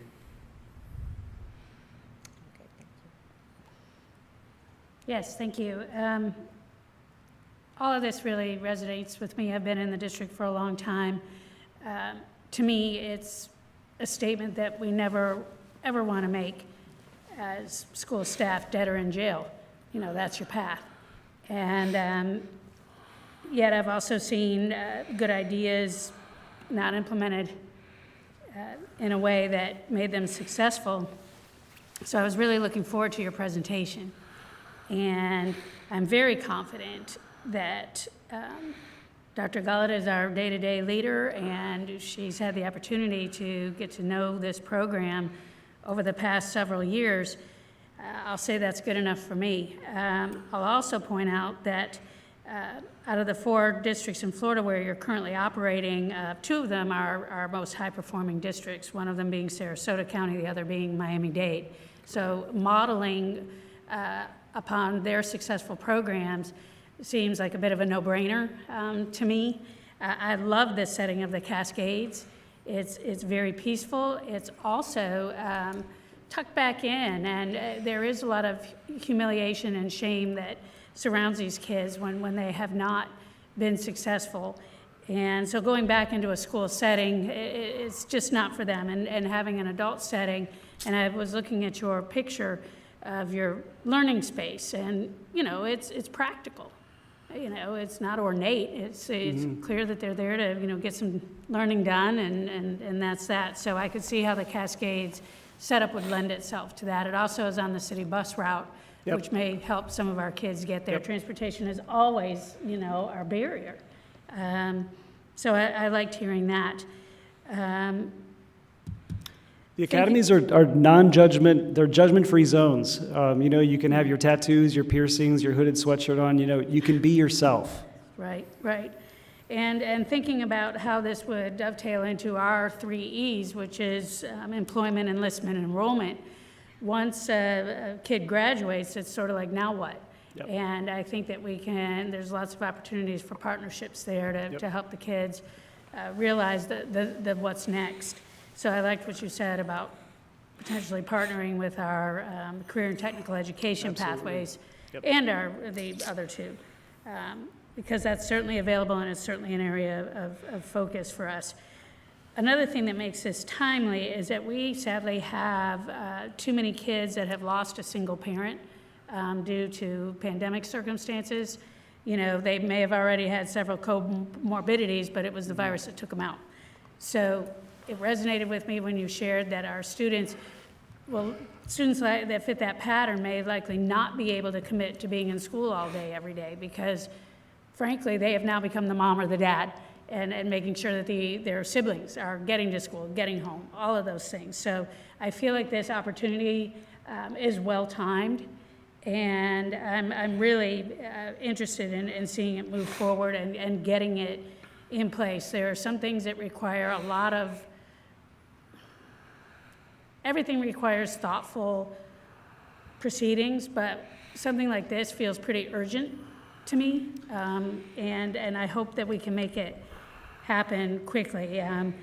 You know, the fact that there's no cost to the district because we've lost these kids anyway, in the end, you know, you have to make your money, and, you know, making 90% of the FTE and us making 10%, I don't know if that's negotiable. Never hurts to ask. And so that's where I am with this. I think it's an incredible, timely, needed opportunity for our kids that have not graduated. Thank you. I do have another question. When these kids complete the Acceleration Academy, their diploma, is it a Marion County Public School diploma? Is it a diploma they can go off and do other things? What is it? Well, that's up to you. Is it a certificate of completion? No, Because that would be- sir. No, sir. It is not a certificate of completion. We align to the Florida graduation requirements and the Marion County graduation requirements. And so we do not end our service to the student until they fulfill those obligations. And so in some districts, the diploma will say their comprehensive high school, where they came from originally. Some of them say Acceleration Academy. That's your decision. But this is a standard high school diploma from Marion County Public Schools. Okay. All right. Board? So we come in nested as a program of the school district. We apply for our own MSID, and so we accumulate our own school data and all of that good stuff too. And so it's the real McCoy. Thank you. Well, apparently, it appears our superintendent is excited about this one. Right, if I may, Chair, members of the board, as Mr. Graves has shared, I was approached to consider this when I was formerly, in my former role as a deputy in Clark County School District in Nevada, and took assistant superintendent over choice and equity, and as we were looking to try to, how do you reach all students, right? We talk about this as a key part of our strategic plan, and I went with a lot of questions, and I had some doubts, I'll tell you. And I said, where should we go? And they recommended Miami-Dade. So we saw a couple of different models there. They were very different even between each of those. Very different locations, different models. Spent time with students, spent time with the coaches, looked at what was happening, and I really do think, and you touched on this a bit, Mr. Graves, students can be themselves. Not one size fits all. We talked to some students that had some real challenges they were facing. They were very honest with us. We talked to the members of the school district as well about really what's happening here and what are the challenges and what are the rewards. But reaching all students where they are in a safe place. We talked a lot today about innovation and acceleration and choice. And this really does all of those things. It provides, it's not an option for everyone. It's not a good fit for everyone, but it's another way not only to reach students that can graduate with a Marion County Public Schools diploma, but really help to elevate education in our community. Here's what I want to underline and say what it's not. It is not that model that I know Marion County had been faced with previously. That I don't think was a good model for education. I, in my experience in Orange County, was exposed to that, and we said, no, thank you. We need to do things that are ethical, that are good for kids, and are high quality. The accreditation process speaks for itself. Cogni is very comprehensive, so the fact that they're accredited is huge. The other real piece here that was really important when it was first discussed was the career technical connection with the community. And not only getting that diploma in front of those students with an option there, but also to ensure that they are ready when they graduate to work in our workforce locally. And so I know that Mr. Graves has spent time with the CEP already, and that partnership's already started, but we have to make sure we do that. The other thing that I want to mention that was asked, and I thank you for your great questions, was a concern of mine and a concern that we need to address is the liaison, that we manage which students go. We decide which students go. So it's not an opportunity for students just to be dismissed from our schools, but what's good for every child, making that individual decision as a team to ensure the child has the best opportunity to be successful. So we have the opportunity, and we are charged with providing that framework and making those decisions that are best for students. And we already have those structures in place here in Marion County. So yes, with a lot of questions and a lot of opportunity to see this in action, I am pleased to say I was there when the first student, I think you showed in the picture, Luke, graduated, and the story was powerful, and I know many more have. So I think it supports reaching all students. Thank you. So I guess we're at the point of figuring out if we want to proceed forward with this in the Marion County District, and you need a consensus from us. Is that what it is? Or do we already have a contract in that's No. going to, if we reach consensus today? Attorney Powers, have you already seen a contract? And We have reviewed it and approved it for legal form back on January 10th. Okay. Just the contract. Just the We haven't contract. seen it yet. We No. needed to have the present, to your point, as you Correct. mention all the time, Mr. Browning, we're having a conversation today Correct. before the Exactly. contract comes before us to be signed. So To be approved. that, right. Correct. So any questions we have, we probably need to get answered in this forum. Chair? Yes. Yeah, this is way too quick for me. I'm saying way too quick. I have some concerns, but I don't even want to get into them until I have more data on exactly how this what the flow of students into this environment. You mentioned our old Chamber of Commerce, which was a very long-term, 100-year Chamber of Commerce, very successful chamber here I cannot, for the life of me, see how you fit into that, because it's mostly now become part of the city and the county government. So I don't know how that fits into it.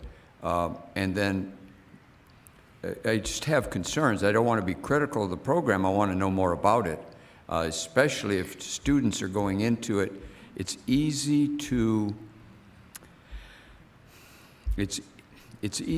direct. If you've got a place to put people, it's easy to find fault with students, let's say. Now, with that said, we certainly, out of any population, have a group that must be marketed to, and opportunity presented, private company, that's an exciting thing. But I'd have to look at it before I put a child, single child, much less have this go on in some long-term, situation that I approved. I'm not ready, not ready. So I can't even tell you when I'm ready. We've gone pretty late, and you had to wait a long time, and we just heard this, at least for me, unless you all know about it. Ms. King. Stronger than Ms. King. Yes, well, that's the beauty of this process is when, our superintendent, she's figuring out what programs or bringing things up for board discussion. Today, this is our discussion. What I did hear a great importance is that if we decide to approve this program, it's extremely important, and it would be helpful to probably be open the end of July, especially certainly by August 1st when school starts, because let's face it, when our students are coming to school, everyone's excited, they're coming back. And this is the time that it can be put onto an agenda. And Mr. Browning, you can do your homework, you can make your phone calls, and stuff like that. But I do think there's probably a sense of urgency to work on that contract and getting it approved, because there's a lot of footwork that will need to take place between now and July. And yes, I can appreciate that. I would say that I am right now doing my homework. Thank you very Yeah, much. and that's your homework. That is analysis. It's why I'm on the board, is to do analysis of any sales presentation, and I'm a marketing major. That's what I do. And so I'm very interested in this, but I sure have to hear a lot more about it. And it's not about homework. It's all about having this be presented in a way that I then can approve of it or disapprove. I do not want to, for lack of data, disapprove just Right. because I But don't we're know not enough about voting it. today, but today So- we're not voting. This is like, No, I as a realize- board, I our realize first that. exposure, we're hearing about it, and then now we do any questions, any concerns, then we go do our homework. I will say that I do love the idea of a school choice. I, too, will do my homework. I have some questions, too, and I want to probably go behind scenes, look at some data and stuff like that, and before I would vote yes. So I'm comfortable at this point, I'm okay putting it on an agenda in between now and then. I can do my homework that Campbell, Vice Chair? Sure, and I was just going to say, so I know in our meeting, at least my meeting this week with Dr. Gullett, I was able to review the presentation in addition to it being online, and so I did see that as well. And you guys heard my laundry list of questions because I came in with a lot of them today based off of already having known that this was coming before us on Monday or Tuesday when I met with Dr. Gullett and doing some of my homework in advance to be able to have some of those questions. I understand that these students we're not talking about 5-year-olds. I mean, we are talking about, these are adults. They're 18 years old, basically, for the most part. I mean, with your average age being 18 and a half years old, I mean, probably some 16 and 17-year-olds in there too, but we probably have some 20-year-olds that help bring that average. So, I mean, for the most part, we are talking about adults that are in our community that are in a specific age range. We're not bringing in 35-year-olds, but in a specific age range that are kind of lost in the system, that haven't received what they needed for whatever reason, and so this is kind of that catch-up for them. I am comfortable today with us, this board member is comfortable today with us, as Ms. King says, putting it on an upcoming agenda. We'll review the contract. We'll see, we know that our attorney's done that. That's what he's great at. But if there's anything in there that we have questions about, anything that we want to have questions of these partnering districts that are around the state, if we want to pick up the phone and call any one of them and ask them and potentially see additional data and all of that. But that's what, I guess, between now and when that agenda item will come up at an actual board meeting, when we vote on it, and then if we do need to have this contract on an item that we have pulled, that we have additional discussion at that time, if there are additional questions that haven't been answered, that we have that are just glaringly challenging questions that we just can't foresee a way around, then I believe that might be an opportunity at that time, when we actually do go to approve it, to have those questions answered at that time. But at this point, all of the questions I came in today, after having seen the presentation, after having multiple questions, all those questions have not been a roadblock for me to not say, let's move forward and take a look at the contract when it is put forth in an agenda for us. Ms. Thor? Board Member Browning, I'd be happy to respond to a couple of those items that you just mentioned, the flow of the students.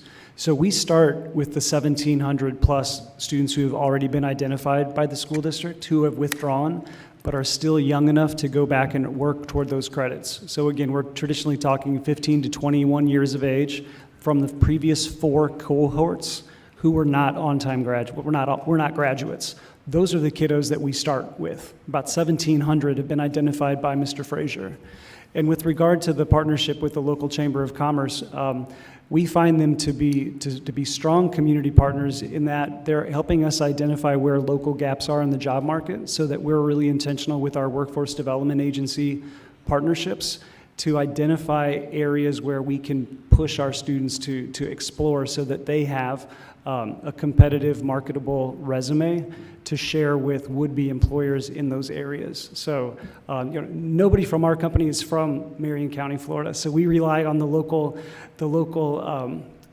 local folks here, the school board, the local chamber of commerce, to help us uncover those opportunities for students. So that's why we found it would be important to work with the local chamber of commerce. Okay, Hold on, and hold on, Mr. Brown. Oh, yeah. It was Mr. Orr.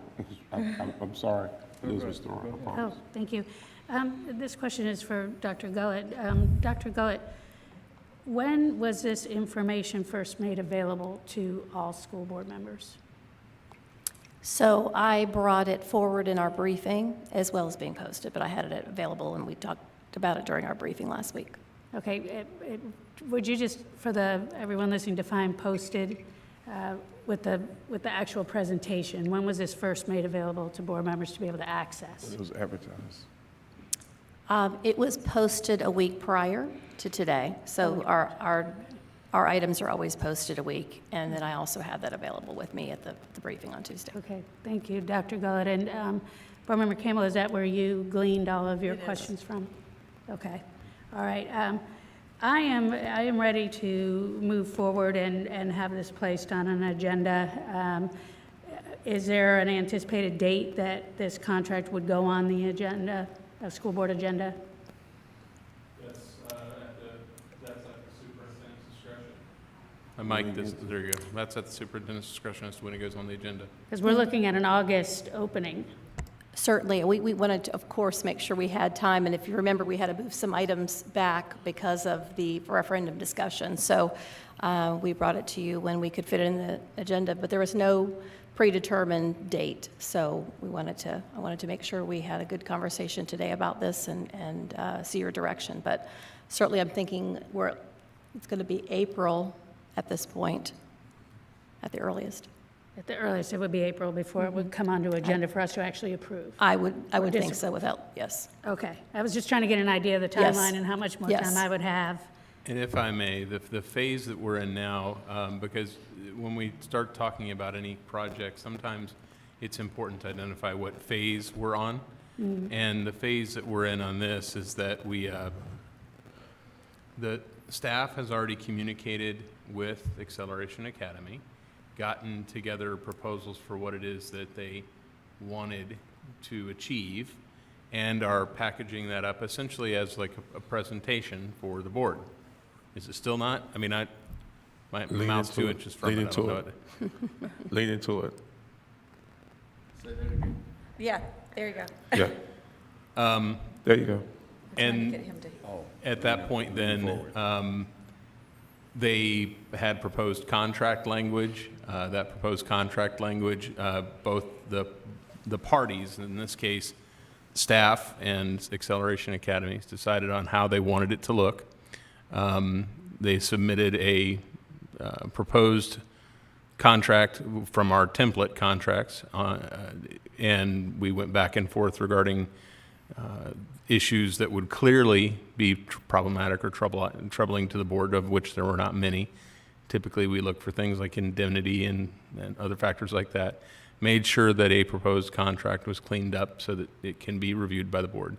So by the time the board is going to have further presentation or review, you're not going to have to be dealing with the low-hanging fruit issues that might be, well, I don't like this term of the contract. You're telling, if you don't like a term of the contract, fine, but as far as for legal, to legal form, this is fine, this is good.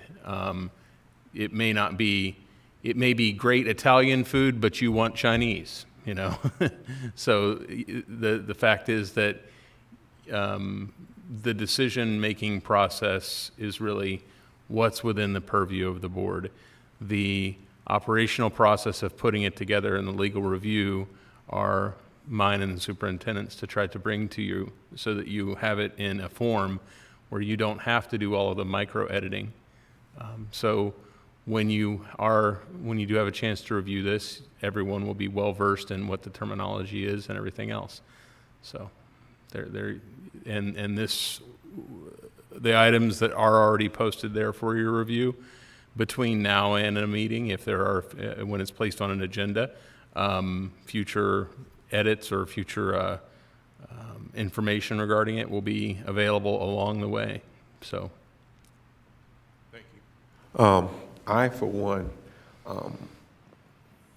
to me, this is another option or tool for these kids that need to graduate, that have some kind of way, you said it a couple times, that have kind of fell into a gap or slipped through the crack. And I don't want to delay anything that could help these kids be successful. That's our goal. That should be our goal. I'm comfortable today to say, let's put it on the agenda. We can review it and vote on it, ask questions or whatever, but I'm ready to move forward with this one. So that's where I'm at. Mr. Brown. Thank you. All right, so what is I've just got a couple more questions. I'm not ready today to put it on an agenda. However, I will, great opportunity to learn.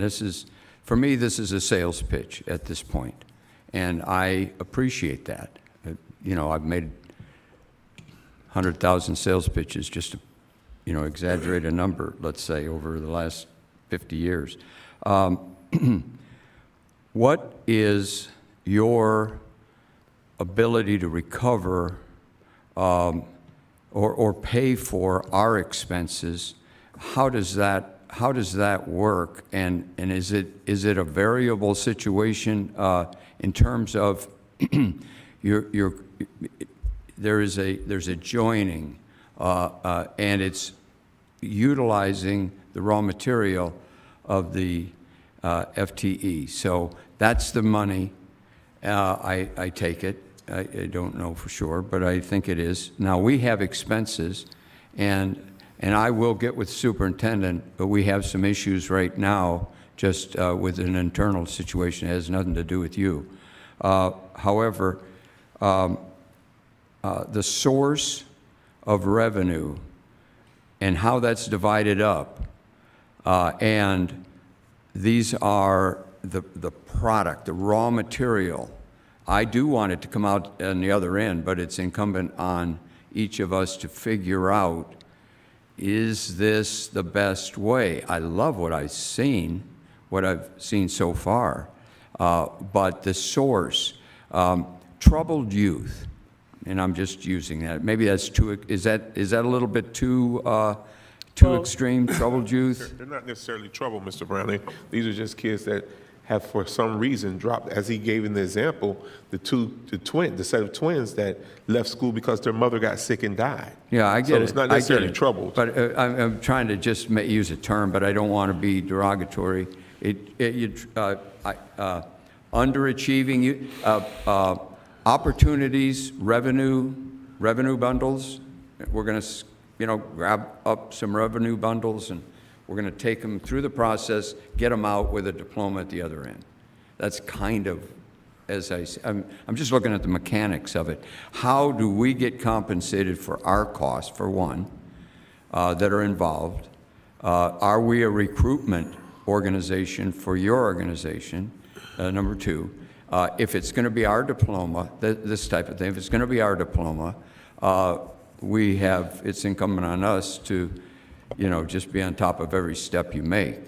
That type of thing. Could you just sort of elaborate a little bit on that? Sure. It's all right with me. If I may, before we do, they indicated they would not be the recruitment organization, and that's also, that's within the contract that I reviewed, that they do their own recruitment, that we aren't their recruitment agency, essentially. Secondly, as to compensation, there will be FTEs, full-time equivalency dollars that come into us for those students, which currently do not come in at all right now. And then, you please correct me if I'm wrong on anything that I'm saying here, but I'm just going by what I've seen from the contract terms. And then we would pay them a sum of percentage of 20%. The FTEs. 20%. They get 90. Oh, sorry. You guys pass on 90% Right. of the funding we generate from the students we bring back into the school district. So, Which we aren't getting any of it. right. now. There is no Currently, we have alternative. it's a zero-sum game. We have those students have left the system, and they would reach out to those and other students and recruit them into the system, full-time equivalency dollars would pass through our district, and we would maintain and keep 10% of those, and the remainder would go to them to run the program. So we're actually not losing anything because currently Right. we're not getting any of those FTE now because those kids have dropped out of school. Right, but it sounds like this needs to be placed on an agenda in order for us to discuss those items further and get any further questions answered that may need to be answered.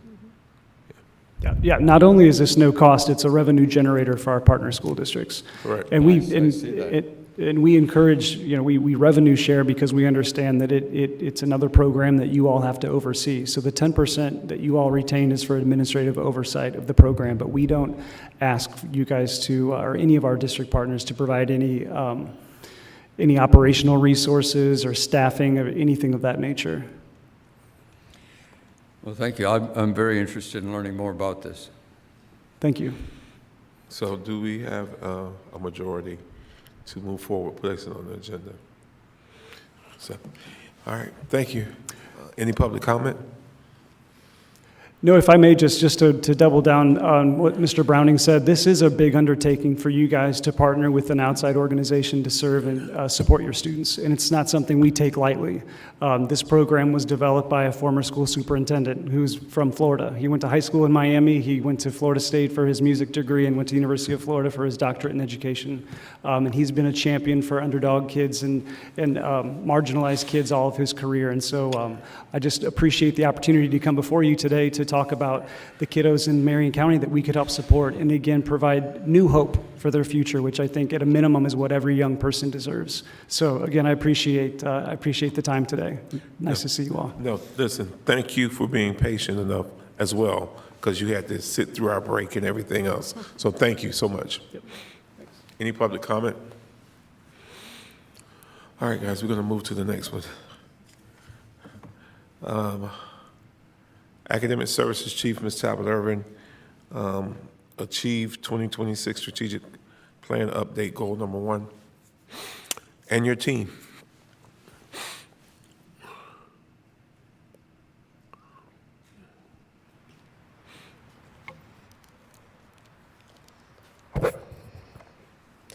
Good afternoon, Chair Cummings, Vice Chair Campbell, school board members, Attorney Powers, Mrs. Elena Martinez-Lopez, and Superintendent Gullett.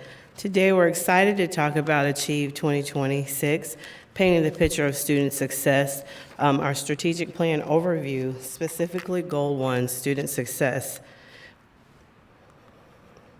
Marion County Public Schools is committed through our strategic plan to move from the bottom third of the state to the top third of the state. The development of the strategic plan was a collaborative effort through which we engaged voices throughout Marion County Public Schools and the community.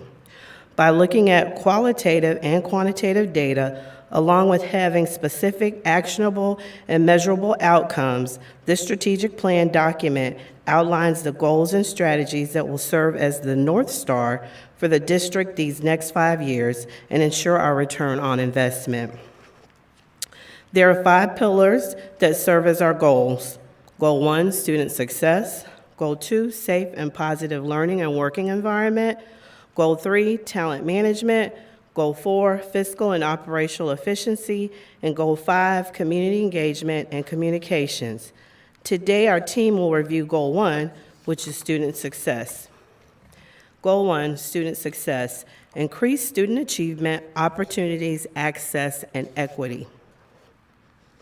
Student success is our Northern Star, and we have 5 priority strategies that are key components to grow student success. A, strengthen core instruction, Tier 1, with an emphasis on literacy. B, build systems to support data-driven instruction. C, engage all students in rigorous grade-level content through differentiated instruction. D, expand access to high-quality early childhood opportunities to strengthen kindergarten readiness. And E, support students' readiness and success in post-secondary opportunities, employment, enlistment, enrollment, and entrepreneurship. We know that working collaboratively together as a district, our Northern Star will grow brighter over the course of 5 years. Our team will now take a deeper dive into Goal 1 and our outcome metrics.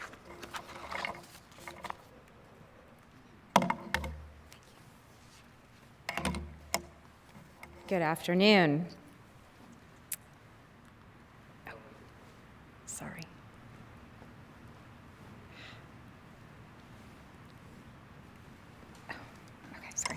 To track our progress and determine whether we are on target to meet our goal by 2026, we have created the following metrics.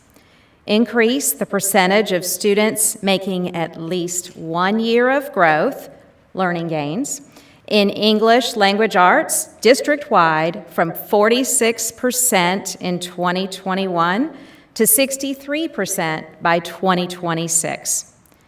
In addition, also increasing the percent of students making at least 1 year of growth with those learning gains in math district-wide from 38% to 2021 to 56% by 2026. To track our progress and determine whether we are on target, again, to meet our goal by 2026, we will also increase the percent of students scoring at the proficient level in science district-wide from 44% in 2021 to 57% in 2026. Lastly, we would also increase the percent of students that have the opportunity for advanced coursework, including college courses and industry certifications, from 82% in 2021 to 95% by 2026. Priority Strategy A is critical to increasing student achievement and improving learning at the classroom level. The focus of Priority Strategy A under Goal 1 is to strengthen core instruction with an emphasis on literacy. We will increase proficiency by providing that rigorous core instruction and building a strong literacy foundation that impacts all subjects and content. Throughout this presentation, as you look at each slide, we will talk through what each key activity looks like in our district. Marion County Public Schools staff and key stakeholders are working together to develop a comprehensive K-12 literacy plan that addresses all aspects of learning to read and reading to learn. This includes a framework and structure for all literacy blocks in grades K through 12 in order to have consistent structures and that address all aspects of literacy, such as listening, speaking, reading, and writing, and will meet the needs of all learners.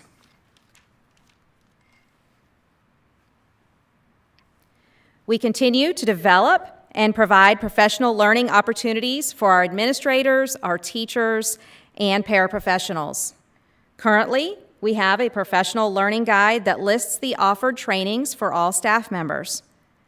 The professional learning opportunities are offered face-to-face during the day, in the evenings, during summer, and online through Canvas platform. We are also planning additional professional learning opportunities during our second ESSER week, July 25th through 28th, for all staff members. Some of the trainings will include best benchmarks, high-yield instructional strategies, how to use resources to meet the requirements of the new benchmarks, and how to respond to students when progress is not being made in all instructional content areas. These continued opportunities will allow for rigorous Tier 1 instruction across all content areas. In Key Activity 3, we continue to implement and provide professional learning opportunities for all educators as we support our K-2 teachers in the current implementation of the BEST benchmarks and as we transition to the BEST benchmarks in grades 3 through 12. There have been a series of BEST trainings offered for all teachers in ELA and math during the second semester of this school year, and these trainings will be continued to be offered throughout the summer. The professional learning opportunities will include time for educators to implement specific instructional strategies as they learn the BEST benchmarks with their current resources as they transition to BEST benchmarks in ELA and math. These specific instructional strategies will help remove those learning barriers and maximize Tier 1 instruction for all learners. Professional learning opportunities will be provided to all educators in order to increase the quality of writing, science, reading, mathematics, and social studies instruction. This will help lead Marion County Public Schools to the goal of preparing all students for rigorous level of coursework and various program opportunities provided to all students that will lead to increased student learning.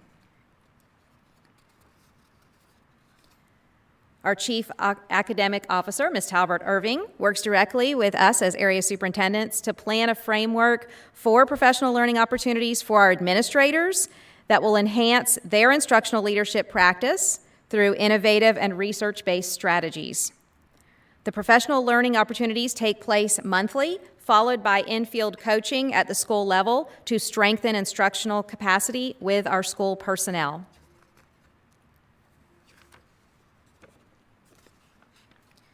Currently, Marion County Public School stakeholders are working together to design an instructional framework tool that will enable all educators the ability to access curriculum maps and resources that will support professional learning and student achievement.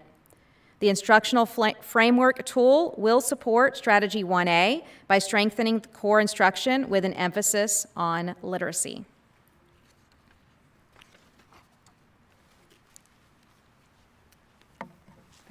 Thank you. Priority Strategy B is vital to strengthening instruction and improving learning at the classroom level. The focus of Priority Strategy B under Goal 1 is to develop systems to support data-driven instructions and decisions. Data inform educators, teachers, and school leaders where students are in their learning progression, and these data points are then used to determine and implement remediation or enrichment opportunities for students. Multi-tiered systems, strategies, and evidence-based interventions is a continuous improvement process where academic and behavioral data are collected and analyzed for each student. Based on this data, specific evidence-based or proven interventions are put in place for each student. After time with interventions, the data are collected and analyzed again to determine if the current intervention needs to be continued or adjusted for that particular student. Currently, the multi-tiered system of support interventions for English language arts and our process within Marion County Public Schools is being reviewed and evaluated. It's our intent to ensure that the Marion County Public School students are receiving the most recent, relevant, and effective interventions based on research. These changes will be in place for the 2022-2023 school year. Key activity 2 is to develop a data dashboard with early warning indicators. This has been in development for the past year. This data dashboard will provide timely data to school leaders to inform decision-making for students. Data include academic, behavior, attendance, assessment scores, all of which help leaders and teachers make pertinent instructional decisions for students. Currently, Marion County Public Schools is finalizing the contract for that data dashboard, and the next steps would include a design phase and then rollout to schools. Formative assessments are checkpoints that teachers use during instruction to assess student understanding of the critical content of benchmarks or standards. And these checkpoints provide in-the-moment information to the teacher, which he or she uses to adjust instruction. With the new benchmarks called BEST, formative assessments will need to be developed to align with the benchmarks for K-12 ELA and math. As the curriculum maps for ELA and math are created for next year, program specialists will utilize state tools to provide and their expertise and knowledge and training to develop those formative assessments aligned with BEST benchmarks. Formative assessments can be powerful tools to help teachers know what to do during instruction. For example, formative assessment data can help a teacher know if he or she needs to reiterate the critical content of the benchmark, pull a small group of students who are not demonstrating understanding, or even move forward in instruction to provide independent practice. Teacher capacity in how to utilize formative assessment data is key activity number 4 under Strategy 1B. Specific training and support will be developed and offered to teachers and school coaches. This work actually began this year with the small group instruction training offered for ELA and math, where teachers were already provided the opportunity to use data to determine students who would benefit from a small group direct instruction opportunity. This work will continue into the 2022-2023 school year, as well as training school leaders so they can help support and provide feedback to teachers on this work. Professional learning communities are important as these provide an opportunity for teachers and leaders to share best practices as well as effective practices based on the data. The PLC is the time where school or district teams analyze data to evaluate what is working and why. Also, the PLC is the time for school or district teams to plan instruction using data to ensure alignment with the state benchmarks and standards. This is currently what happens during collaborative planning. The goal is to strengthen this process and the work to improve capacity of working together using data and benchmarks or standards to really identify what students need to know and how we will know that this occurs. The plan is to provide additional professional learning opportunities for schools and district teams so they can strengthen this work.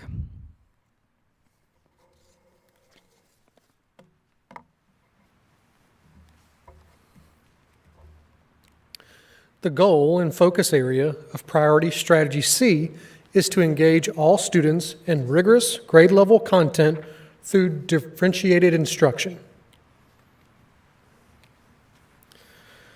By focusing on removing learning barriers through applying the Universal Design for Learning principles known as UDL, 5 pilot schools participated in a 5-hour school-wide face-to-face book study on UDL, the Universal Design for Learning principles, facilitated by the Exceptional Student Education Department staff. There were 164 teachers that participated in this training. These schools are getting ready to pilot the text-to-speech tool Snap and Read to reduce barriers for all students.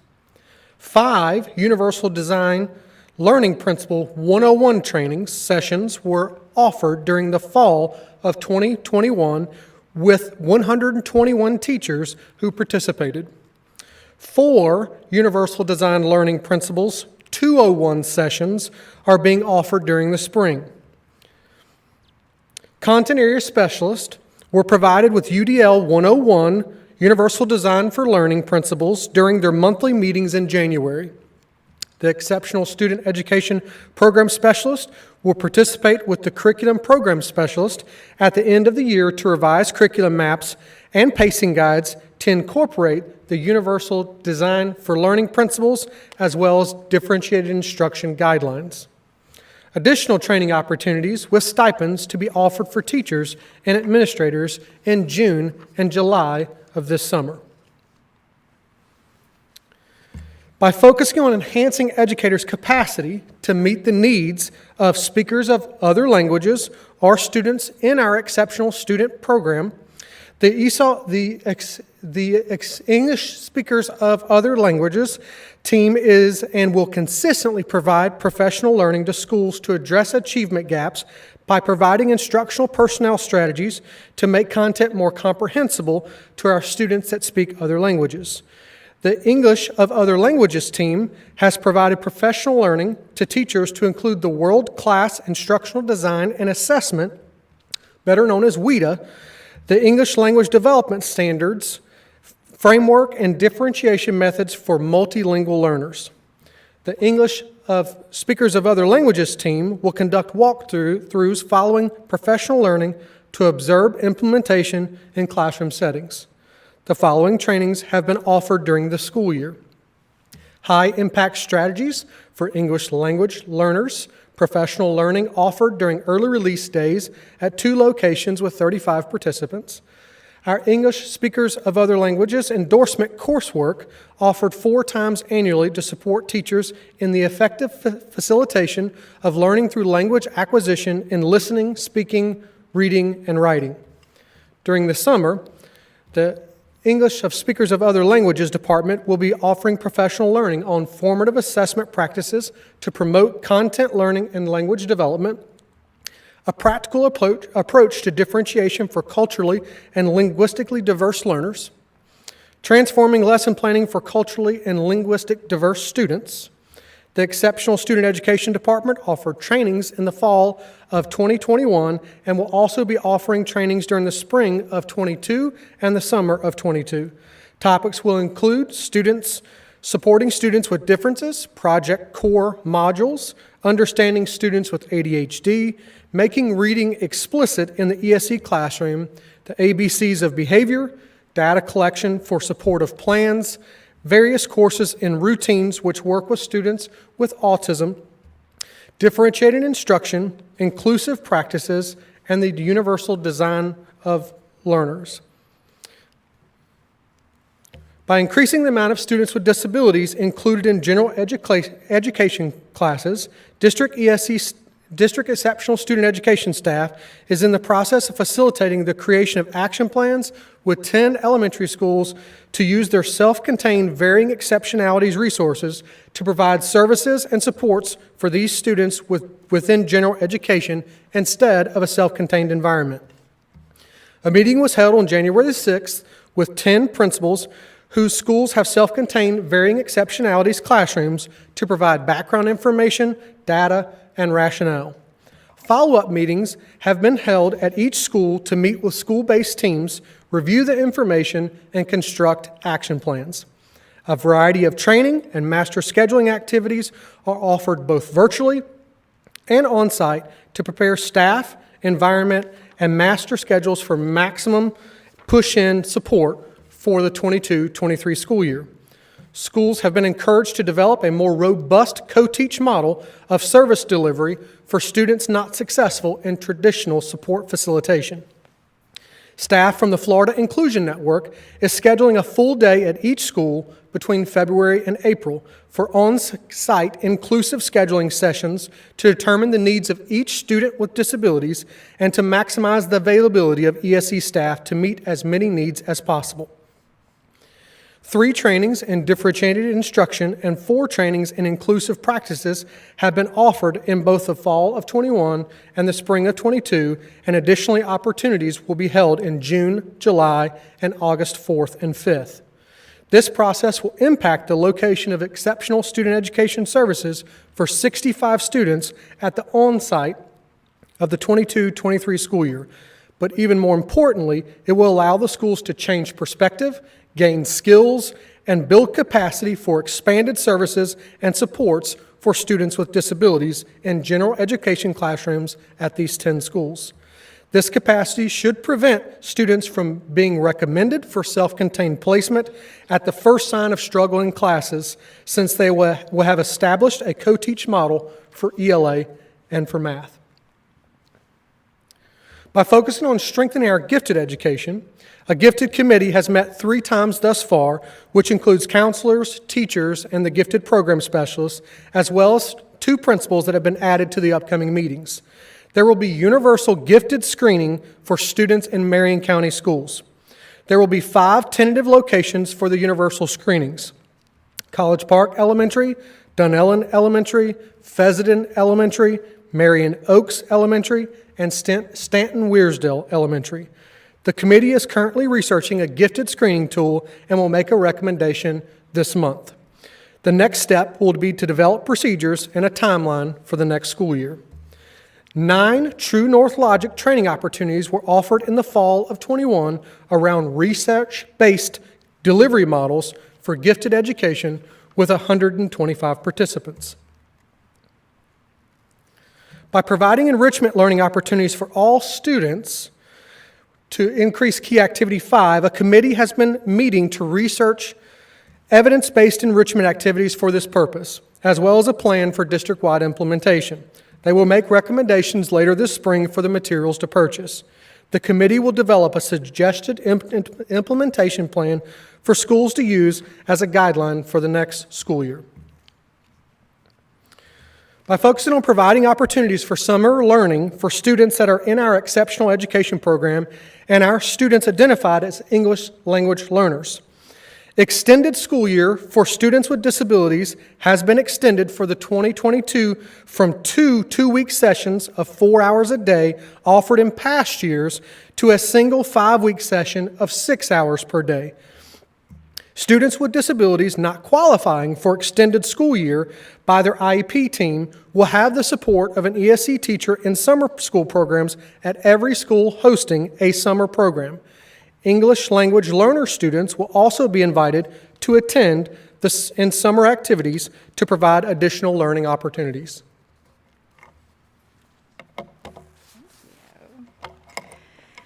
Priority Strategy D addresses the needs of Marion County Public Schools' youngest learners by expanding access to high-quality early childhood opportunities to strengthen kindergarten readiness. Early learning is critical to the success of students. Marion County Public Schools will engage and educate parents in the Florida Early Learning and Developmental Standards and help them understand the importance of early learning. This will be a cross-department effort between early learning under Curriculum and Instructional and Digital Learning Department, the Community Engagement Office, federal grants and programs, and schools. Training via community events such as the Parent Partnership and other events to be developed will be opportunities for Marion County Public Schools to share the research on early learning and how parents can help their child be ready for kindergarten. Marion County Public Schools is proud to have already accomplished this key activity at all school sites that service K-5, because all K-5 sites have pre-K opportunities for students. Specifically, we have 40 total pre-K sites, which equates to 1 per site, with specific schools having the need and the ability to host 2 sites at those schools. Additionally, we also have 27 ESE pre-K sites. For early learning to be successful, there must be high-quality programs with high-quality teachers. Key Activity 3 focuses on improving the quality of pre-kindergarten curriculum and instruction with an emphasis on developmentally appropriate practices, including social-emotional learning to prepare students for kindergarten. Marion County Public Schools has purchased a new curriculum for pre-kindergarten that was implemented this year. Frog Street is the curriculum for pre-kindergarten, which is aligned to the pre-K standards. Additionally, this curriculum has built-in social-emotional components appropriately designed for the youngest learners. Pre-kindergarten teachers have been participating in rigorous training to strengthen their knowledge of the pre-kindergarten standards and best practices in teaching early learning. This is currently in progress and scheduled to be completed by June 30th.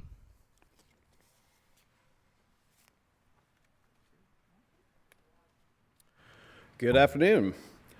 Our fifth and final strategy for Goal 1 is Strategy 1E, which is supporting students' readiness and success in post-secondary opportunities, including employment, enlistment, enrollment, and entrepreneurship. There are 5 key activities that will help us to meet this goal. Key activity number 1 is to expand career and technical education pathways that align with community needs.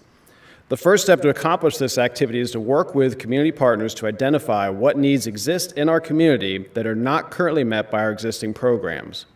Along with that, looking at post-secondary pathways to further strengthen employment opportunities. Currently, we are expanding on the equine program at North Marion High School that has launched as an official career choice academy for next school year.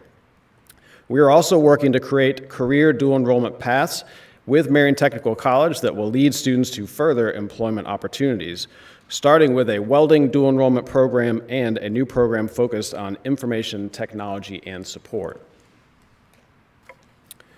The second key activity is to develop and maintain industry partnerships that will prepare students to succeed in the most promising occupations. This activity will be a multi-year ongoing dialogue in conjunction with the Chamber of Economic Partnership. Currently, we utilize the Business Advisory Council model to develop and maintain industry partnerships and have recruited several new businesses this year. We are also partnering with the CEP to broaden internship opportunities and have a dedicated staff member for identifying and fostering partnerships with local industry. Working with our talent development department and local colleges, we are continuing to expand our Grow Your Own approach to filling our education and support positions. We're also working with our local hospital groups to create career opportunities for students that would pay for further schooling and licensure to advance their careers over time. The third key activity is to develop personalized goals and plans with students supported by the use of student data with coaching from staff. Part of helping students find their path is giving them opportunities to explore what is out there and developing plans on how to get there. Currently, students access My Career Shines to take career interest inventories and complete the career planning guide with goals and steps to complete each year moving down their path.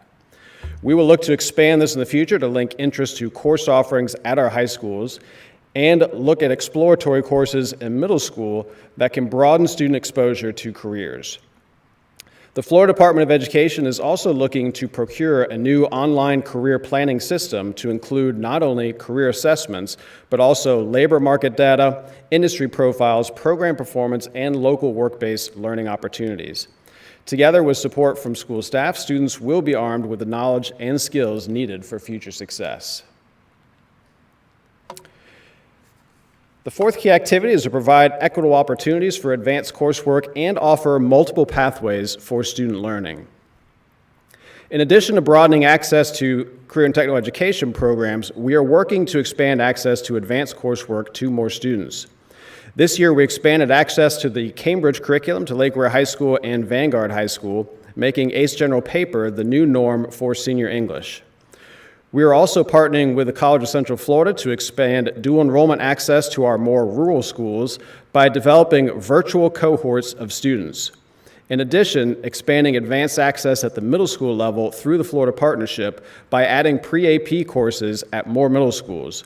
In conjunction with the AVID curriculum, we can encourage more students to try advanced coursework with more choices. And the fifth and final activity for this strategy is to promote college and career awareness, exploration, and preparation programs beginning in elementary and middle grades. This activity will include developing exploratory courses to pilot at the middle school level. Not only can the courses explore what is offered at the school or research careers of interest, but also visit and explore programs at local high schools and colleges and engage the business community to share knowledge and experiences. Partnering with school choice and elementary education, we are expanding access to STEAM learning opportunities at the elementary level and engaging the business community in career exploration that goes beyond traditional careers.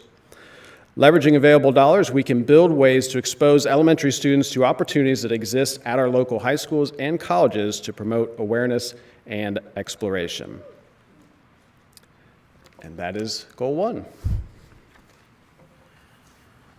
I want to clap. I don't have any questions. I wanted to first, since it was your very last slide, I mean, you guys went through 37 slides. So your very last slide, interestingly enough, Mr. Whitehouse, I was on the phone with a principal last evening who said, next school year, I want to have a career night where my elementary school students can, I was like, you need to call Ben Whitehouse. So anyway, you may be getting a phone call the next day or so because our principal was already forecasting what wanting to do to implement this in an elementary school, which I am super excited about having the plan. We all know how long it took to get to this plan. And having this plan, I'm just, you know, I could pick and choose the universal screening for gifted assessment. That's something that I am super excited about. Having the data, the platform to be able to see all of those elements and pieces. I see the strategic plan that took so long for us to get to where it is right now. I see this presentation as, and this is phase one. This is the foundation we're laying to get us to where we have to be. Getting that technology tool, getting that gifted screening assessment when we figure out what that's going to be. Figuring out if the Florida Department of Education is going to have something that's different than My Career Shines that supplements or it enhances, or all of those different things that you all have spoken about. This is super exciting to me because we do have a plan. We have it laid out. We know what our metrics are. We know what we're going to be able to see if we're successful or not. And we're going to be able to back up and say, okay, in 2022 or 2023 or 2024, we didn't actually, we're not on this pathway to get to these numbers that we're wanting to get to. But to Ms. Thrower's point earlier, that having a 5-year plan, and whenever we had an elected superintendent, that superintendent potentially didn't even have the full term to see a 5-year plan through to fruition. I'm grateful for the work that this team has put. Thank you all. I'm also envious that you're all standing, because I would love to be able to stand. You all, and I'm sure you purposefully chose to stand through, because you've all been sitting throughout this whole thing like we have. But no, I'm grateful for all the work that you all have done as a team, and I mean that intentionally, because you all are working as a team, and I know that you are, and that you work so well together. But I'm grateful for the work that we're putting in and seeing the plan in front of us. I know we're going to see each one of these strategic goals over the course of the next several work sessions, and we'll continue to see the great work that's being done in this district. But it's great to have that foundation. We're having a baseline here that potentially we've never had before, where we're able to say, okay, now this is what we have to do, and here are the strategies we're going to use to actually, and the tactics, to actually get to this objective and the measurable objectives. So thank you so much, guys. Anybody else? Just, yes, thank you for everything. My rear end fell asleep about 3 hours ago, but my brain didn't. And what excites me is that when I visit my schools, I'm hearing glimmers of this plan. It's becoming part of the conversation. And something on paper is just on paper until it becomes alive, and everyone knows about it, and everyone's pulling on the same side of the rope. And I see that happening literally for the very first time in my experience. So kudos to all of you. Thank you, Dr. Gullett. It's certainly been a process, hard work, kind of like our policies. But you got to put in the hard work to make good things happen, and then great things better. So way to go. Thank you. Yeah, I just want to say thank you. And this has been a long time in the works, even with our policies and this, and it's good to see it starting to come to fruition, and you guys present it. So thank you so much. Listen, thank you guys. I'm sorry, Mr. Brennan. Yes, thank you. Yes, and Allison said it very well, and I can't pass that. This gives us a baseline.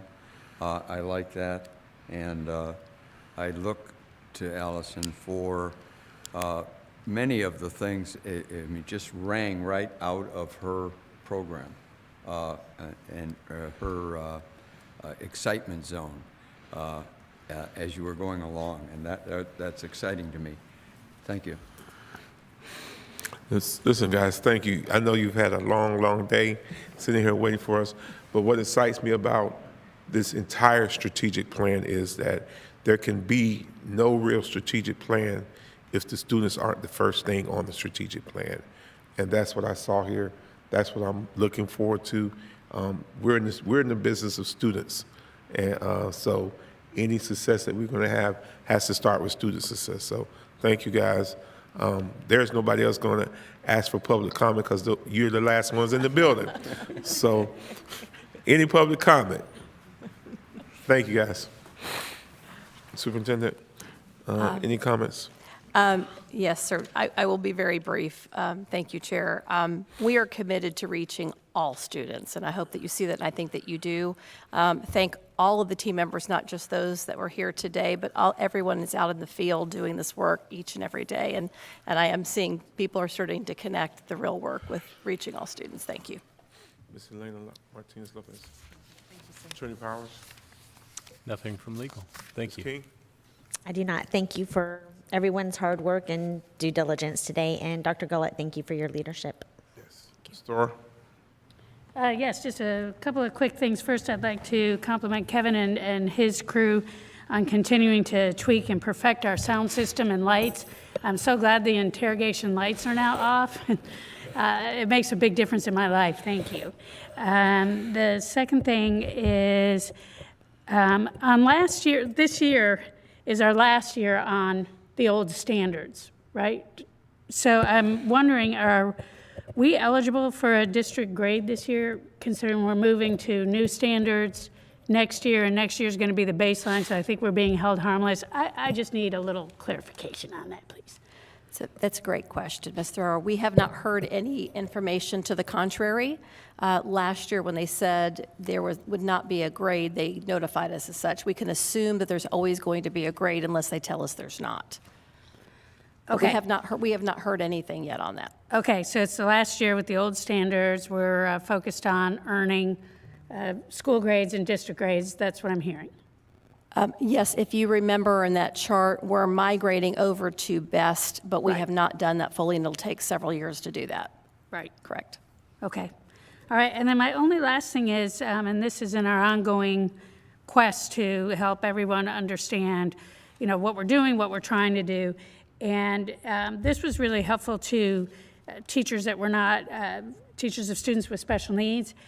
We gave them like a little helpful reference guide of acronyms, kind of like a quick reference guide.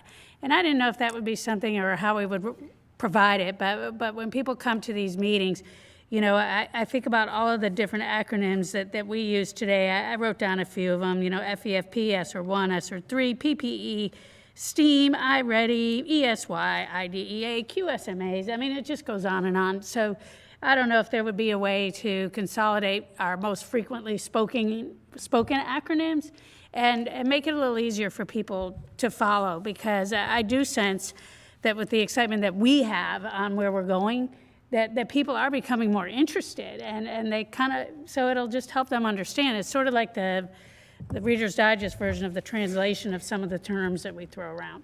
So just a suggestion. Thank you, Mr. Thor. Mr. Browning? Yes, thank you. Some of my comments we covered during the day. It's been a long day and a lot of topics out there. So I'll keep this short. One area on the Tallahassee front, something that I've started working on, and we're a right-to-work state, and I'm working on a right-to-teach, right-to-learn status for employment, and it's kind of an exciting area. I had real good positive response so far. It's just the idea of being able to hire the best, the absolute best, and have them stand on their own, right to work, right to teach, right to employment. And so it's just something I'm working on. I'll bring it forward it has to do with some statute clarification. So it does need work. However, at the Senate side, we have a lot of strength and unlimited bills. So it may even be able to operate with local bill, but it's probably going to be bigger than that. The next thing is it's very short, but it's a bottleneck in the Skyward system, and it has to do. One of my constituents out in Hands of Mercy, and they have a relationship with, and it's really very technical, the problem they're having, but they can't access Skyward. And that has to get fixed.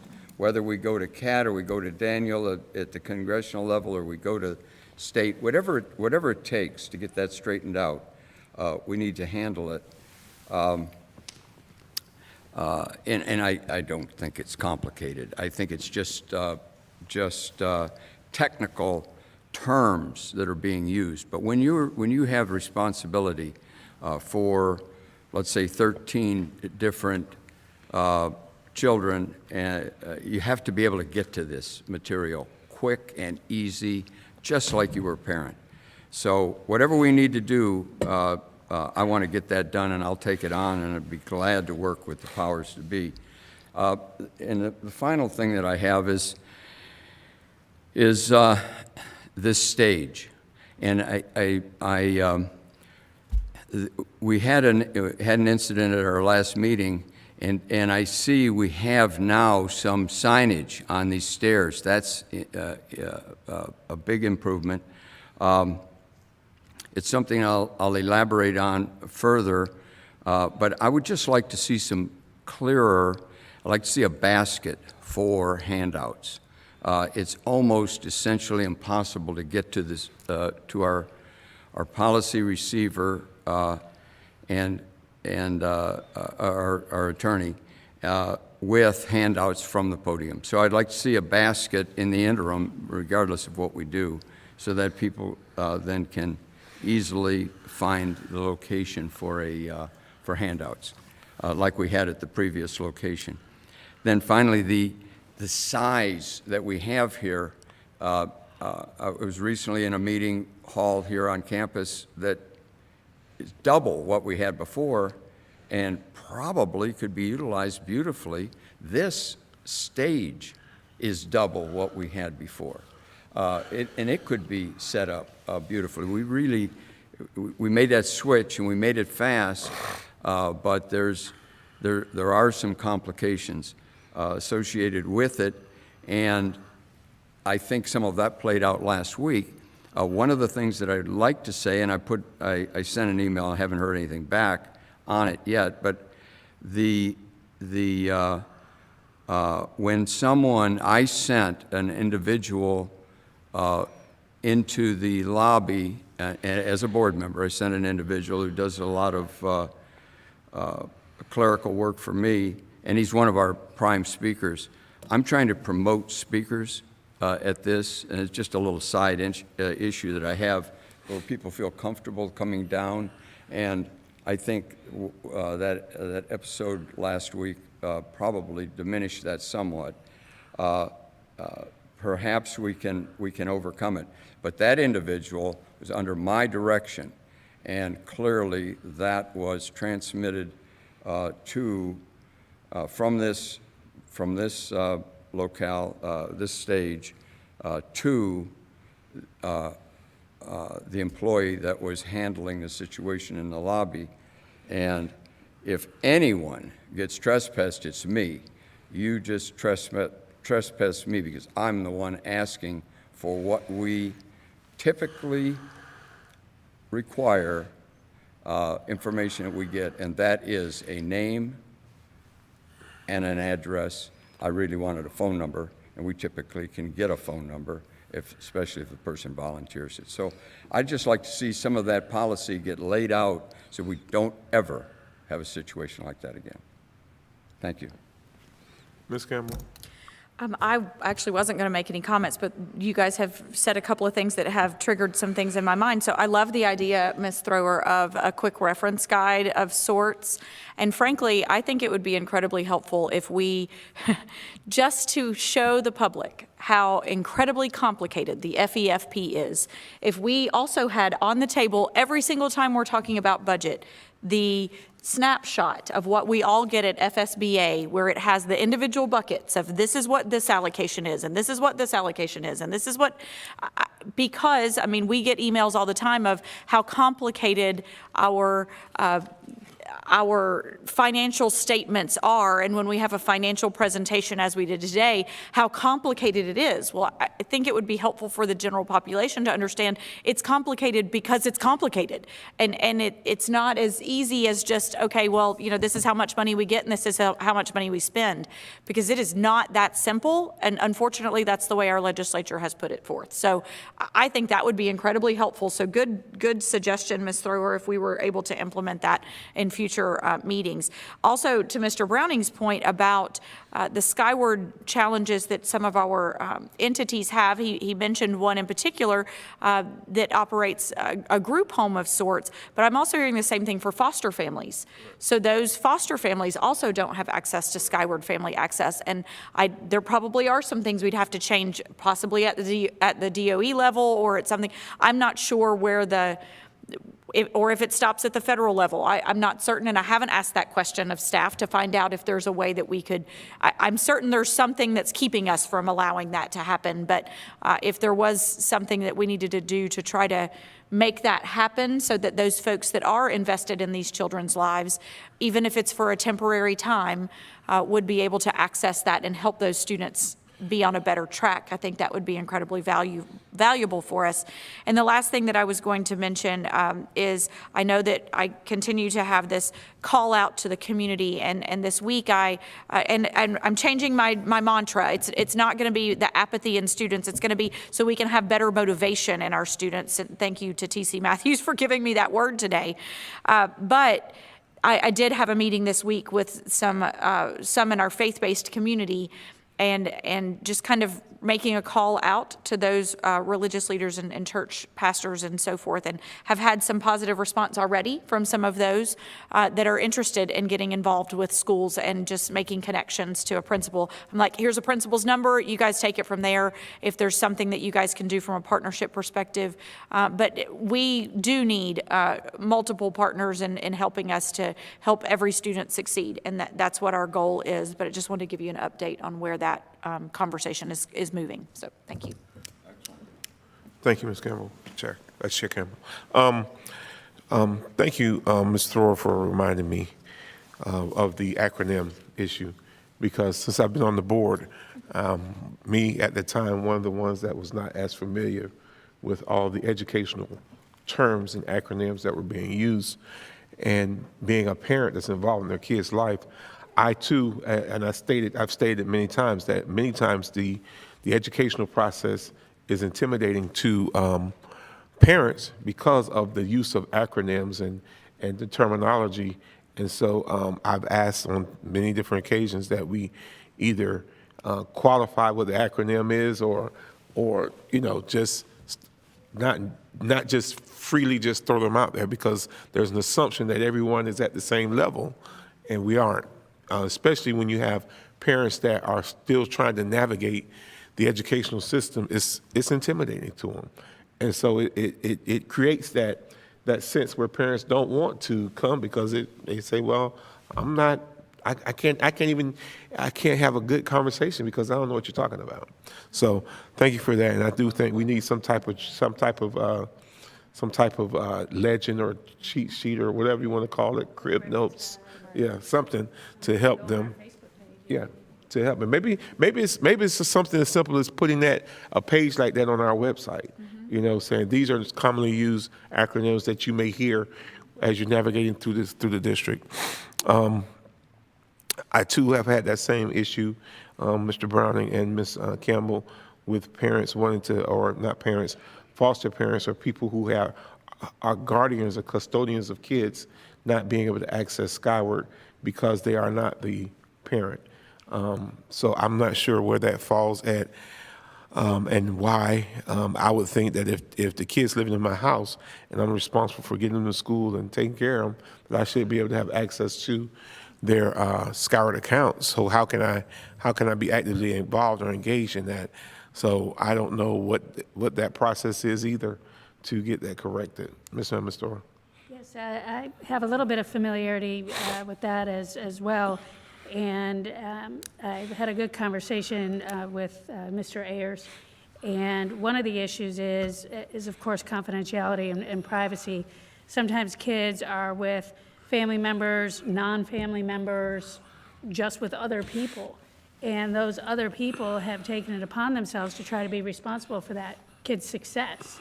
So it does make it tricky, especially if the kid is moving from among different, adult caregivers, for lack of a better term.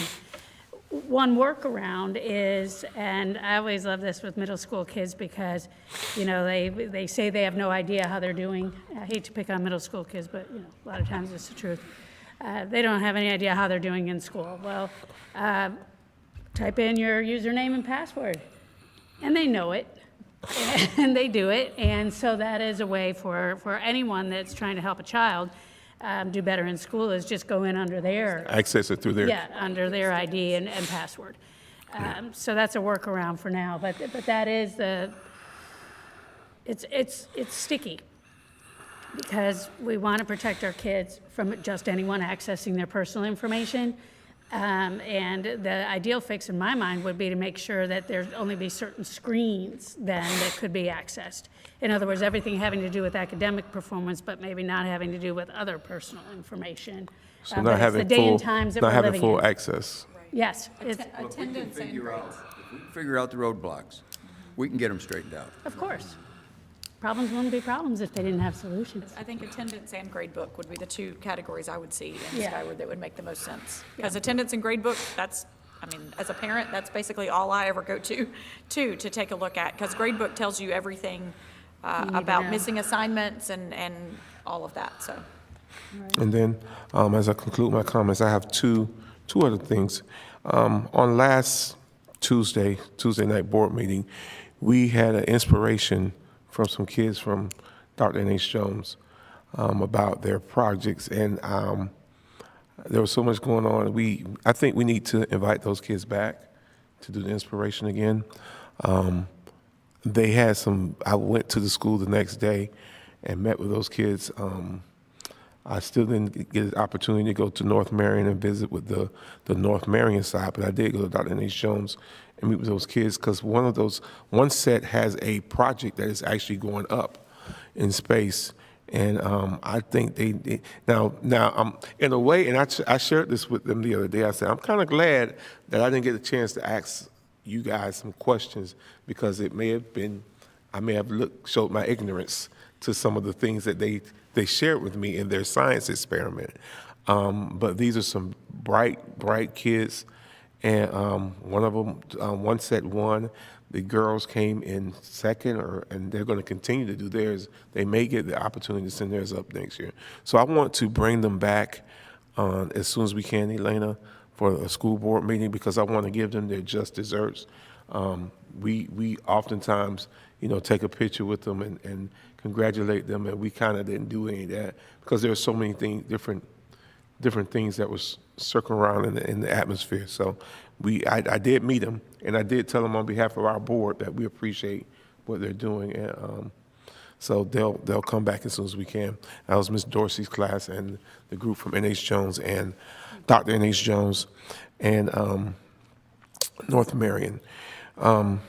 Just to tap on to what Mr. Browning, Board Member Browning said in concerning that incident. I wasn't going to say anything about this incident that happened last week. And I'm going to be very delicate in how I approach it today because safety, I am a law enforcement officer. And by me being a law enforcement officer, safety is always going to be primary. Not just my safety, but every person's safety up here.